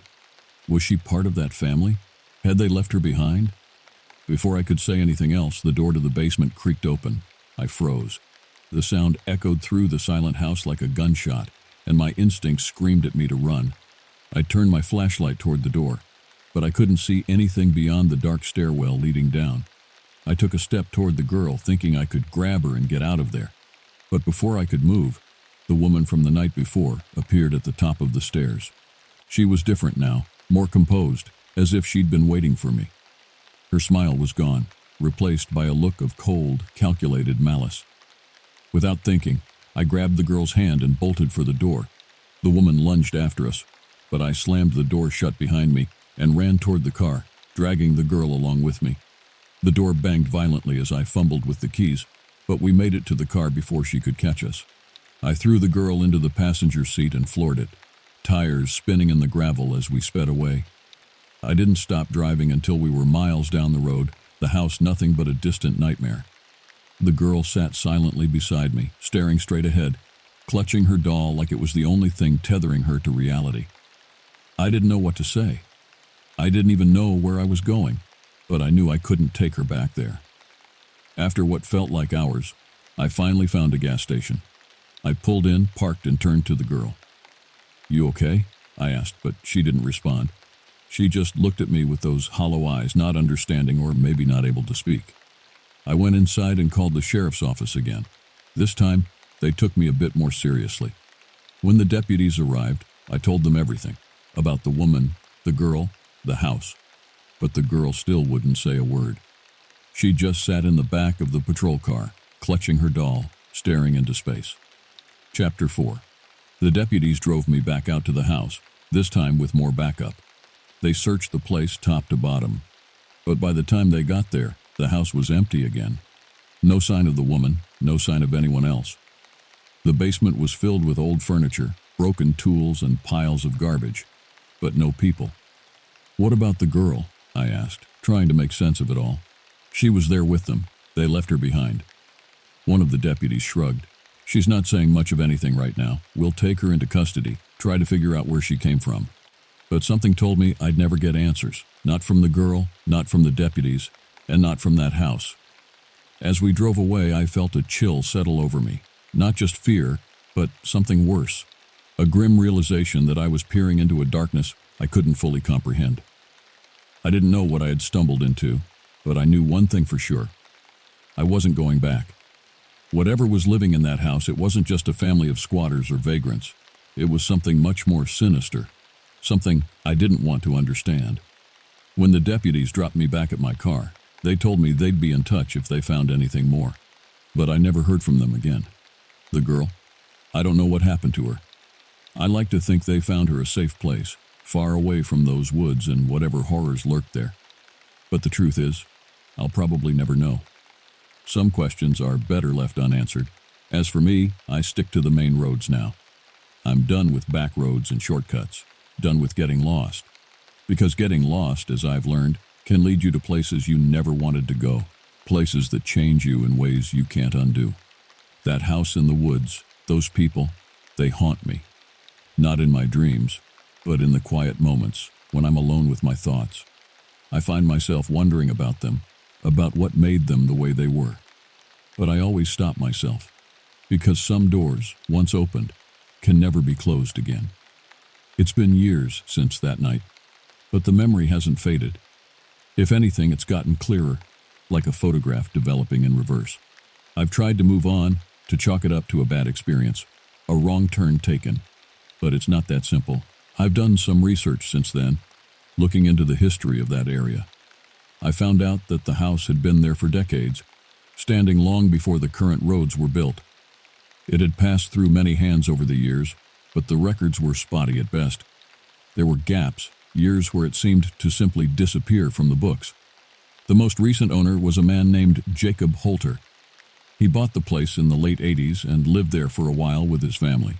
But after a few years, they just vanished. No forwarding address, no record of them moving away.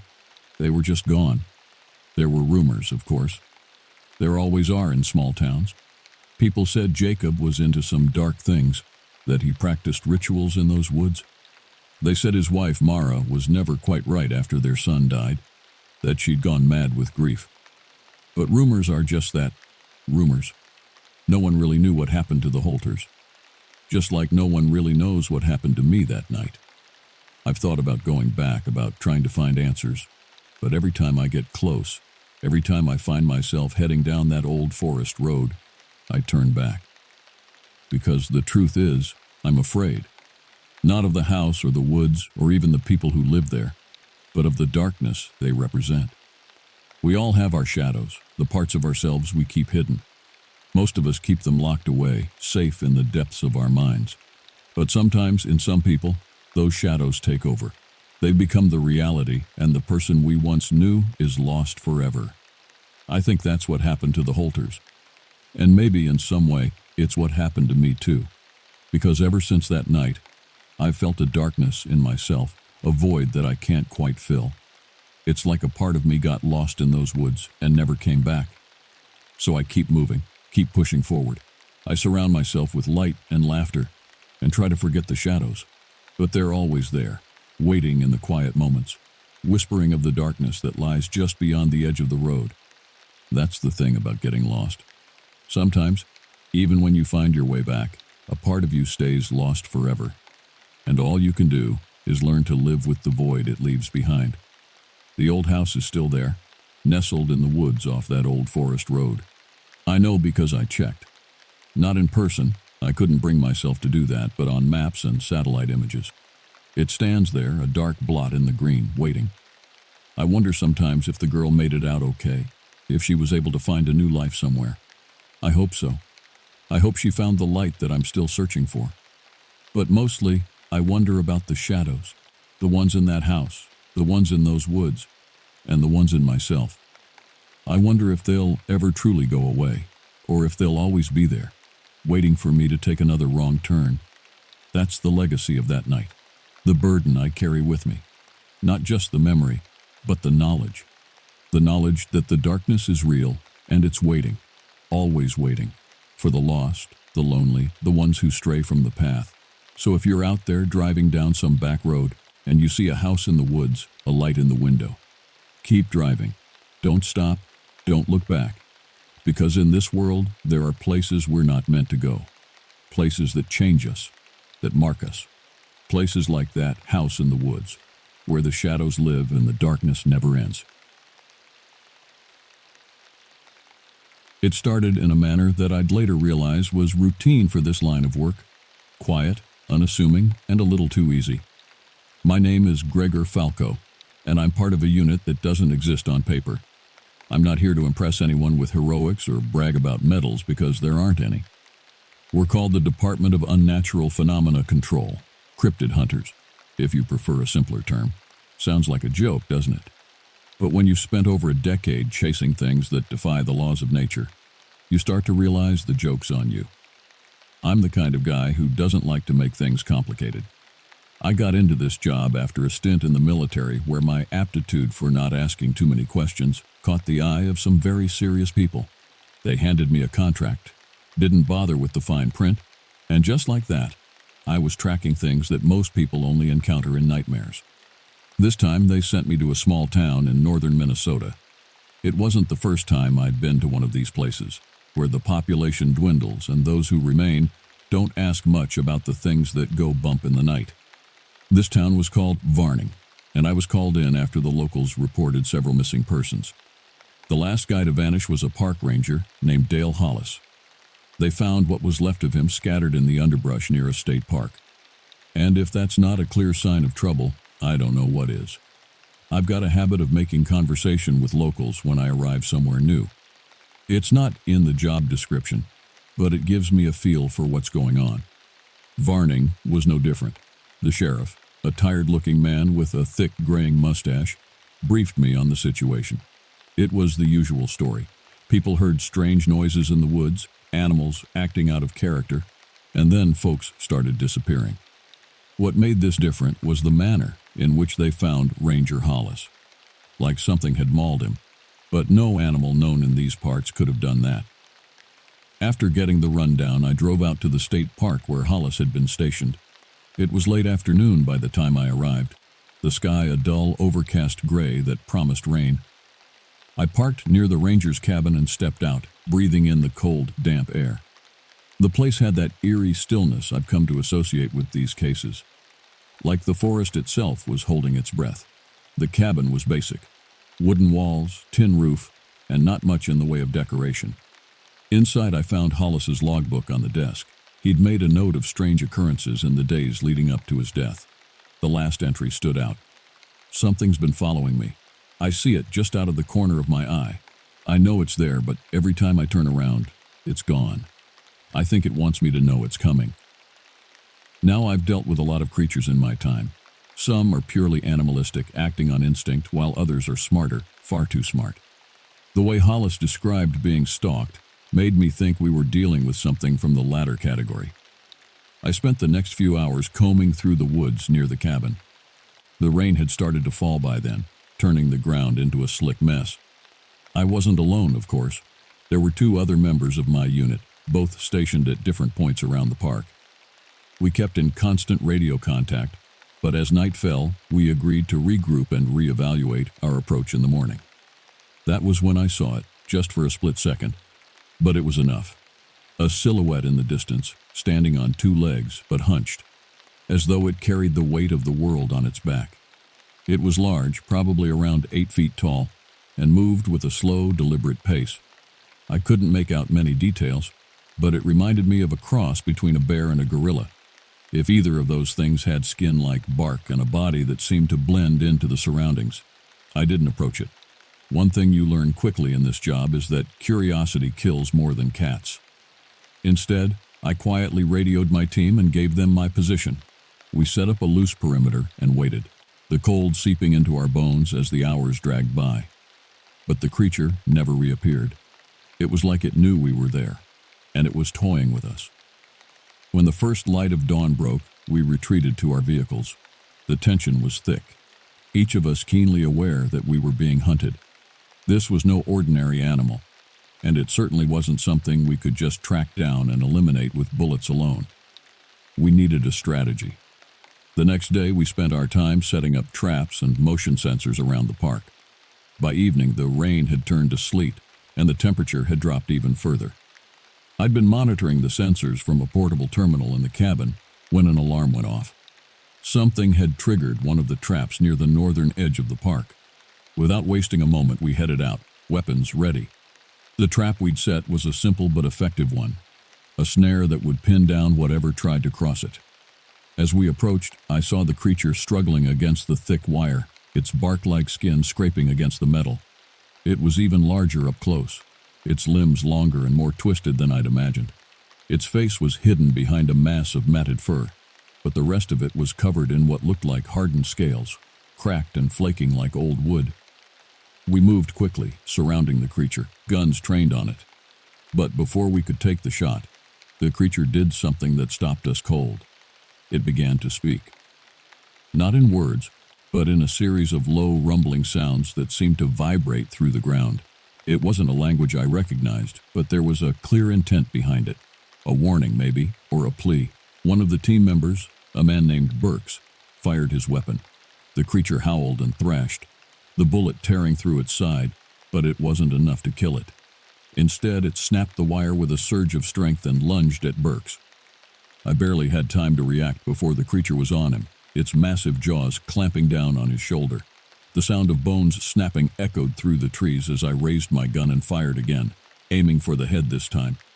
The creature stumbled back, releasing Burks, who collapsed to the ground, blood pouring from his wounds. It wasn't dead, but it was hurt. and it began to retreat into the forest, dragging its injured body with a slow, deliberate motion. We pursued it for a short distance, but the thick underbrush and the rapidly fading light made it impossible to keep up. By the time we returned to the cabin, Burks was barely clinging to life. We patched him up as best we could, but his injuries were severe. The next morning, I radioed for an evac, and they airlifted him out of there. The rest of us stayed behind, determined to finish the job. We tracked the creature to a cave system on the outskirts of the park. Inside, the air was thick with the smell of decay, and the ground was littered with bones, animal and human alike. This was its lair, the place where it had been dragging its victims. The creature was there too, lying in a pool of its own blood, but it wasn't dead yet. It watched us with dark, intelligent eyes, a strange, almost resigned look in its gaze. I fired the last shot, the bullet piercing through the creature's skull. It let out one final, shuddering breath before going still. There was no mystery to its death, no disappearing body, no supernatural vanishing act. It was just a dead creature, as real and solid as the world around it. We took photos, collected samples, and bagged up what we could for further study. When we left the cave, the rain had stopped, and the sun was breaking through the clouds. It was a rare sight for that part of the world, and it felt like a small victory in itself. Burks survived, but he won't be returning to the field anytime soon. They'll probably find him a desk job, somewhere he won't have to worry about things lurking in the dark. As for me, I'm off to the next case, wherever that may be. The thing about this job is you don't dwell on the past. You handle the situation, clean up the mess, and move on. Because there's always something else out there, something waiting to be found or to find you. But this case stuck with me in a way few others had. Maybe it was the way the creature had spoken, the intelligence behind those dark eyes, or maybe it was the sheer brutality of what it had done to Hollis and the others. Either way, I found myself digging deeper into the local lore, trying to understand what this thing was and where it had come from. The locals had a name for it, the Wendigo, a creature born from cannibalism and greed, cursed to wander the forests in an endless hunt for human flesh. The stories varied, but they all agreed on one thing. Once a Wendigo had your scent, it would never stop hunting you. I couldn't shake the feeling that we'd only scratched the surface of this thing's true nature, that there was more to the story than just a monstrous predator. So I did what I always do in these situations. I kept digging. I spent the next few weeks tracking down every scrap of information I could find on the Wendigo. Old newspaper articles, native folklore, even some fringe conspiracy theories. And the more I learned, the more I began to understand the true horror of what we were dealing with. The Wendigo wasn't just a creature, it was a manifestation of human evil, a punishment for those who took more than their share, who consumed without thought for the consequences. And it wasn't confined to the forests of Minnesota. There were stories of similar creatures across the globe, each born from the darkest impulses of humanity. But there was one detail that kept nagging at me. In all the stories, the Wendigo was a solitary creature. It hunted alone, driven by its insatiable hunger. Yet the creature we'd encountered seemed to be part of something larger. The way it had spoken, the intelligence in its eyes, it was like it was communicating with something else, something we couldn't see. I knew I was venturing into dangerous territory, but I couldn't let it go. I started reaching out to contacts in other parts of the world asking about similar incidents. And that's when I stumbled upon a pattern. In the last few years, there had been a surge in disappearances in remote areas across the globe. Hikers, campers, even entire villages vanishing without a trace. And in each case, there were whispers of something in the shadows, something that defied explanation. I didn't want to believe it, but the evidence was mounting. There was a network of these creatures, a hidden ecosystem of predators that had existed alongside humanity for centuries. And they were growing bolder, more aggressive, like they knew their time was coming. I brought my findings to my superiors, but they were skeptical. They didn't want to believe that there could be a threat of this magnitude lurking in the shadows. They told me to focus on the cases at hand, to leave the bigger picture to those above my pay grade. But I couldn't let it go. I started taking more risks, venturing deeper into the wilderness in search of answers. And that's when I started to notice the signs, the feeling of being watched, the sense that something was always just out of sight. I was being hunted, just like Hollis had been. I knew I was getting close to something, but I didn't know how close until it was too late. I was investigating a string of disappearances in the Pacific Northwest when I found myself face to face with another of these creatures. But this one was different. It was older, stronger, and it had a message for me. In a series of guttural growls and gestures, it made it clear that I was treading on forbidden ground, that the secrets I was uncovering were not meant for human eyes, and that if I didn't back off, I would become their next prey. I've never been one to back down from a fight, but I knew when I was outmatched. I retreated, but not before I caught a glimpse of something that chilled me to the bone. Behind the creature, in the shadows of the trees, were dozens of glowing eyes, a pack of wendigos watching and waiting. I made it back to civilization, but I knew my days were numbered. I had seen too much, learned too much, and the wendigos wouldn't let me live with that knowledge. I tried to warn my superiors, but they wouldn't listen. They said I was paranoid, that the stress of the job was getting to me. They even suggested I take a leave of absence, get some rest. But I knew rest was a luxury I could no longer afford. I started to prepare, to gather what resources I could. I knew I couldn't fight this battle alone, but I didn't know who I could trust. The wendigos had eyes and ears everywhere, even within the department. That's when I got the call.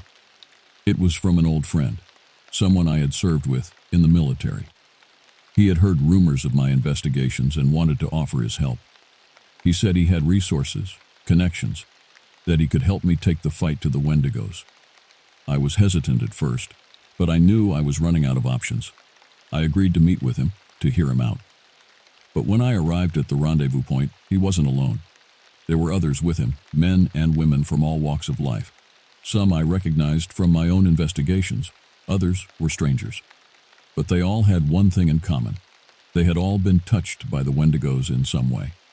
There was a native elder who had lost his entire village, a journalist who had stumbled upon the truth and been marked for death, even a high-ranking government official who had been secretly fighting this war for decades. And they had a plan. They had been watching the wendigos, studying their movements and habits. They knew where they were weak, where they could be struck, and they wanted me to lead the charge. I was hesitant at first, knowing the risks involved. But as I looked around at the faces of those gathered, I saw the same determination, the same fire that had driven me for so long. And I knew I had found my army. We struck hard and fast, hitting the wendigos in their own territory. We used every trick in the book, every weapon at our disposal. And slowly, incrementally, we began to turn the tide. But the wendigos were old and cunning, and they wouldn't go down without a fight. They struck back at us, picking off our members one by one. And with each loss, our resolve only grew stronger. In the end, it came down to a final confrontation. We had tracked the leader of the wendigos to its lair, a cave system deep in the heart of the wilderness. And there, in the bowels of the earth, we fought our last battle. It was a battle unlike any I had ever experienced. The wendigos were stronger, faster, more vicious than anything we had encountered before. But we had something they didn't, the strength of human spirit. We fought with everything we had, and in the end, we emerged victorious. The leader of the wendigos lay dead at our feet, and with its death, the power of the others began to wane. But the war was far from over. The wendigos were a symptom of a greater evil, a darkness that had taken root in the heart of humanity. And as long as that darkness persisted, there would always be monsters in the shadows. As for me, I knew my journey was just beginning. I had seen the truth of the world, and I couldn't unsee it. I had a new mission now, a new purpose. To stand watch against the darkness, to be the shield that protected the innocent from the horrors that lurked in the night. And so I set out, once more, into the wilderness, into the unknown. Because, in the end, that's where I belong. In the spaces between the shadows, in the cracks where the light doesn't reach, hunting the things that hunt us, so that others may live in peace. It's a lonely life, a dangerous life, but it's the only life I know. And as long as there are monsters in the dark, I'll be there to fight them, until my last breath, until the darkness takes me too. But until then, I'll keep hunting, keep fighting, keep searching for the truth that lies beyond the shadows. Because in the end, that's all we have, the truth and the courage to face it. When the wind rustles through the pine needles, it whispers secrets. Most people don't listen, but I've learned that silence and patience are as much a part of survival as food and shelter. My name is Raymond Devereaux, and I've been working as a park ranger in the depths of Michigan's Upper Peninsula, a place so remote it feels like the edge of the earth. Out here, solitude is your closest companion, and the wilderness holds tight to its mysteries. Before this job, I worked in IT, a far cry from the life I lead now. Back then, I was trapped in a cubicle, suffocating under the weight of fluorescent lights and endless spreadsheets. The mountains and forests called to me, offering an escape I couldn't resist. So I sold everything I owned, bought a cabin, and traded my suit for flannel and boots. Out here, I found a rhythm in the solitude, a sense of purpose that was absent in the buzzing confines of the city. The park I oversee isn't famous. No postcards feature its vistas, and tourists rarely stray this far north. But that's the way I like it. It's a place where nature reigns supreme, and the presence of man is but a faint echo. The days are usually uneventful. Typical ranger duties of maintaining trails, ensuring wildlife stays undisturbed, and occasionally guiding the rare visitor who loses their way. This day started like any other. I began by checking the boundary markers deep in the forest, places where the trees grow so close together that the sky above is reduced to thin slivers of light. I was on my way to an old, almost forgotten trail that wound through a particularly dense section of the park. The trail had been closed for years due to frequent landslides, and few knew it even existed. But I liked to walk it now and then, to remind myself why it had been closed in the first place. The air was crisp, the kind that stings your lungs with every breath. As I made my way along the trail, I noticed something unusual, a set of tracks leading off the path. They weren't animal tracks. They were too large, too deep, and the spacing was all wrong, as if whatever made them had an odd, loping gait. I've seen plenty of bear and wolf tracks in my time, but this was different, something I couldn't identify. Curiosity overtook me, and I followed the tracks. They led deeper into the forest, where the trees were older and the underbrush thicker. The silence around me grew heavier, oppressive almost, as if the forest itself was holding its breath. I pushed onward, the trees seeming to close in around me as I went, and then I found the first body. It was a deer, or at least what was left of one. Its ribcage had been torn open, the insides hollowed out with a precision that seemed almost surgical. I've seen predators take down prey before, but this wasn't the work of any bear or wolf. The flesh was flayed clean, the bones picked with meticulous care. Whatever did this wasn't just hunting, it was something else entirely. I took a step back, instinctively reaching for the radio on my belt, but stopped myself. The nearest ranger station was over 20 miles away, and I knew how my voice would sound over the airwaves, shaky, uncertain, like a man who had seen a ghost. Instead, I pulled out my camera, snapping a few pictures of the carcass. The unease in my gut grew stronger, but I pushed it aside. I had to find out what had made those tracks. The trail of blood led me further into the trees, past more signs of carnage. A rabbit here, a fox there, all ripped apart, all left in the same eerie, meticulous fashion. It wasn't just the killing that was strange. It was the way the bodies were left, as if arranged deliberately, like some kind of grotesque offering. I came to a small clearing, the trees opening up just enough to let in a bit of gray light. In the center was something I still can't fully explain. A creature, hunched and massive, was crouched over another body, a human body this time. The thing's back was to me, but I could see its silhouette clearly. Long limbs, almost too long, with joints that bent at unnatural angles. Its skin was covered in patches of matted fur, but not enough to be mistaken for any known animal. I froze, my breath catching in my throat. The creature's head jerked up, and it turned slowly, as if sensing my presence. I had a brief glimpse of its face, flat, elongated, with a mouth that seemed to stretch too wide. It looked at me with a gaze that pierced through the growing dusk, and for a moment I felt as if it could see right into my soul. Instinct took over. I raised my rifle, more a tool for show than anything, and fired. The sound echoed through the trees and the creature recoiled, letting out a sound that was neither animal nor human. It wasn't a roar or a scream, but something worse, something that reverberated inside my skull and made my teeth ache. The thing leapt at me with a speed I couldn't match, its long limbs propelling it forward in a nightmarish sprint. I stumbled back, firing again and again, the shots wild and panicked. One of the bullets hit, and the creature let out another one of those terrible sounds before dropping to the ground, twitching. I stood there shaking, my rifle still aimed at the thing as it lay on the ground. It didn't move. Slowly I approached, my heart pounding so hard I could hear it in my ears. The creature was dead, its body sprawled out in the clearing, the human it had been feasting on lying forgotten beside it. I knelt down, getting a closer look at the creature. Its body was covered in scars, some fresh and others old, crisscrossing its limbs and torso. The hands, or claws more accurately, were long and gnarled, with fingers ending in sharp black nails. But it was the mouth that disturbed me the most. It was lined with rows of teeth, not unlike those of a shark, serrated and deadly, clearly built for tearing flesh apart. I moved to the human body next, my stomach churning.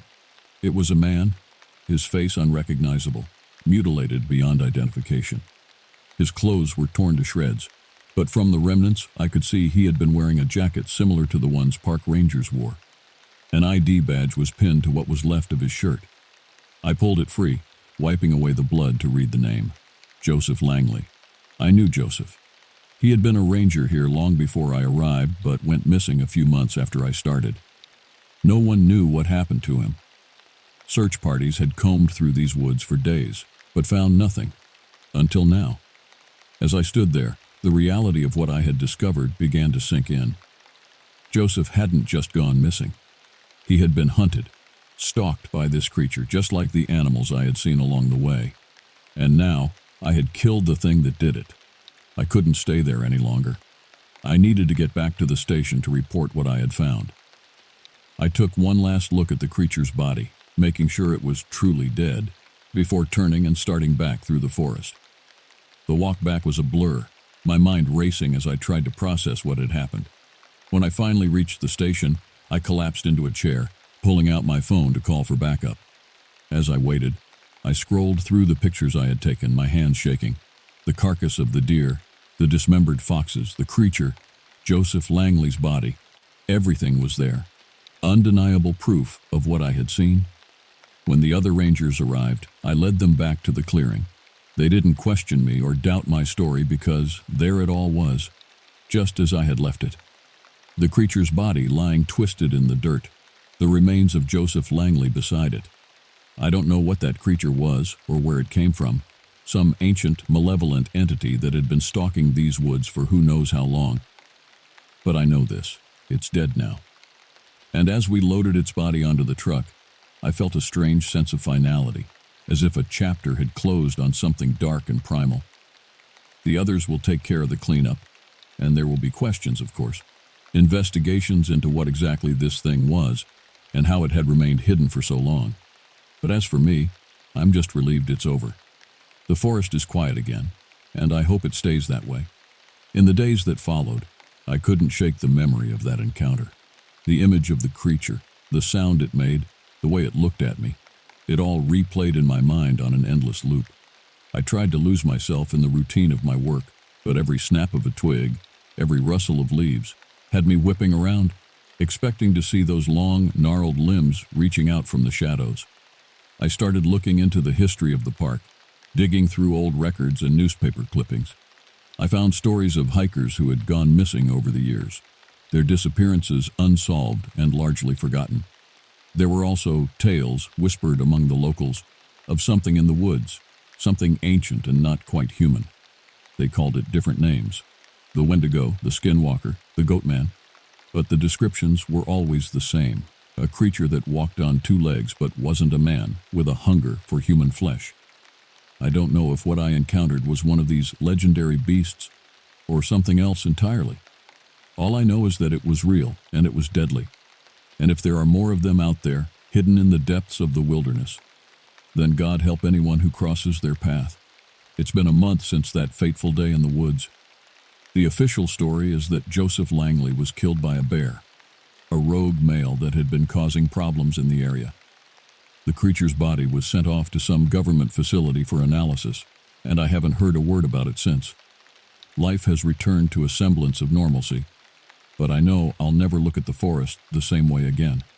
I still walk the trails and check the boundary markers, but now I do it with a heightened sense of awareness, always listening for the sound of something moving through the underbrush, always watching for a flash of two long limbs in the periphery of my vision. I've started carrying a different rifle with me on my patrols, one with more stopping power. I practice with it on my days off, honing my aim, preparing for the possibility that I might need to use it again. Because while I hope that the creature I killed was the only one of its kind, I can't be sure. And if there are more out there, I need to be ready. The experience has changed me in other ways too. I find myself valuing my solitude more than ever, finding comfort in the stillness of the forest. But at the same time, I feel a newfound sense of responsibility, a duty to protect this wilderness and those who venture into it. I've started leaving warnings at the trailheads, subtle signs that only those who know what to look for would understand. A certain arrangement of rocks, a marking on a tree, small things that might make the difference between life and death for some unsuspecting hiker. Because that's the thing about the wilderness. It's beautiful, but it's also unforgiving. And there are things out there, things that we're not meant to understand, things that have been around long before we came along and will be here long after we're gone. All we can do is respect the power of nature and be prepared for the day when we might have to face that power head on. That's the lesson I've taken from all of this, that in the end, we're all just visitors in this wild, untamed world. And we forget that fact at our peril. So I'll keep walking these trails, and I'll keep listening to the whispers in the wind. Because out here, on the edge of civilization, that's all we have. Our wits, our skills, and the hope that when we stare into the abyss, we'll have the strength to stare back. That's the code of the ranger, and it's one I'll live by for as long as I'm out here, standing between the wilderness and the world beyond. My name's Hank Dryden, and I've been a park ranger for as long as I can remember. I grew up in the Midwest, smack in the middle of nowhere, on a farm that barely scraped by. My old man had a way of fixing things that shouldn't have been fixable, and he passed that down to me, though I traded tractors and plows for trails and wildlife. My life wasn't glamorous, but it was steady, predictable, until yesterday.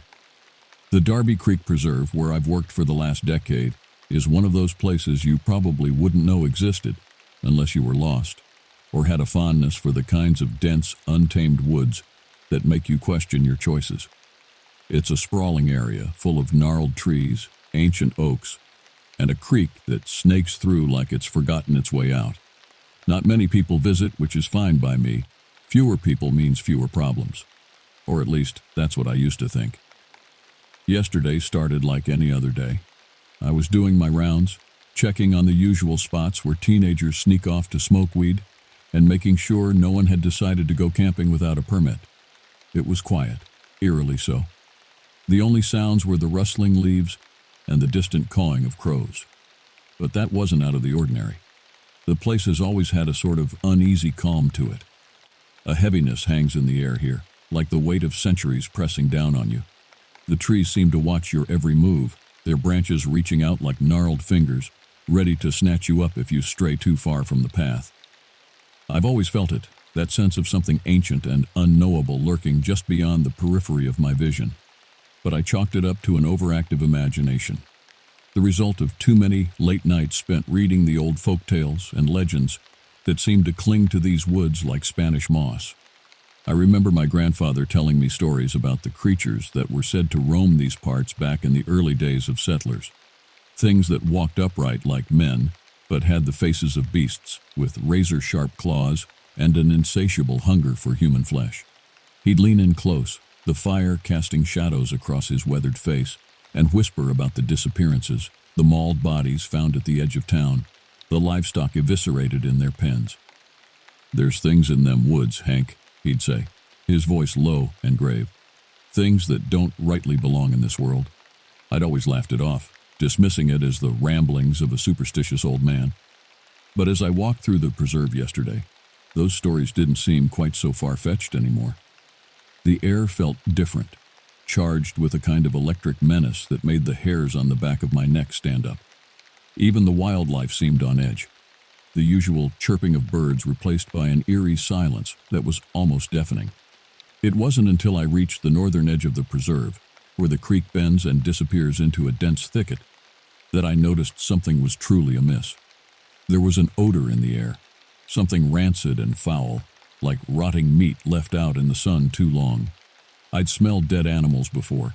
It comes with the territory when you work in the woods, but this was different, heavier, more pungent, the kind of stench that seeps into your pores and clings to the back of your throat.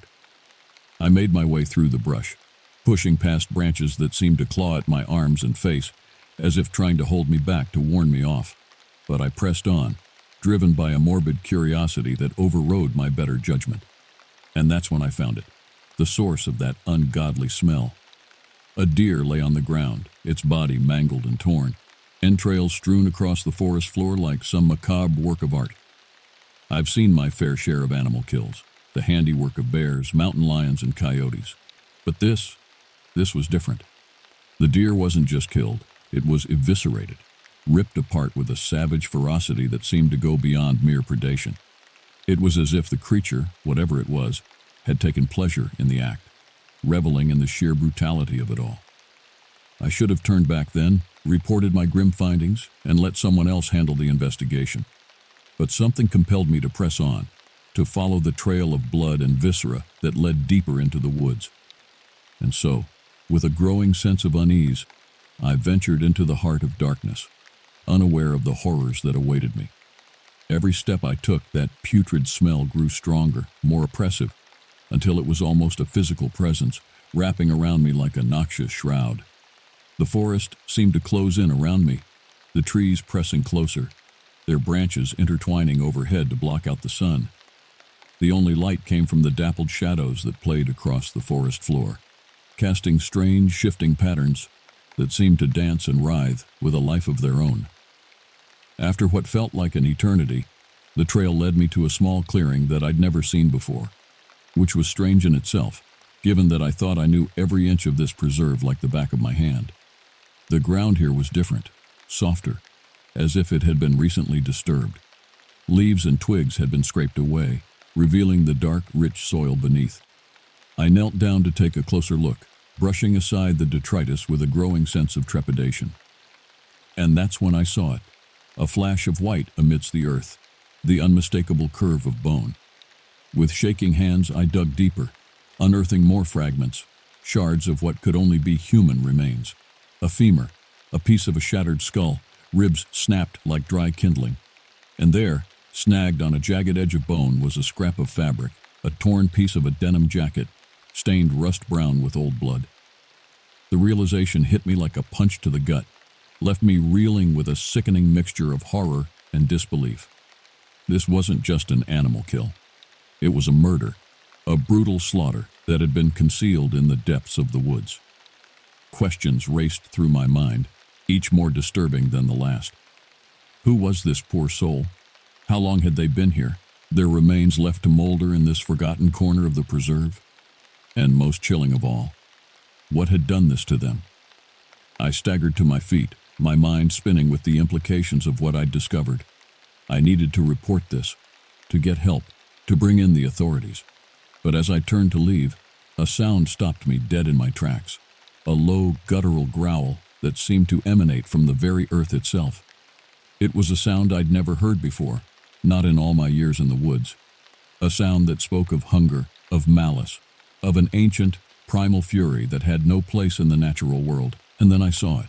It emerged from the shadows at the edge of the clearing, a nightmare made flesh, a thing that defied all reason and sanity. It was massive, easily 9 feet tall when it reared up on its hind legs, its body covered in a matted, oily fur that seemed to absorb the light. Its limbs were too long, too jointed, ending in hands that were almost human, save for the wickedly curved claws that tipped each finger. But it was the face that truly haunted me, that would forever be seared into my memory. It was elongated, almost lupine, with a snout filled with jagged, uneven teeth that seemed too large for its mouth.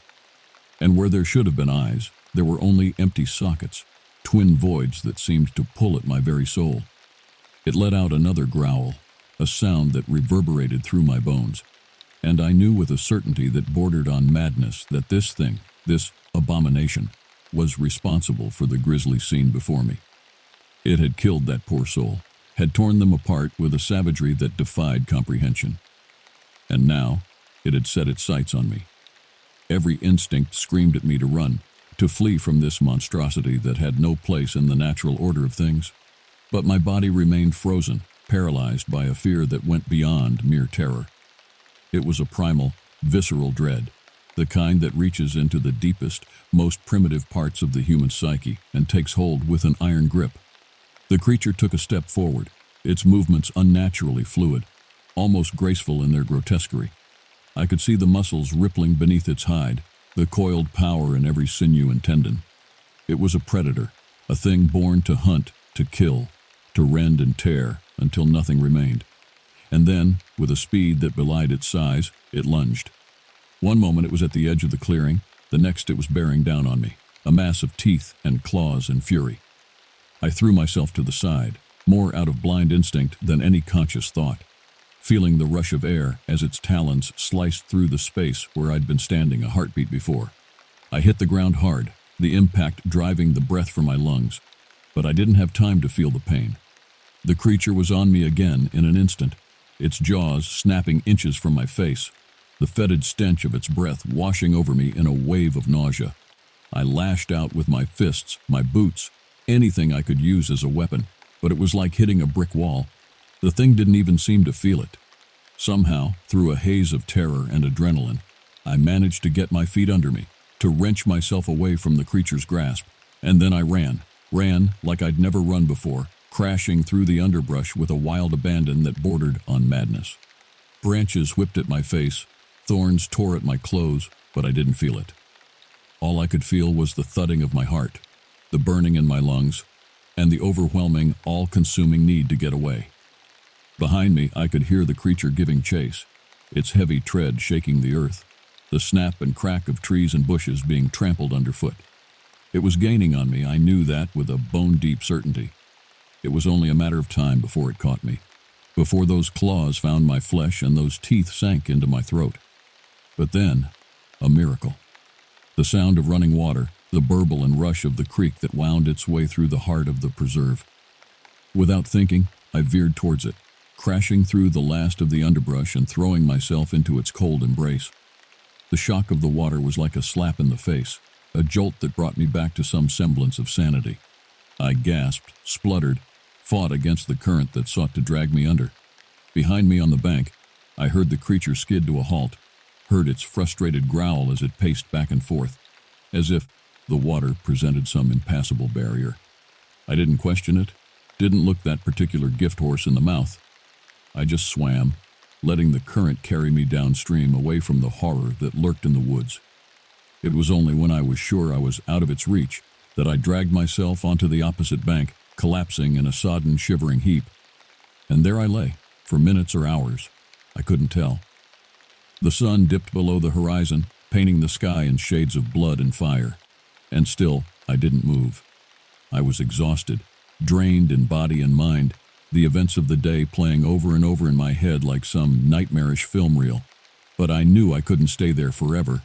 I had to get back, had to warn the others, to tell them what I'd seen. And so, with a groan that seemed to come from my very bones, I hauled myself to my feet and began the long, painful trek back to the ranger station. By the time I stumbled through the door of the ranger station, I was a wreck. My clothes were torn and muddy, my skin scraped and bruised, my hair a wild tangle of leaves and twigs. I looked like I'd been dragged through hell and back, and, in a way, I suppose I had. Marv, my supervisor, was there, kicked back in his chair with his feet up on the desk, a crossword puzzle in hand. He looked up as I entered, his eyes widening in shock as he took in my appearance. "Jesus, Hank," he said, rising to his feet. "What happened to you? You look like you've been through the ringer." I opened my mouth to answer, but the words wouldn't come. It was as if my brain had short-circuited, unable to process the sheer enormity of what I'd experienced. I just stood there, shaking, my mouth opening and closing like a fish out of water. Marv came around the desk, his hands held out in a placating gesture, as if he were approaching a wild animal. "Take it easy, Hank," he said, his voice low and soothing. "Just sit down and catch your breath. We'll sort this out." He guided me to a chair, pushing me down gently, and I collapsed into it, my legs folding under me like wet cardboard.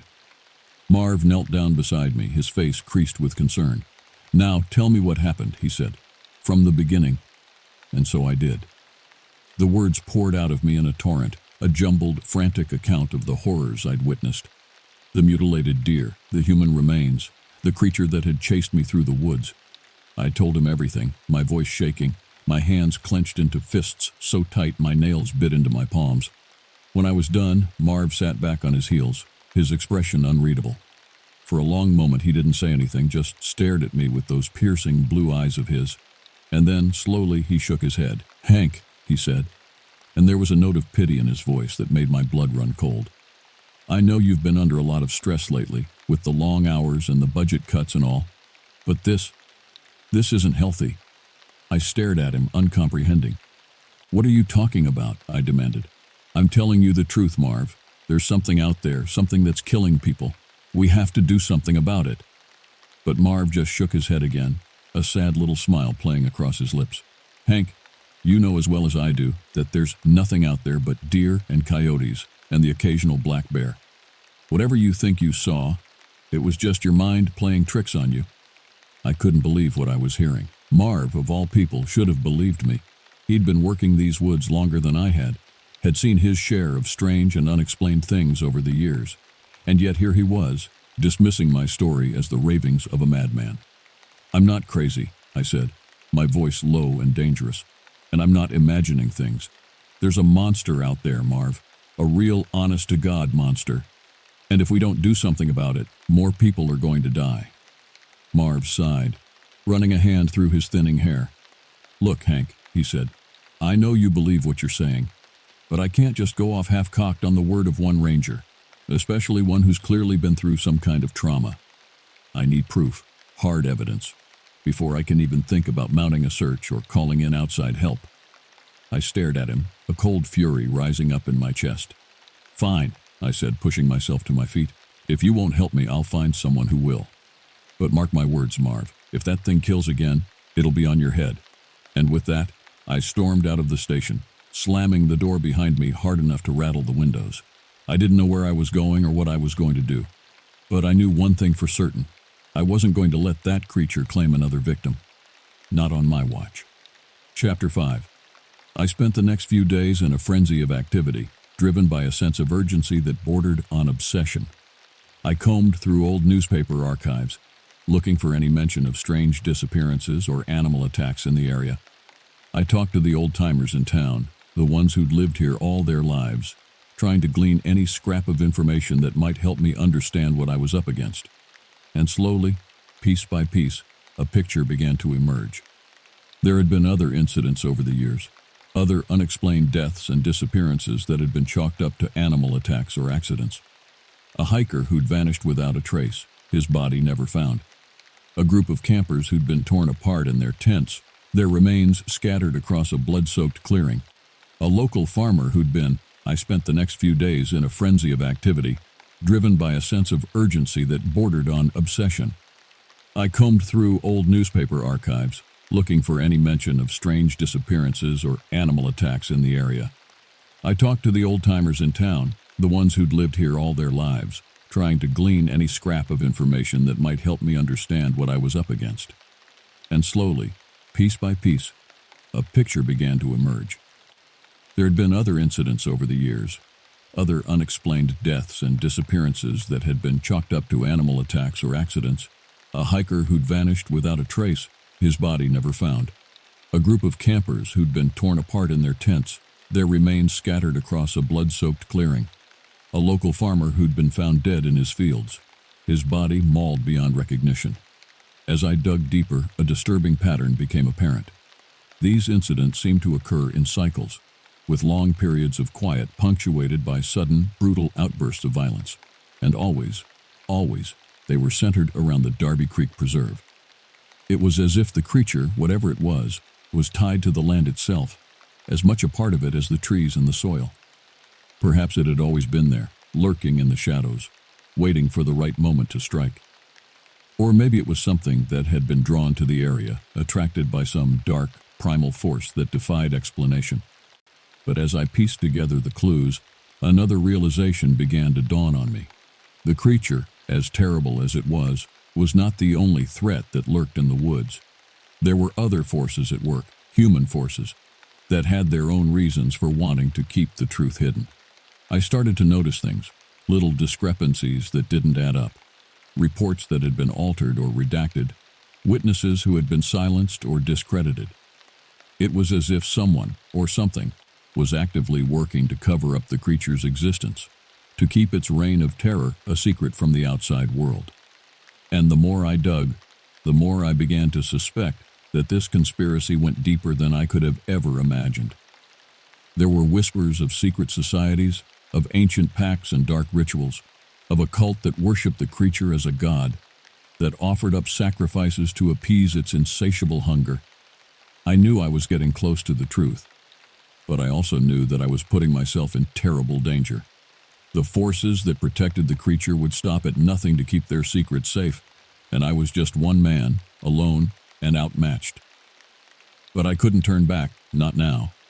I owed it to the victims, to the families who had lost loved ones to the creature's savagery.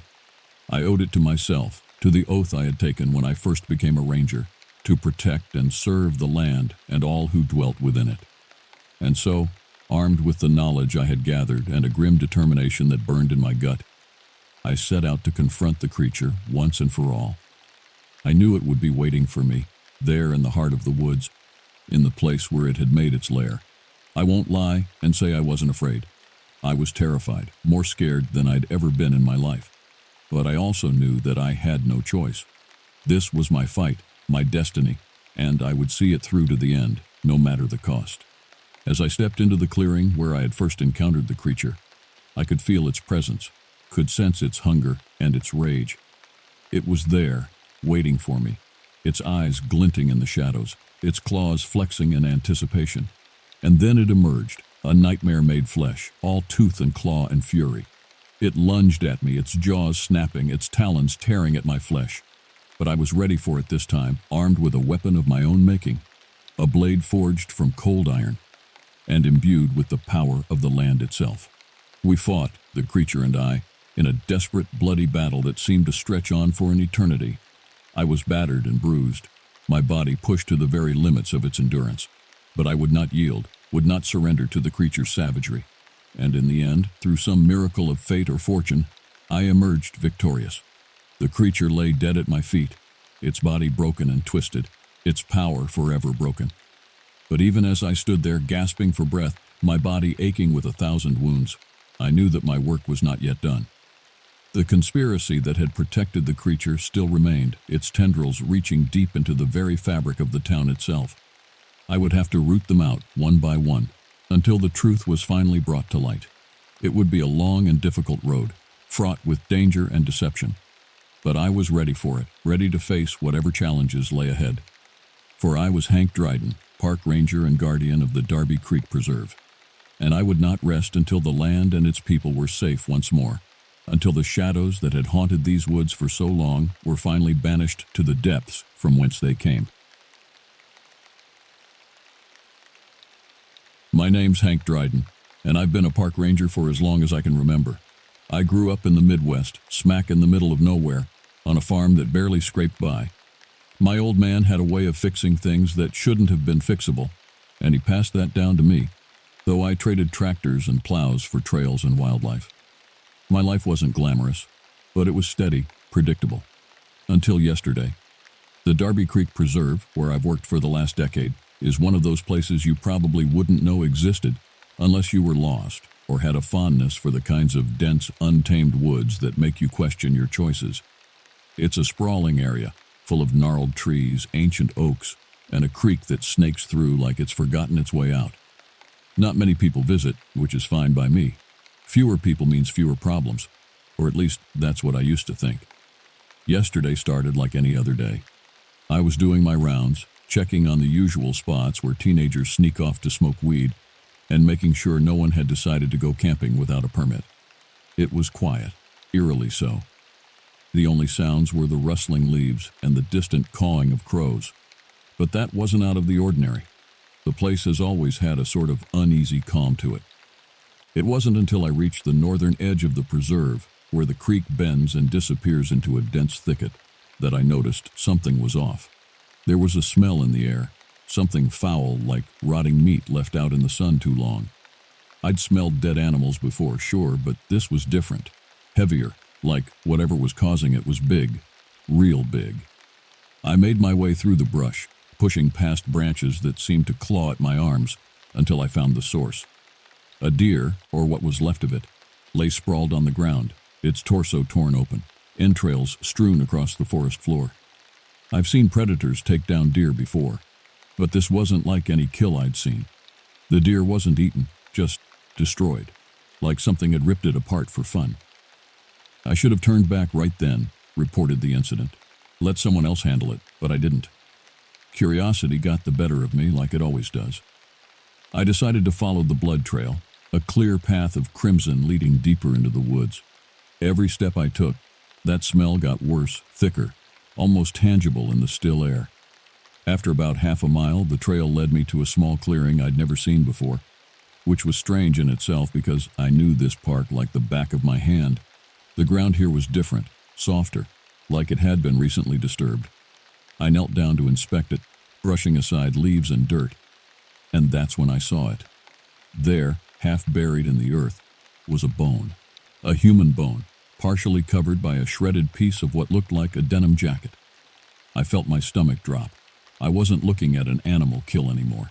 This was something else, something worse. I dug a little more, my fingers trembling as they pulled at the loose soil. More bones, a skull shattered in places like it had been crushed. This wasn't just a body, it was a massacre. I stood up, the weight of what I'd found pressing down on me, and that's when I heard it. A sound, faint at first, like something dragging across the ground. It was coming from the other side of the clearing. Slowly I turned, my eyes scanning the tree line, but there was nothing there, just the trees swaying gently in the breeze. But the sound didn't stop. It was getting closer, slithering through the underbrush like a snake. Then I saw it. It emerged from the shadows like a nightmare, something I couldn't have imagined even in my worst dreams. The creature was massive, easily 9 feet tall when it stood on its hind legs, covered in matted, oily fur that clung to its frame like a wet blanket. Its face was elongated, more wolf-like than anything else, with a snout filled with jagged, uneven teeth that seemed too large for its mouth. But it wasn't a wolf, not by a long shot. Its limbs were too long, ending in hands, actual hands, with fingers that were too thin, too long, ending in claws that looked like they could tear through steel. But the eyes, or rather the lack of them, were the worst. Where there should have been eyes, there were just empty sockets, dark and hollow, like pits leading to nowhere. Yet somehow, I knew it could see me, feel me even, like it was probing my very thoughts. It let out a sound, not a roar, but more like a deep rumbling exhale, and I knew it was sizing me up, deciding if I was worth its time. Every instinct in my body screamed at me to run, but my legs felt like they were made of lead, frozen in place as I watched this thing, this impossibility, step closer. And then it lunged. It moved faster than anything that size should have been able to, covering the distance between us in a heartbeat. I didn't think, didn't have time to. I just reacted, throwing myself to the side as its claws swiped through the air where I'd been standing a moment before. I hit the ground hard, the wind knocked out of me, but I didn't have time to feel pain. The creature was already on me again, its jaws snapping inches from my face as I rolled out of the way. I scrambled to my feet, adrenaline coursing through my veins, and ran.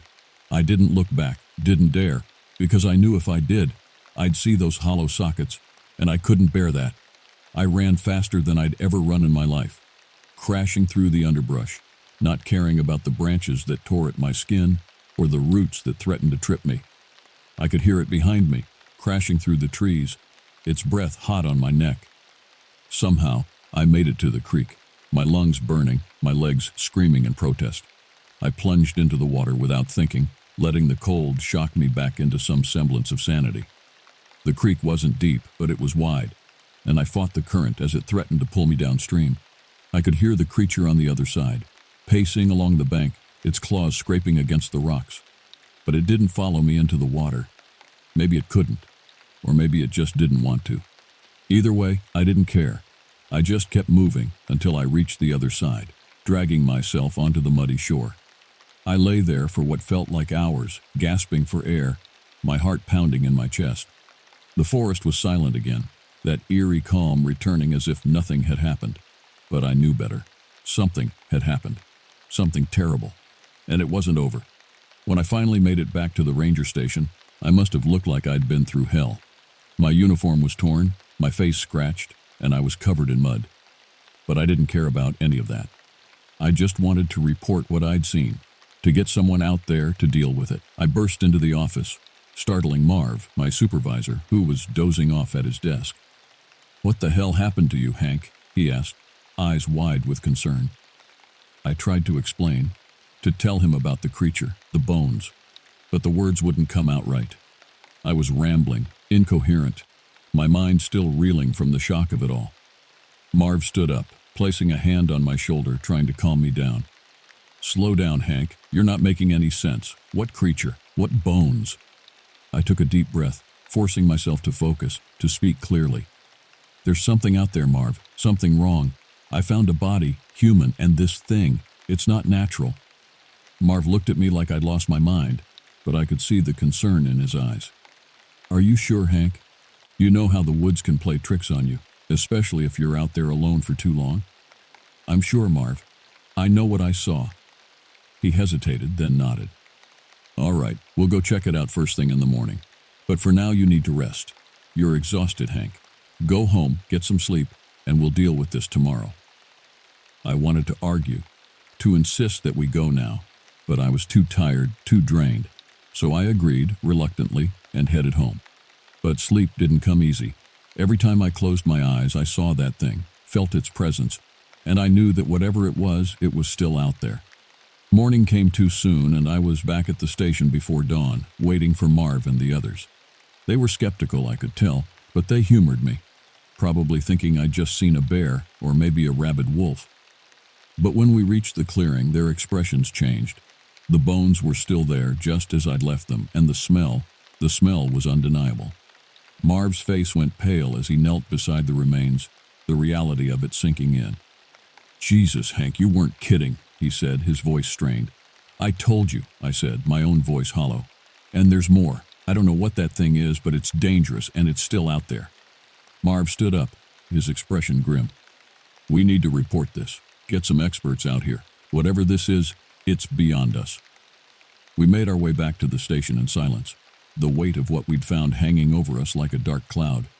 But as we reached the station, I couldn't shake the feeling that we were being watched, that somewhere, out there in those woods, that thing was waiting. When the police arrived later that day, they cordoned off the area and began their investigation. They found the body, the bones, just as I described. They even brought in a team of wildlife experts, but none of them could explain what had happened. The official report listed the cause of death as animal attack, but I knew better. And so did Marv. I'm not sure what comes next. Maybe they'll close the park, maybe not, but one thing's for sure. I'm never going back to that clearing. And whatever that thing was, it's still out there. In the days that followed, I tried to go about my duties as usual, but it was hard. Every rustle in the leaves, every snap of a twig, had me on edge. I caught myself looking over my shoulder constantly, expecting to see those empty, hollow eyes staring back at me. Marv could see the change in me. He'd been in this job long enough to know the toll it could take. He tried to get me to take some time off, but I refused.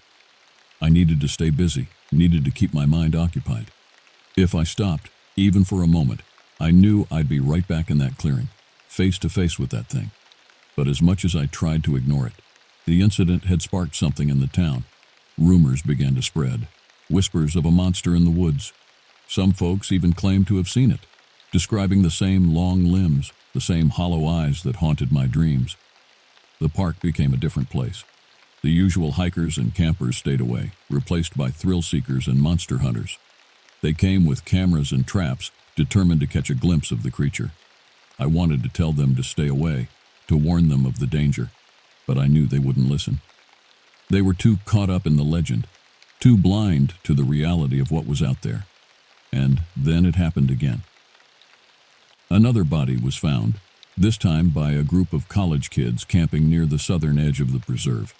It was just like the first, torn apart and left to rot. The police chalked it up to another animal attack, but I knew better. It was back. The pressure was mounting. The town was in a panic, demanding answers, demanding action. But what could we do? This thing, whatever it was, wasn't like anything we'd dealt with before. It was cunning, elusive, and utterly terrifyingly lethal. I spent my nights poring over old books and maps, trying to find some clue, some explanation for what was happening. I delved into the history of the area, the stories and legends passed down through generations. And that's when I found it. There was a tale buried deep in the town's folklore of a creature that stalked the woods. They called it the Hollow Man, a being of shadow and hunger that preyed on the lost and the alone. It was said to be a spirit of the forest, a manifestation of nature's cruelty, and it had been here before. The stories spoke of disappearances, of bodies found mutilated in the depths of the woods. They spoke of a terror that lurked in the darkness, waiting for its moment to strike. And they spoke of a cycle, a pattern that repeated every few decades like clockwork. I knew then that we were dealing with something ancient, something that had been a part of this land long before we ever set foot here. And I knew that if we didn't find a way to stop it, it would keep killing, keep feeding, until there was nothing left. I brought my findings to Marv, to the police, to anyone who would listen, but they didn't want to hear it. They didn't want to believe that there was something out there that they couldn't explain, couldn't control. They clung to their rational explanations, their animal attacks and their accidents, because the alternative was too terrifying to contemplate. But I knew I couldn't ignore it. I couldn't sit by and watch as more people died, as more families were torn apart. I had to do something, even if I had to do it alone. I started spending more time in the woods, tracking the creature, trying to understand its patterns. I set up cameras, laid traps, anything to get a glimpse of it, and sometimes, in the dead of night, I swear I could feel it watching me, could hear its breath in the darkness, but it was always one step ahead, always just out of reach. It was like it knew what I was doing, like it could sense my intentions, and the more I chased it, the more I began to wonder if I was the one being hunted. It all came to a head one night, deep in the heart of the preserve. I was following a trail, a series of footprints that seemed to appear and disappear at random. I knew I was close, could feel it in my bones. And then I heard it, that same low rumble that had frozen me in place all those weeks ago. I turned, slowly, and there it was, the Hollow Man standing not 10 feet away, its empty eyes fixed on me. I don't know what I expected to happen, but it wasn't what did. The creature didn't attack, didn't lunge for my throat like it had before. Instead, it just stood there, watching me, like it was waiting for something. And then I understood. This wasn't just a mindless beast, a slave to its hunger. There was an intelligence there, a cruel, ancient wisdom that I could feel boring into my soul. In that moment, I knew I was outmatched. I knew that no matter what I did, no matter how hard I fought, I could never win. This thing was beyond me, beyond anything I could comprehend. I backed away slowly, never taking my eyes off it. And then I ran. Ran like I had that first day. Ran until my lungs burned and my legs gave out. And when I finally collapsed, gasping for air, I knew that I had to leave, had to get as far away from this place as I could. I handed in my resignation the next day. Marv tried to talk me out of it, tried to convince me to stay, but I couldn't. I couldn't spend another day in those woods, couldn't risk another encounter with that thing. I left Darby Creek that afternoon and I never looked back. But sometimes in the quiet moments, I can still feel it, that presence, that ancient, hungry gaze. And I know that wherever I go, whatever I do, it will always be there, waiting in the darkness, a reminder of the terror that lurks just beyond the edge of our understanding. The Hollow Man is still out there, still stalking the depths of Darby Creek Preserve. And God help anyone who crosses its path. Because once it sets its sights on you, once it marks you as its prey, there's no escape. There's only the hunt and the inevitable, inescapable end. But maybe that's the lesson in all of this. Maybe some things are better left unknown, better left to the shadows and the night. Maybe sometimes the only way to survive is to accept our own insignificance in the face of the vast, uncaring wilderness. Or maybe I'm just a fool, a man broken by a glimpse of something he was never meant to see. Either way, I'll carry the scars of Darby Creek with me for the rest of my days. And I'll always wonder, always fear, what other horrors might be lurking out there just beyond the reach of the light. The crisp October air nipped at my cheeks as I stepped out of our SUV, stretching my legs after the long drive. Mount Shasta loomed before us, its jagged peaks bathed in the golden light of the setting sun. I'm Anna Carter, 29 years old, and I thought I knew this mountain like the back of my hand. I've hiked its trails countless times, but nothing could have prepared me for what was about to unfold. My fiancé Liam parked our vehicle near the trailhead where our friends were waiting. Jordan, my best friend since high school, was practically bouncing with excitement, his hiking boots crunching against the gravel. At 30, he was still as lanky and mischievous as ever, with a grin that usually meant trouble was brewing. Beside him stood Kelsey, a friend of Jordan's I barely knew. She was around my age, with bright eyes and an air of calm that I found reassuring. As I introduced Liam, she offered a quick smile, and he nodded politely in return.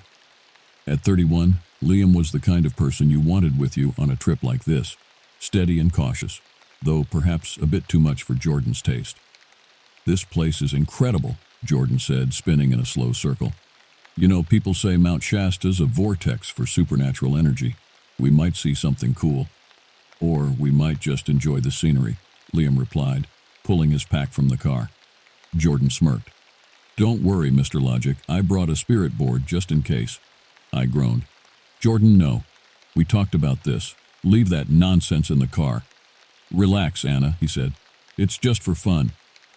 As we began our ascent, the familiar excitement of a new adventure coursed through my veins. The trail was steep but manageable, and the views were nothing short of spectacular. The changing leaves painted the landscape in vibrant hues of red, orange, and gold. The air grew thinner as we climbed, but the exertion felt good, cleansing almost. We chatted as we hiked, catching up on each other's lives. Jordan regaled us with tales of his latest misadventures, while Kelsey shared insights from her work as a botanist. Liam, ever the practical one, kept an eye on our pace and the time, ensuring we'd reach our first campsite before nightfall. As the day wore on, I couldn't shake the feeling that something was off. The forest seemed quieter than usual, the birds less vocal. I chalked it up to the changing seasons, but a nagging doubt lingered in the back of my mind. We reached our first campsite near Castle Lake, just as the sun began to dip below the horizon. The lake was a serene body of water, surrounded by dense forest, its surface a mirror reflecting the fading light. We quickly set up camp, pitching our tents and gathering firewood. As night fell, we sat around the campfire, sharing stories and toasting marshmallows. Even Liam seemed to relax, his usual worries melting away in the warmth of good company and the crackling flames. Jordan told ghost stories, his face illuminated dramatically by the firelight, while Kelsey shared legends about the mountain that she'd learned from local tribes. "They say Mount Shasta is home to the Lemurians," Kelsey said, her voice low and mysterious. "An ancient, advanced civilization that retreated into the mountain when their continent sank into the Pacific." Jordan leaned forward, intrigued. "What else do they say?" Kelsey's eyes gleamed in the firelight. "Some believe the mountain is a portal to other dimensions. That's why so many people report strange occurrences here. UFO sightings, mysterious disappearances, encounters with beings that aren't quite human." I felt a shiver run down my spine, and not just from the cooling night air. "Come on, guys," I said, trying to keep my voice light. "Let's not get carried away. We're here to enjoy nature, not chase fairy tales." Liam nodded in agreement, but I could see the seed of unease planted in his eyes. Jordan, on the other hand, was practically salivating at the thought of potential supernatural encounters. As we retired to our tents for the night, I couldn't shake the feeling that we were being watched. I told myself it was just my imagination, fueled by the spooky stories and the unfamiliar noises of the forest at night. But as I drifted off to sleep, nestled against Liam's warmth, I couldn't help but wonder what the coming days might bring. That night, I woke to the sound of faint singing. It was high-pitched and melodic, drifting through the trees like the wind carrying a distant lullaby. My eyes snapped open, and I held my breath, listening intently. The others were asleep, their breaths steady and deep. The singing faded, and I told myself it was just the wind playing tricks on my mind. I closed my eyes and willed myself back to sleep. But the haunting melody lingered in my dreams, a portent of the strangeness yet to come. Little did I know, as I lay there in the darkness, that our pleasant camping trip was about to take a turn into territory I never could have imagined. The mountain held secrets, ancient and terrible, and we were about to stumble headlong into its mysteries. The next 2 days would test us in ways we never thought possible, pushing us to the very limits of our sanity and survival. As the first light of dawn began to filter through the trees, I finally fell into a fitful sleep, unaware that with each passing moment, we were drawing closer to an encounter that would change our lives forever. The next morning, I awoke to the sound of frustrated muttering. Crawling out of my tent, I found Jordan inspecting his, a look of confusion on his face. "One of the poles snapped clean in half," he said, holding up the broken pieces. "It's weird. I swear it was fine last night." I frowned, glancing uneasily at the tree line. The memory of the eerie singing lingered, but in the bright morning light, it seemed almost laughable. "We'll fix it later," I said, pushing the thought aside. "We need to move if we want to reach the next site before dark." As we packed up our campsite, I noticed my compass spinning wildly, the needle refusing to settle. I tapped it, shook it, but nothing helped. Then Liam's GPS started acting up, displaying error messages despite the clear sky. Kelsey frowned as she watched us fumble with our equipment. "Something feels off," she said softly, her eyes scanning the surrounding forest. Jordan laughed, but it sounded forced. "Probably Anna's bad vibes because I brought the spirit board." Liam shot him a glare. "You're not seriously still planning to use that thing, are you?" Jordan shrugged. "Maybe. Could be fun, right?" I wanted to protest further, but something in the air made me hold my tongue. There was a heaviness to the atmosphere, a tension that hadn't been there the day before. As we set off on the trail, I couldn't shake the feeling that we were being watched. The hike that day was more challenging than I remembered. The trail seemed to shift, leading us in circles despite Liam's careful navigation. More than once, we found ourselves backtracking, the familiar landmarks suddenly unfamiliar. "This doesn't make sense," Liam muttered, frustration evident in his voice. "I've hiked this trail a dozen times. It shouldn't be this confusing." Jordan, usually the first to crack jokes, was uncharacteristically quiet. Kelsey kept close to him, her earlier calm replaced by a nervous energy. I tried to keep everyone's spirits up, pointing out interesting plants or rock formations, but my forced cheerfulness felt hollow even to my own ears. As the day wore on, the forest grew denser, the trees pressing in closer. The sunlight struggled to penetrate the thick canopy, casting everything in a greenish gloom. The usual sounds of the forest, birdsong, rustling leaves, the scurrying of small animals, seemed muted, as if the entire mountain was holding its breath. We stopped for lunch in a small clearing, but no one had much appetite. As we sat in uneasy silence, a twig snapped in the underbrush. We all turned, startled, but there was nothing there. "Probably just a squirrel," I said, trying to sound confident. "Yeah," Jordan agreed, but his eyes darted nervously around the clearing. As we packed up to continue our hike, I noticed strange markings on a nearby tree. They looked like claw marks, but larger than any animal I'd ever encountered. I opened my mouth to point them out, then thought better of it. There was no need to add to the growing unease. The afternoon dragged on, each step feeling heavier than the last. The trail became steeper, more treacherous. Roots seemed to reach out to trip us. Rocks shifted underfoot. At one point, Kelsey slipped, nearly tumbling down a steep incline before Jordan caught her arm. "Thanks," she gasped, her face pale. "I could have sworn that rock wasn't there a second ago." I wanted to dismiss her words as fatigue-induced paranoia, but I couldn't shake the feeling that she was right. The mountain felt alive, malevolent even, as if it was actively trying to impede our progress. As the light began to fade, we finally reached our second campsite. It was deeper into the forest, more secluded than the first. The trees loomed so high above us they seemed to block out the sky entirely.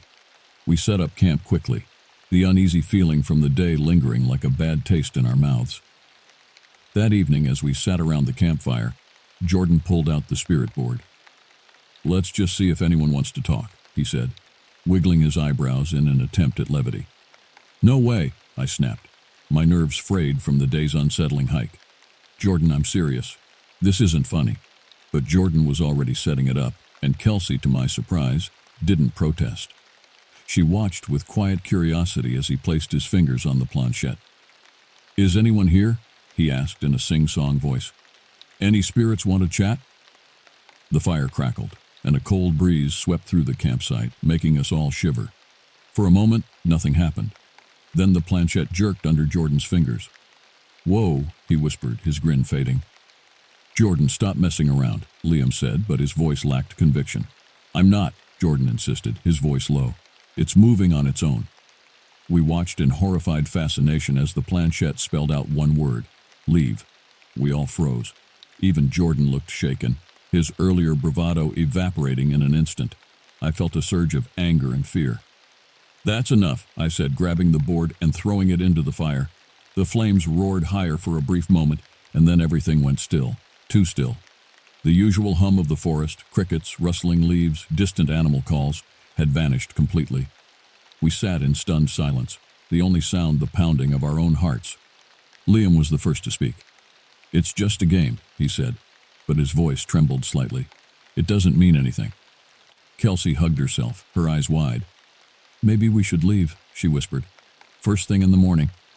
I wanted to agree to pack up right then and there and get off this mountain. But the thought of navigating those treacherous trails in the dark was even more terrifying than staying put. "We'll be fine," I said, trying to sound more confident than I felt. "It's just one more night. We'll head back at first light." As we retreated to our tents, the silence of the forest pressed in around us. I lay awake for hours, listening for any sound, any sign of life. But there was nothing, just the oppressive quiet and the growing certainty that we had made a terrible mistake in coming here. Little did I know, as I finally drifted into an uneasy sleep, that the true horror of Mount Shasta was yet to reveal itself. The mountain had issued its warning, and we had ignored it. Now we would face the consequences of our hubris, and the night would bring terrors beyond our darkest imaginings. Sleep, when it finally came, was fitful and filled with unsettling dreams. Shadows danced at the edge of my vision, always just out of sight. Whispers echoed in my ears, too faint to make out the words, but charged with malevolent intent. I tossed and turned, caught in a half-waking state where reality and nightmare blurred. Then, cutting through the haze of my troubled sleep, came the singing. It started softly, so faint I thought I might be imagining it. But as I became more alert, the sound grew clearer. It was the same high-pitched, melodic tune I'd heard the night before, drifting through the trees like a ghostly lullaby.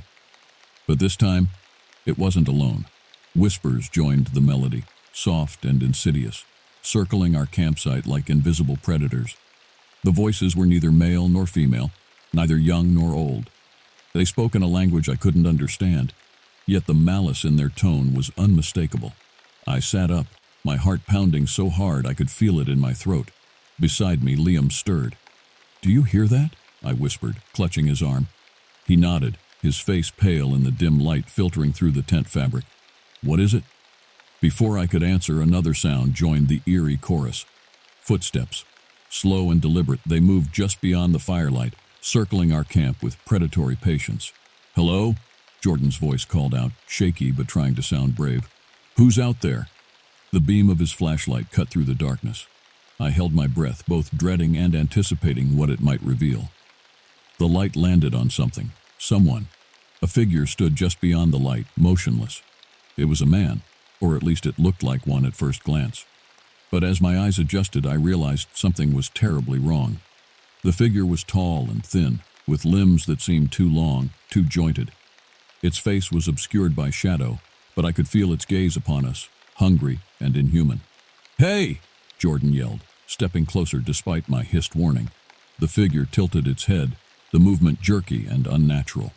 A low, guttural growl rumbled from its chest, a sound no human throat could produce. Then it stepped forward, just enough for the light to reveal its face. I'll never forget that moment. Its eyes were empty sockets, black and bottomless. Its mouth stretched unnaturally wide, filled with rows of sharp, glistening teeth. It wasn't a man. It wasn't anything I could comprehend. Kelsey screamed. The sound seemed to break whatever spell had held us frozen. We scrambled to our feet, grabbing whatever was closest. Flashlights, hiking poles, anything that could be used as a weapon. The creature didn't attack immediately. Instead, it began to circle the camp, always just at the edge of the light. Sometimes it would disappear into the shadows, only to reappear moments later in a different spot. It moved with a fluid grace that defied its monstrous appearance. "What is that thing?" Liam whispered, his voice tight with fear. "I don't know," I replied, trying to keep my voice steady. "But we need to stay together."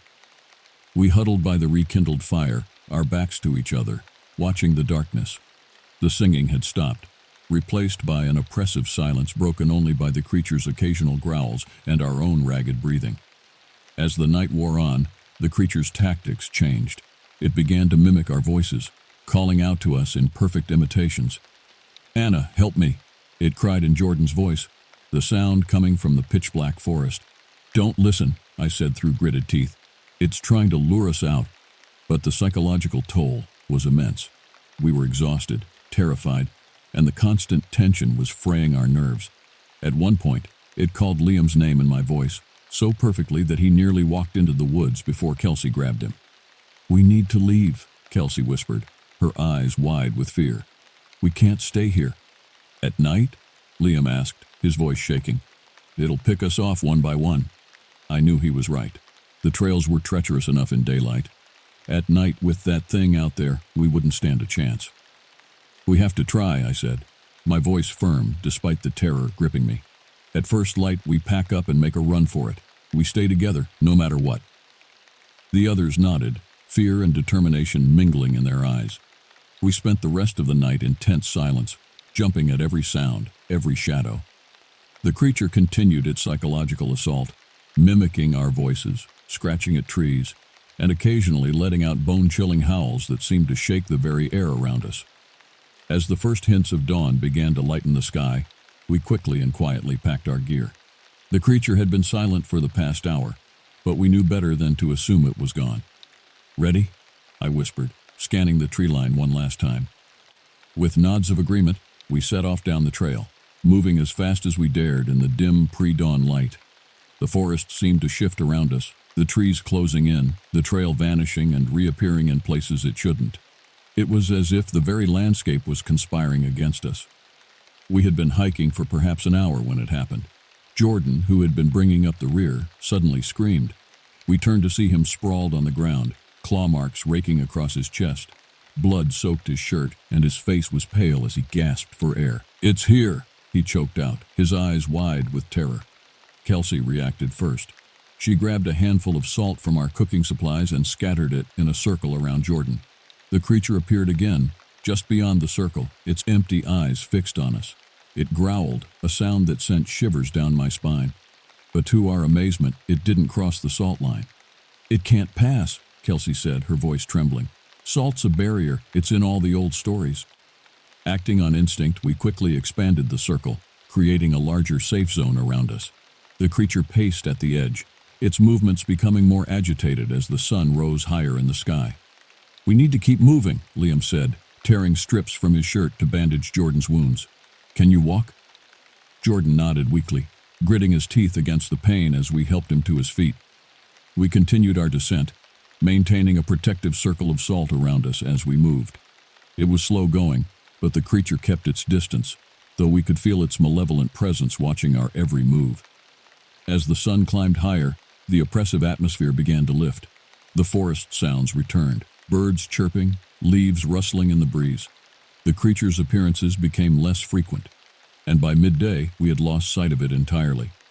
We made it back to the trailhead just after noon, battered, exhausted, and terrified, but alive. Jordan was immediately rushed to the hospital, his wounds deep, but miraculously, not life-threatening. As we waited for news at the hospital, a local ranger approached us, his face grave. When we told him what had happened, he went pale. "People talk about skinwalkers up there," he said, his voice low. "They're not just stories. You're lucky to be alive." I didn't feel lucky, none of us did. The terror of those nights on Mount Shasta had left scars deeper than any physical wound. Even now, weeks later, I can't shake the feeling that it's still out there, watching, waiting for the next group of unsuspecting hikers to wander into its domain. Mount Shasta is beautiful, but it hides a darkness I'll never forget. A darkness that has changed me, changed all of us, in ways we're still struggling to understand. And sometimes, in the dead of night, I swear I can still hear that eerie, high-pitched singing, calling me back to the mountain, but I won't go back. Some mysteries are better left unsolved, some doors better left unopened. Mount Shasta can keep its secrets. I've seen enough to last a lifetime. The weeks following our harrowing escape from Mount Shasta passed in a blur of hospital visits, police interviews, and sleepless nights. Jordan's physical wounds healed slowly but steadily. The deep gashes across his chest would leave scars, permanent reminders of our brush with the inexplicable. But the psychological scars, those were proving far more difficult to mend. We all struggled to readjust to normal life. How do you go back to your 9-to-5 job after facing something that shouldn't exist? How do you explain to friends and family why you jump at shadows, why the sound of wind through trees sends your heart racing? Liam threw himself into research, spending hours poring over books on folklore and supernatural phenomena. He was desperate to find some rational explanation for what we'd experienced, some framework that could make sense of the horror we'd faced. "There are stories," he'd say, his eyes ringed with dark circles from lack of sleep. "Legends from all over the world about creatures like the one we saw. Skinwalkers, wendigos, fleshgates. But they're just stories, right? They have to be." I wished I could share his need for explanations, but for me, the very act of discussing what had happened was almost unbearable. I found myself avoiding the outdoors, especially at night. The darkness that I had once found peaceful now seemed filled with lurking threats. Kelsey, surprisingly, seemed to be coping better than the rest of us. She threw herself into studying protective rituals and charms from various cultures. Her apartment became a strange mix of botanical specimens and occult paraphernalia. "Knowledge is power," she'd say when I expressed concern about her new obsession. "If these things are real, we need to be prepared." Jordan, once he was released from the hospital, withdrew almost completely.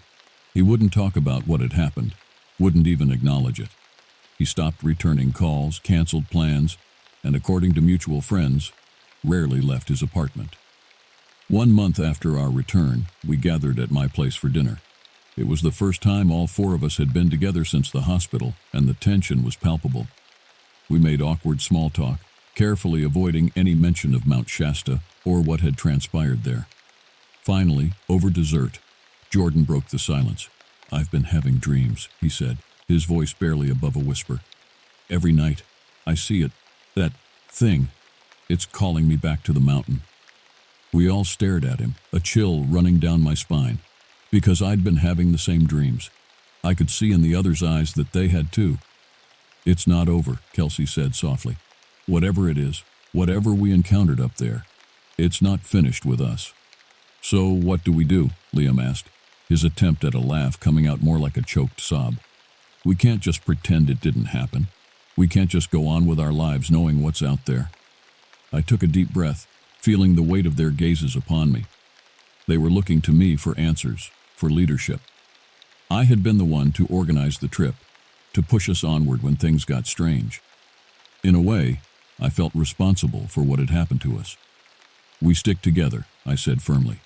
"Whatever this is, whatever that thing wants from us, we face it as a team. We watch out for each other, and we prepare. If it comes for us again, we'll be ready." As I spoke the words, I felt a shift in the room. The fear was still there, the trauma still raw, but there was something else now too. A sense of purpose, of determination. We had survived Mount Shasta once. If we had to, we would do it again. That night, as I lay in bed staring at the ceiling, I couldn't shake the feeling that our ordeal was far from over. The creature, the mountain itself, had marked us somehow. We had entered a world we didn't understand, and there was no going back. I closed my eyes, steeling myself against the nightmares I knew would come. In my dreams, I could hear the creature's call, feel the pull of the mountain. But this time, I wasn't running away. This time, I was preparing for a fight. Little did I know, as I drifted off into uneasy sleep, that our encounter on Mount Shasta was just the beginning. The true test of our strength, our sanity, and our bond was yet to come. The darkness we had glimpsed was spreading, and soon we would be forced to confront it once again. As weeks turned into months, life settled into a new normal, or at least what passed for normal in the wake of our experience. We went through the motions of our daily routines, but the shadow of Mount Shasta loomed over everything we did. I had taken a leave of absence from my job, unable to focus on mundane tasks when my mind was constantly replaying the horrors we'd faced. Liam and I had postponed our wedding indefinitely. How could we celebrate when we felt like we were living on borrowed time? It was a crisp afternoon in late January when everything changed again. I was at home, absently flipping through one of Liam's books on folklore, when my phone buzzed with a text from Kelsey. "Turn on the news, now." Heart racing, I fumbled for the remote and switched on the TV. The headline made my blood run cold. Hikers missing on Mount Shasta, search and rescue operation underway. The reporter's voice faded into background noise as my mind reeled. It was happening again. Whatever we had encountered on that mountain had found new victims. Before I could even process what I was seeing, my phone rang. It was Jordan, his voice tight with panic. "Are you watching this? Anna, we have to do something. We can't let what happened to us happen to them." I wanted to argue, to say it wasn't our responsibility. But deep down, I knew he was right. We were perhaps the only people who understood the true danger those hikers were in. "I'll call Liam and Kelsey," I said, surprising myself with how steady my voice sounded. "We'll figure out what to do." Within an hour, we were all gathered at my apartment, the news playing softly in the background as we tried to formulate a plan. "We can't just go charging up the mountain," Liam said, ever the voice of reason. "We barely made it out alive last time, and we were prepared for a camping trip. This is the middle of winter." "But we can't do nothing," Jordan insisted, pacing the room like a caged animal. "You saw that thing. You know what it's capable of. Those people don't stand a chance." Kelsey, who had been quiet until now, spoke up. "I might have something that can help." She reached into her bag and pulled out a small, intricately carved wooden box. "I've been doing research, collecting protective charms and artifacts. This is supposed to be a powerful ward against evil spirits." We all leaned in to look as she opened the box. Inside was an assortment of items: a small silver mirror, a pouch of what looked like herbs, a vial of clear liquid, and a strange, twisted piece of bone. "I can't guarantee it'll work," Kelsey said softly, "but it's more than we had last time." I took a deep breath, looking around at my friends. We were all scared, all carrying the scars of our last encounter. But I could see the determination in their eyes, the same stubborn courage that had gotten us off that mountain alive. "Okay," I said, my decision made. "We go back. But we do this smart. We contact the search and rescue team, offer our help as experienced hikers who know the area. We don't mention what we really saw up there. They'd never believe us anyway. But we stay alert and we stay together." The others nodded, a mix of fear and resolve on their faces. As we began to plan our return to Mount Shasta, I couldn't shake the feeling that we were walking into something much bigger than we understood. The creature we had encountered was terrifying enough, but what if it was just the tip of the iceberg? What other secrets did the mountain hold? As night fell and we finalized our preparations, a storm began to brew outside. The wind howled around the building, carrying with it the faintest echo of that high, eerie singing we had heard on the mountain. A shiver ran down my spine, and I knew the others had heard it too. We exchanged glances, no words necessary. Whatever was waiting for us on Mount Shasta, it knew we were coming. And this time, we were walking into its territory willingly. As I packed my bag, checking and double-checking our supplies, I tried to quell the fear rising in my chest. We were more prepared this time, more knowledgeable about what we might face. But would it be enough? Only time would tell.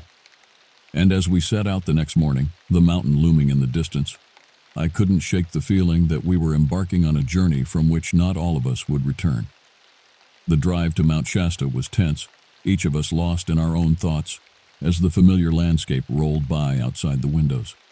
The mountain loomed ever larger on the horizon, its snow-capped peak shrouded in mist. It looked deceptively peaceful, beautiful even, but we knew better.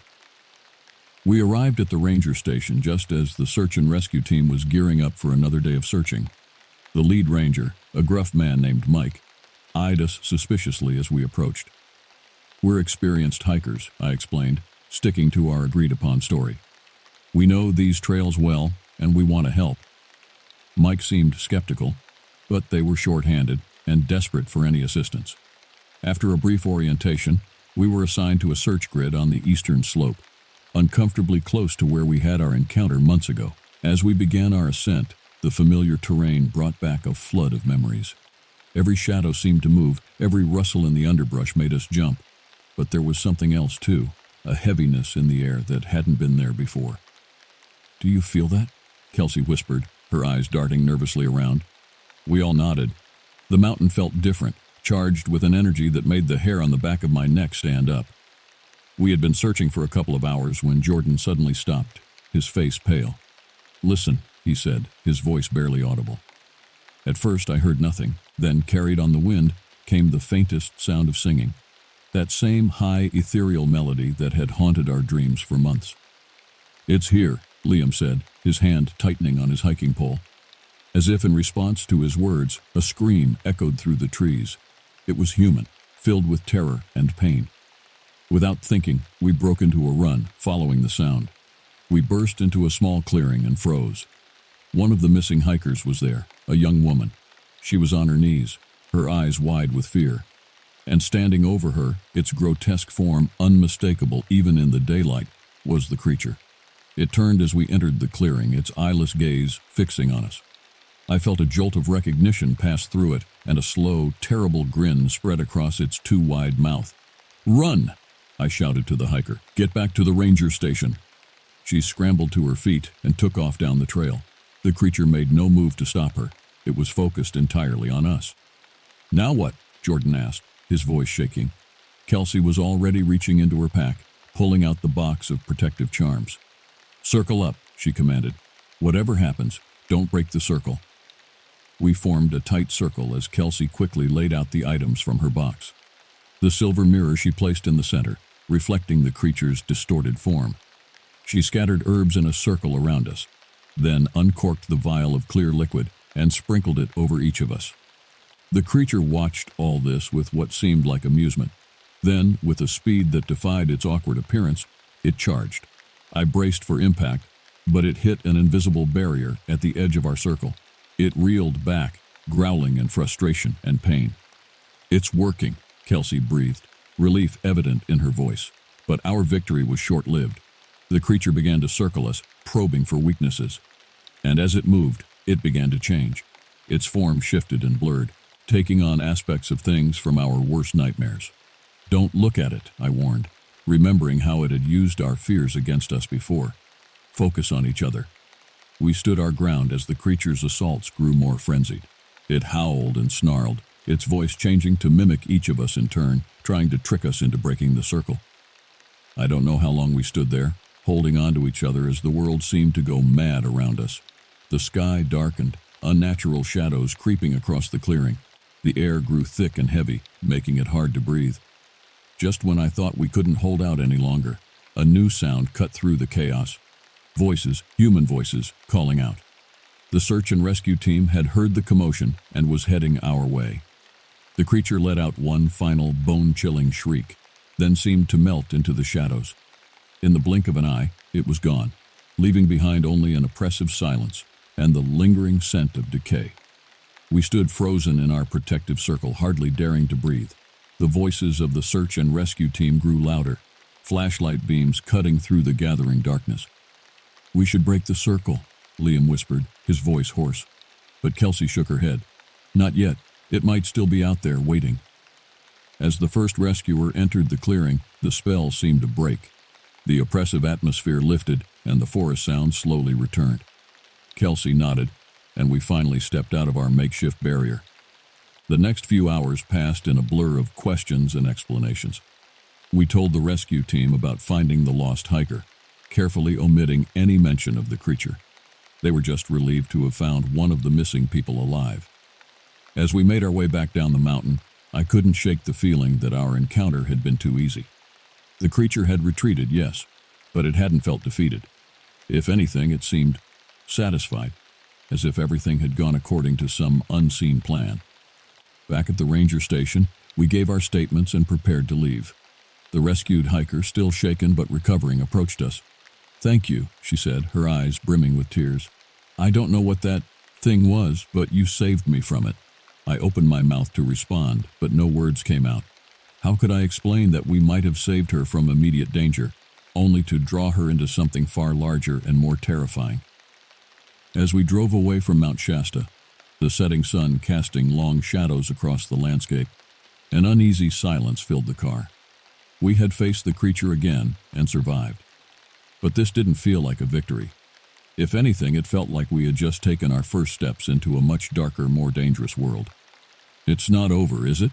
Jordan asked, breaking the silence.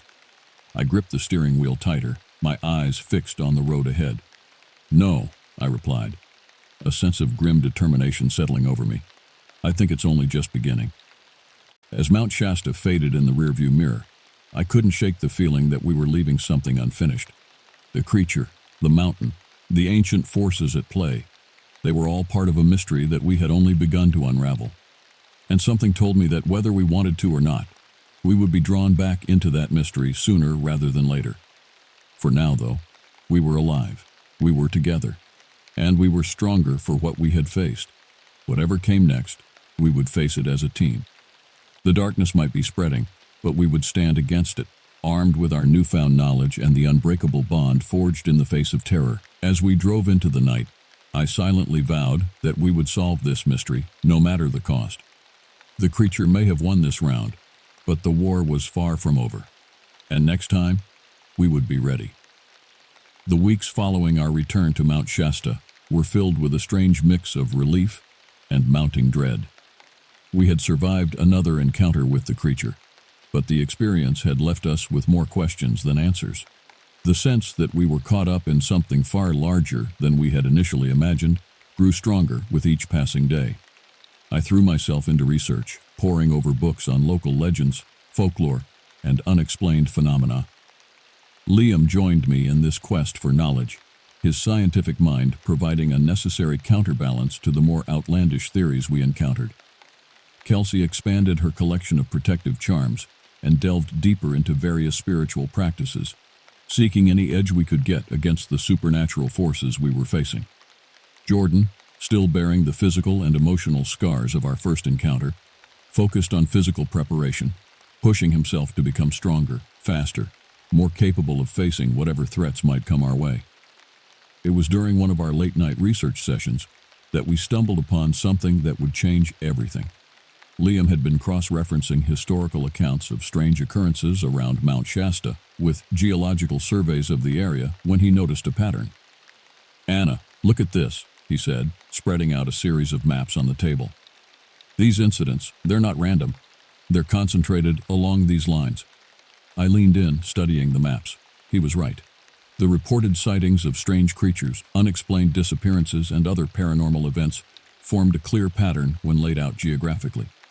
"Ley lines," Kelsey breathed, her eyes wide. "They're following ley lines." "Ley lines?" Jordan asked, skepticism clear in his voice. "Theoretical alignments of landforms and places of ancient religious significance," I explained, my mind racing. "Some believe they channel spiritual energy. Or they could be geological fault lines," Liam added, ever the scientist. "Areas of weakened rock that could produce strange phenomena due to released gases or magnetic anomalies." Whatever they were, we had stumbled upon a crucial piece of the puzzle. The creature we had encountered wasn't an isolated incident. It was part of something much larger, a network of supernatural energy that crisscrossed the landscape with Mount Shasta at its center. Our discovery led us to a small, out-of-the-way bookshop specializing in occult literature. The proprietor, an elderly woman named Esther, listened to our heavily edited version of events with a knowing look in her eyes. "You've seen it, haven't you?" she asked, her gaze piercing. "The guardian of the mountain." We exchanged glances, unsure how much to reveal. But Esther continued, her voice low and urgent. "Mount Shasta isn't just a mountain, it's a gateway. A thin place where the veil between worlds is at its weakest. The creature you encountered is one of its guardians, tasked with protecting the gateway and testing those who might be worthy to pass through." "Pass through to where?" I asked, a chill running down my spine. Esther's eyes gleamed. "To the world beyond, of course. The realm of the Lemurians, the advanced civilization said to dwell within the mountain." It sounded fantastic, unbelievable. And yet, after what we had seen, could we really discount it? "Why us?" Jordan asked, his voice barely above a whisper. "Why did it choose to reveal itself to us?" Esther studied us for a long moment before answering. "Perhaps you were chosen, or perhaps you simply stumbled into something you weren't prepared for. Either way, you're part of it now. The mountain has marked you, and it won't let you go easily." As we left the bookshop, our heads spinning with this new information, I felt a shift in the air. The wind picked up, carrying with it the faintest echo of that now familiar singing. We all heard it, our bodies tensing instinctively. "It's calling us back," Kelsey said, her voice a mix of fear and awe. I nodded, a sense of grim determination settling over me. "Then we go back. But this time we go prepared. We go with purpose." As we began to plan our return to Mount Shasta, I couldn't shake the feeling that we were approaching a point of no return. We were about to step fully into a world we barely understood, driven by a mixture of fear, curiosity, and a growing sense of responsibility. The creature, the mountain, the gateway, they had chosen us, for better or worse. And now, armed with new knowledge and a deeper understanding of what we were facing, we would meet that choice head-on. As night fell and we finalized our preparations, I looked at my friends, Liam, Jordan, and Kelsey. We had been through so much together, faced terrors that defied explanation. And now we were choosing to walk back into the heart of that terror. "Are we really doing this?" Jordan asked, a tremor in his voice. I took a deep breath, feeling the weight of our decision. "We are. Whatever's waiting for us on that mountain, whatever truth we uncover, we face it together." As we set out once more for Mount Shasta, I silently hoped we were making the right choice. We were about to confront forces beyond our understanding, to peek behind the veil of reality itself. And somehow, I knew that once we took that step, there would be no going back to the lives we once knew. The mountain was calling, and we were answering. For better or worse, we were about to uncover the truth hidden in the shadows of Mount Shasta. And I prayed we were ready for whatever we might find. The journey back to Mount Shasta felt different this time. There was a sense of purpose, of destiny even, that hadn't been there before. We were no longer helpless victims stumbling into the unknown. We were seekers of truth, willingly stepping into the mystery that had consumed our lives. As we ascended the mountain, following the ley lines we had discovered, the air grew thick with an otherworldly energy. The singing that had haunted our dreams for months now surrounded us, no longer eerie but almost welcoming. It was as if the mountain itself was guiding us to our destination. We reached a part of the mountain I had never seen before, a hidden valley shrouded in mist. At its center stood a circle of standing stones, ancient and weathered. As we approached, the mist seemed to part, revealing a shimmering distortion in the air at the center of the circle. "The gateway," Kelsey breathed, her eyes wide with wonder. Before we could react, the creature appeared. But it was different now. Its form was more defined, less monstrous. In the strange light of the gateway, I could almost see the noble being it might have once been. "You have returned," it said, its voice a mixture of growls and melodic tones. "You have proven yourselves worthy." "Worthy of what?" Liam asked, his scientific skepticism warring with the undeniable reality before us. "Of the truth," the creature replied. "Of the knowledge that lies beyond the veil." It gestured towards the shimmering gateway. "Beyond lies the realm of the Lemurians, the world within the mountain. But be warned, to step through is to leave your old lives behind. The knowledge you gain cannot be unlearned. The sights you see cannot be unseen." We stood at the precipice of a choice that would change everything. Did we dare to step through, to leave behind the world we knew for one of mystery and wonder? Or did we turn back, return to our normal lives with the burden of knowing what lay hidden in the heart of the mountain? I looked at my friends, seeing the same conflict in their eyes. We had come so far, faced so much. Could we really turn back now? "We go together," I said, reaching out to take Liam's hand. "All of us or none of us." One by one, they nodded. Whatever lay beyond that gateway, we would face it as a team.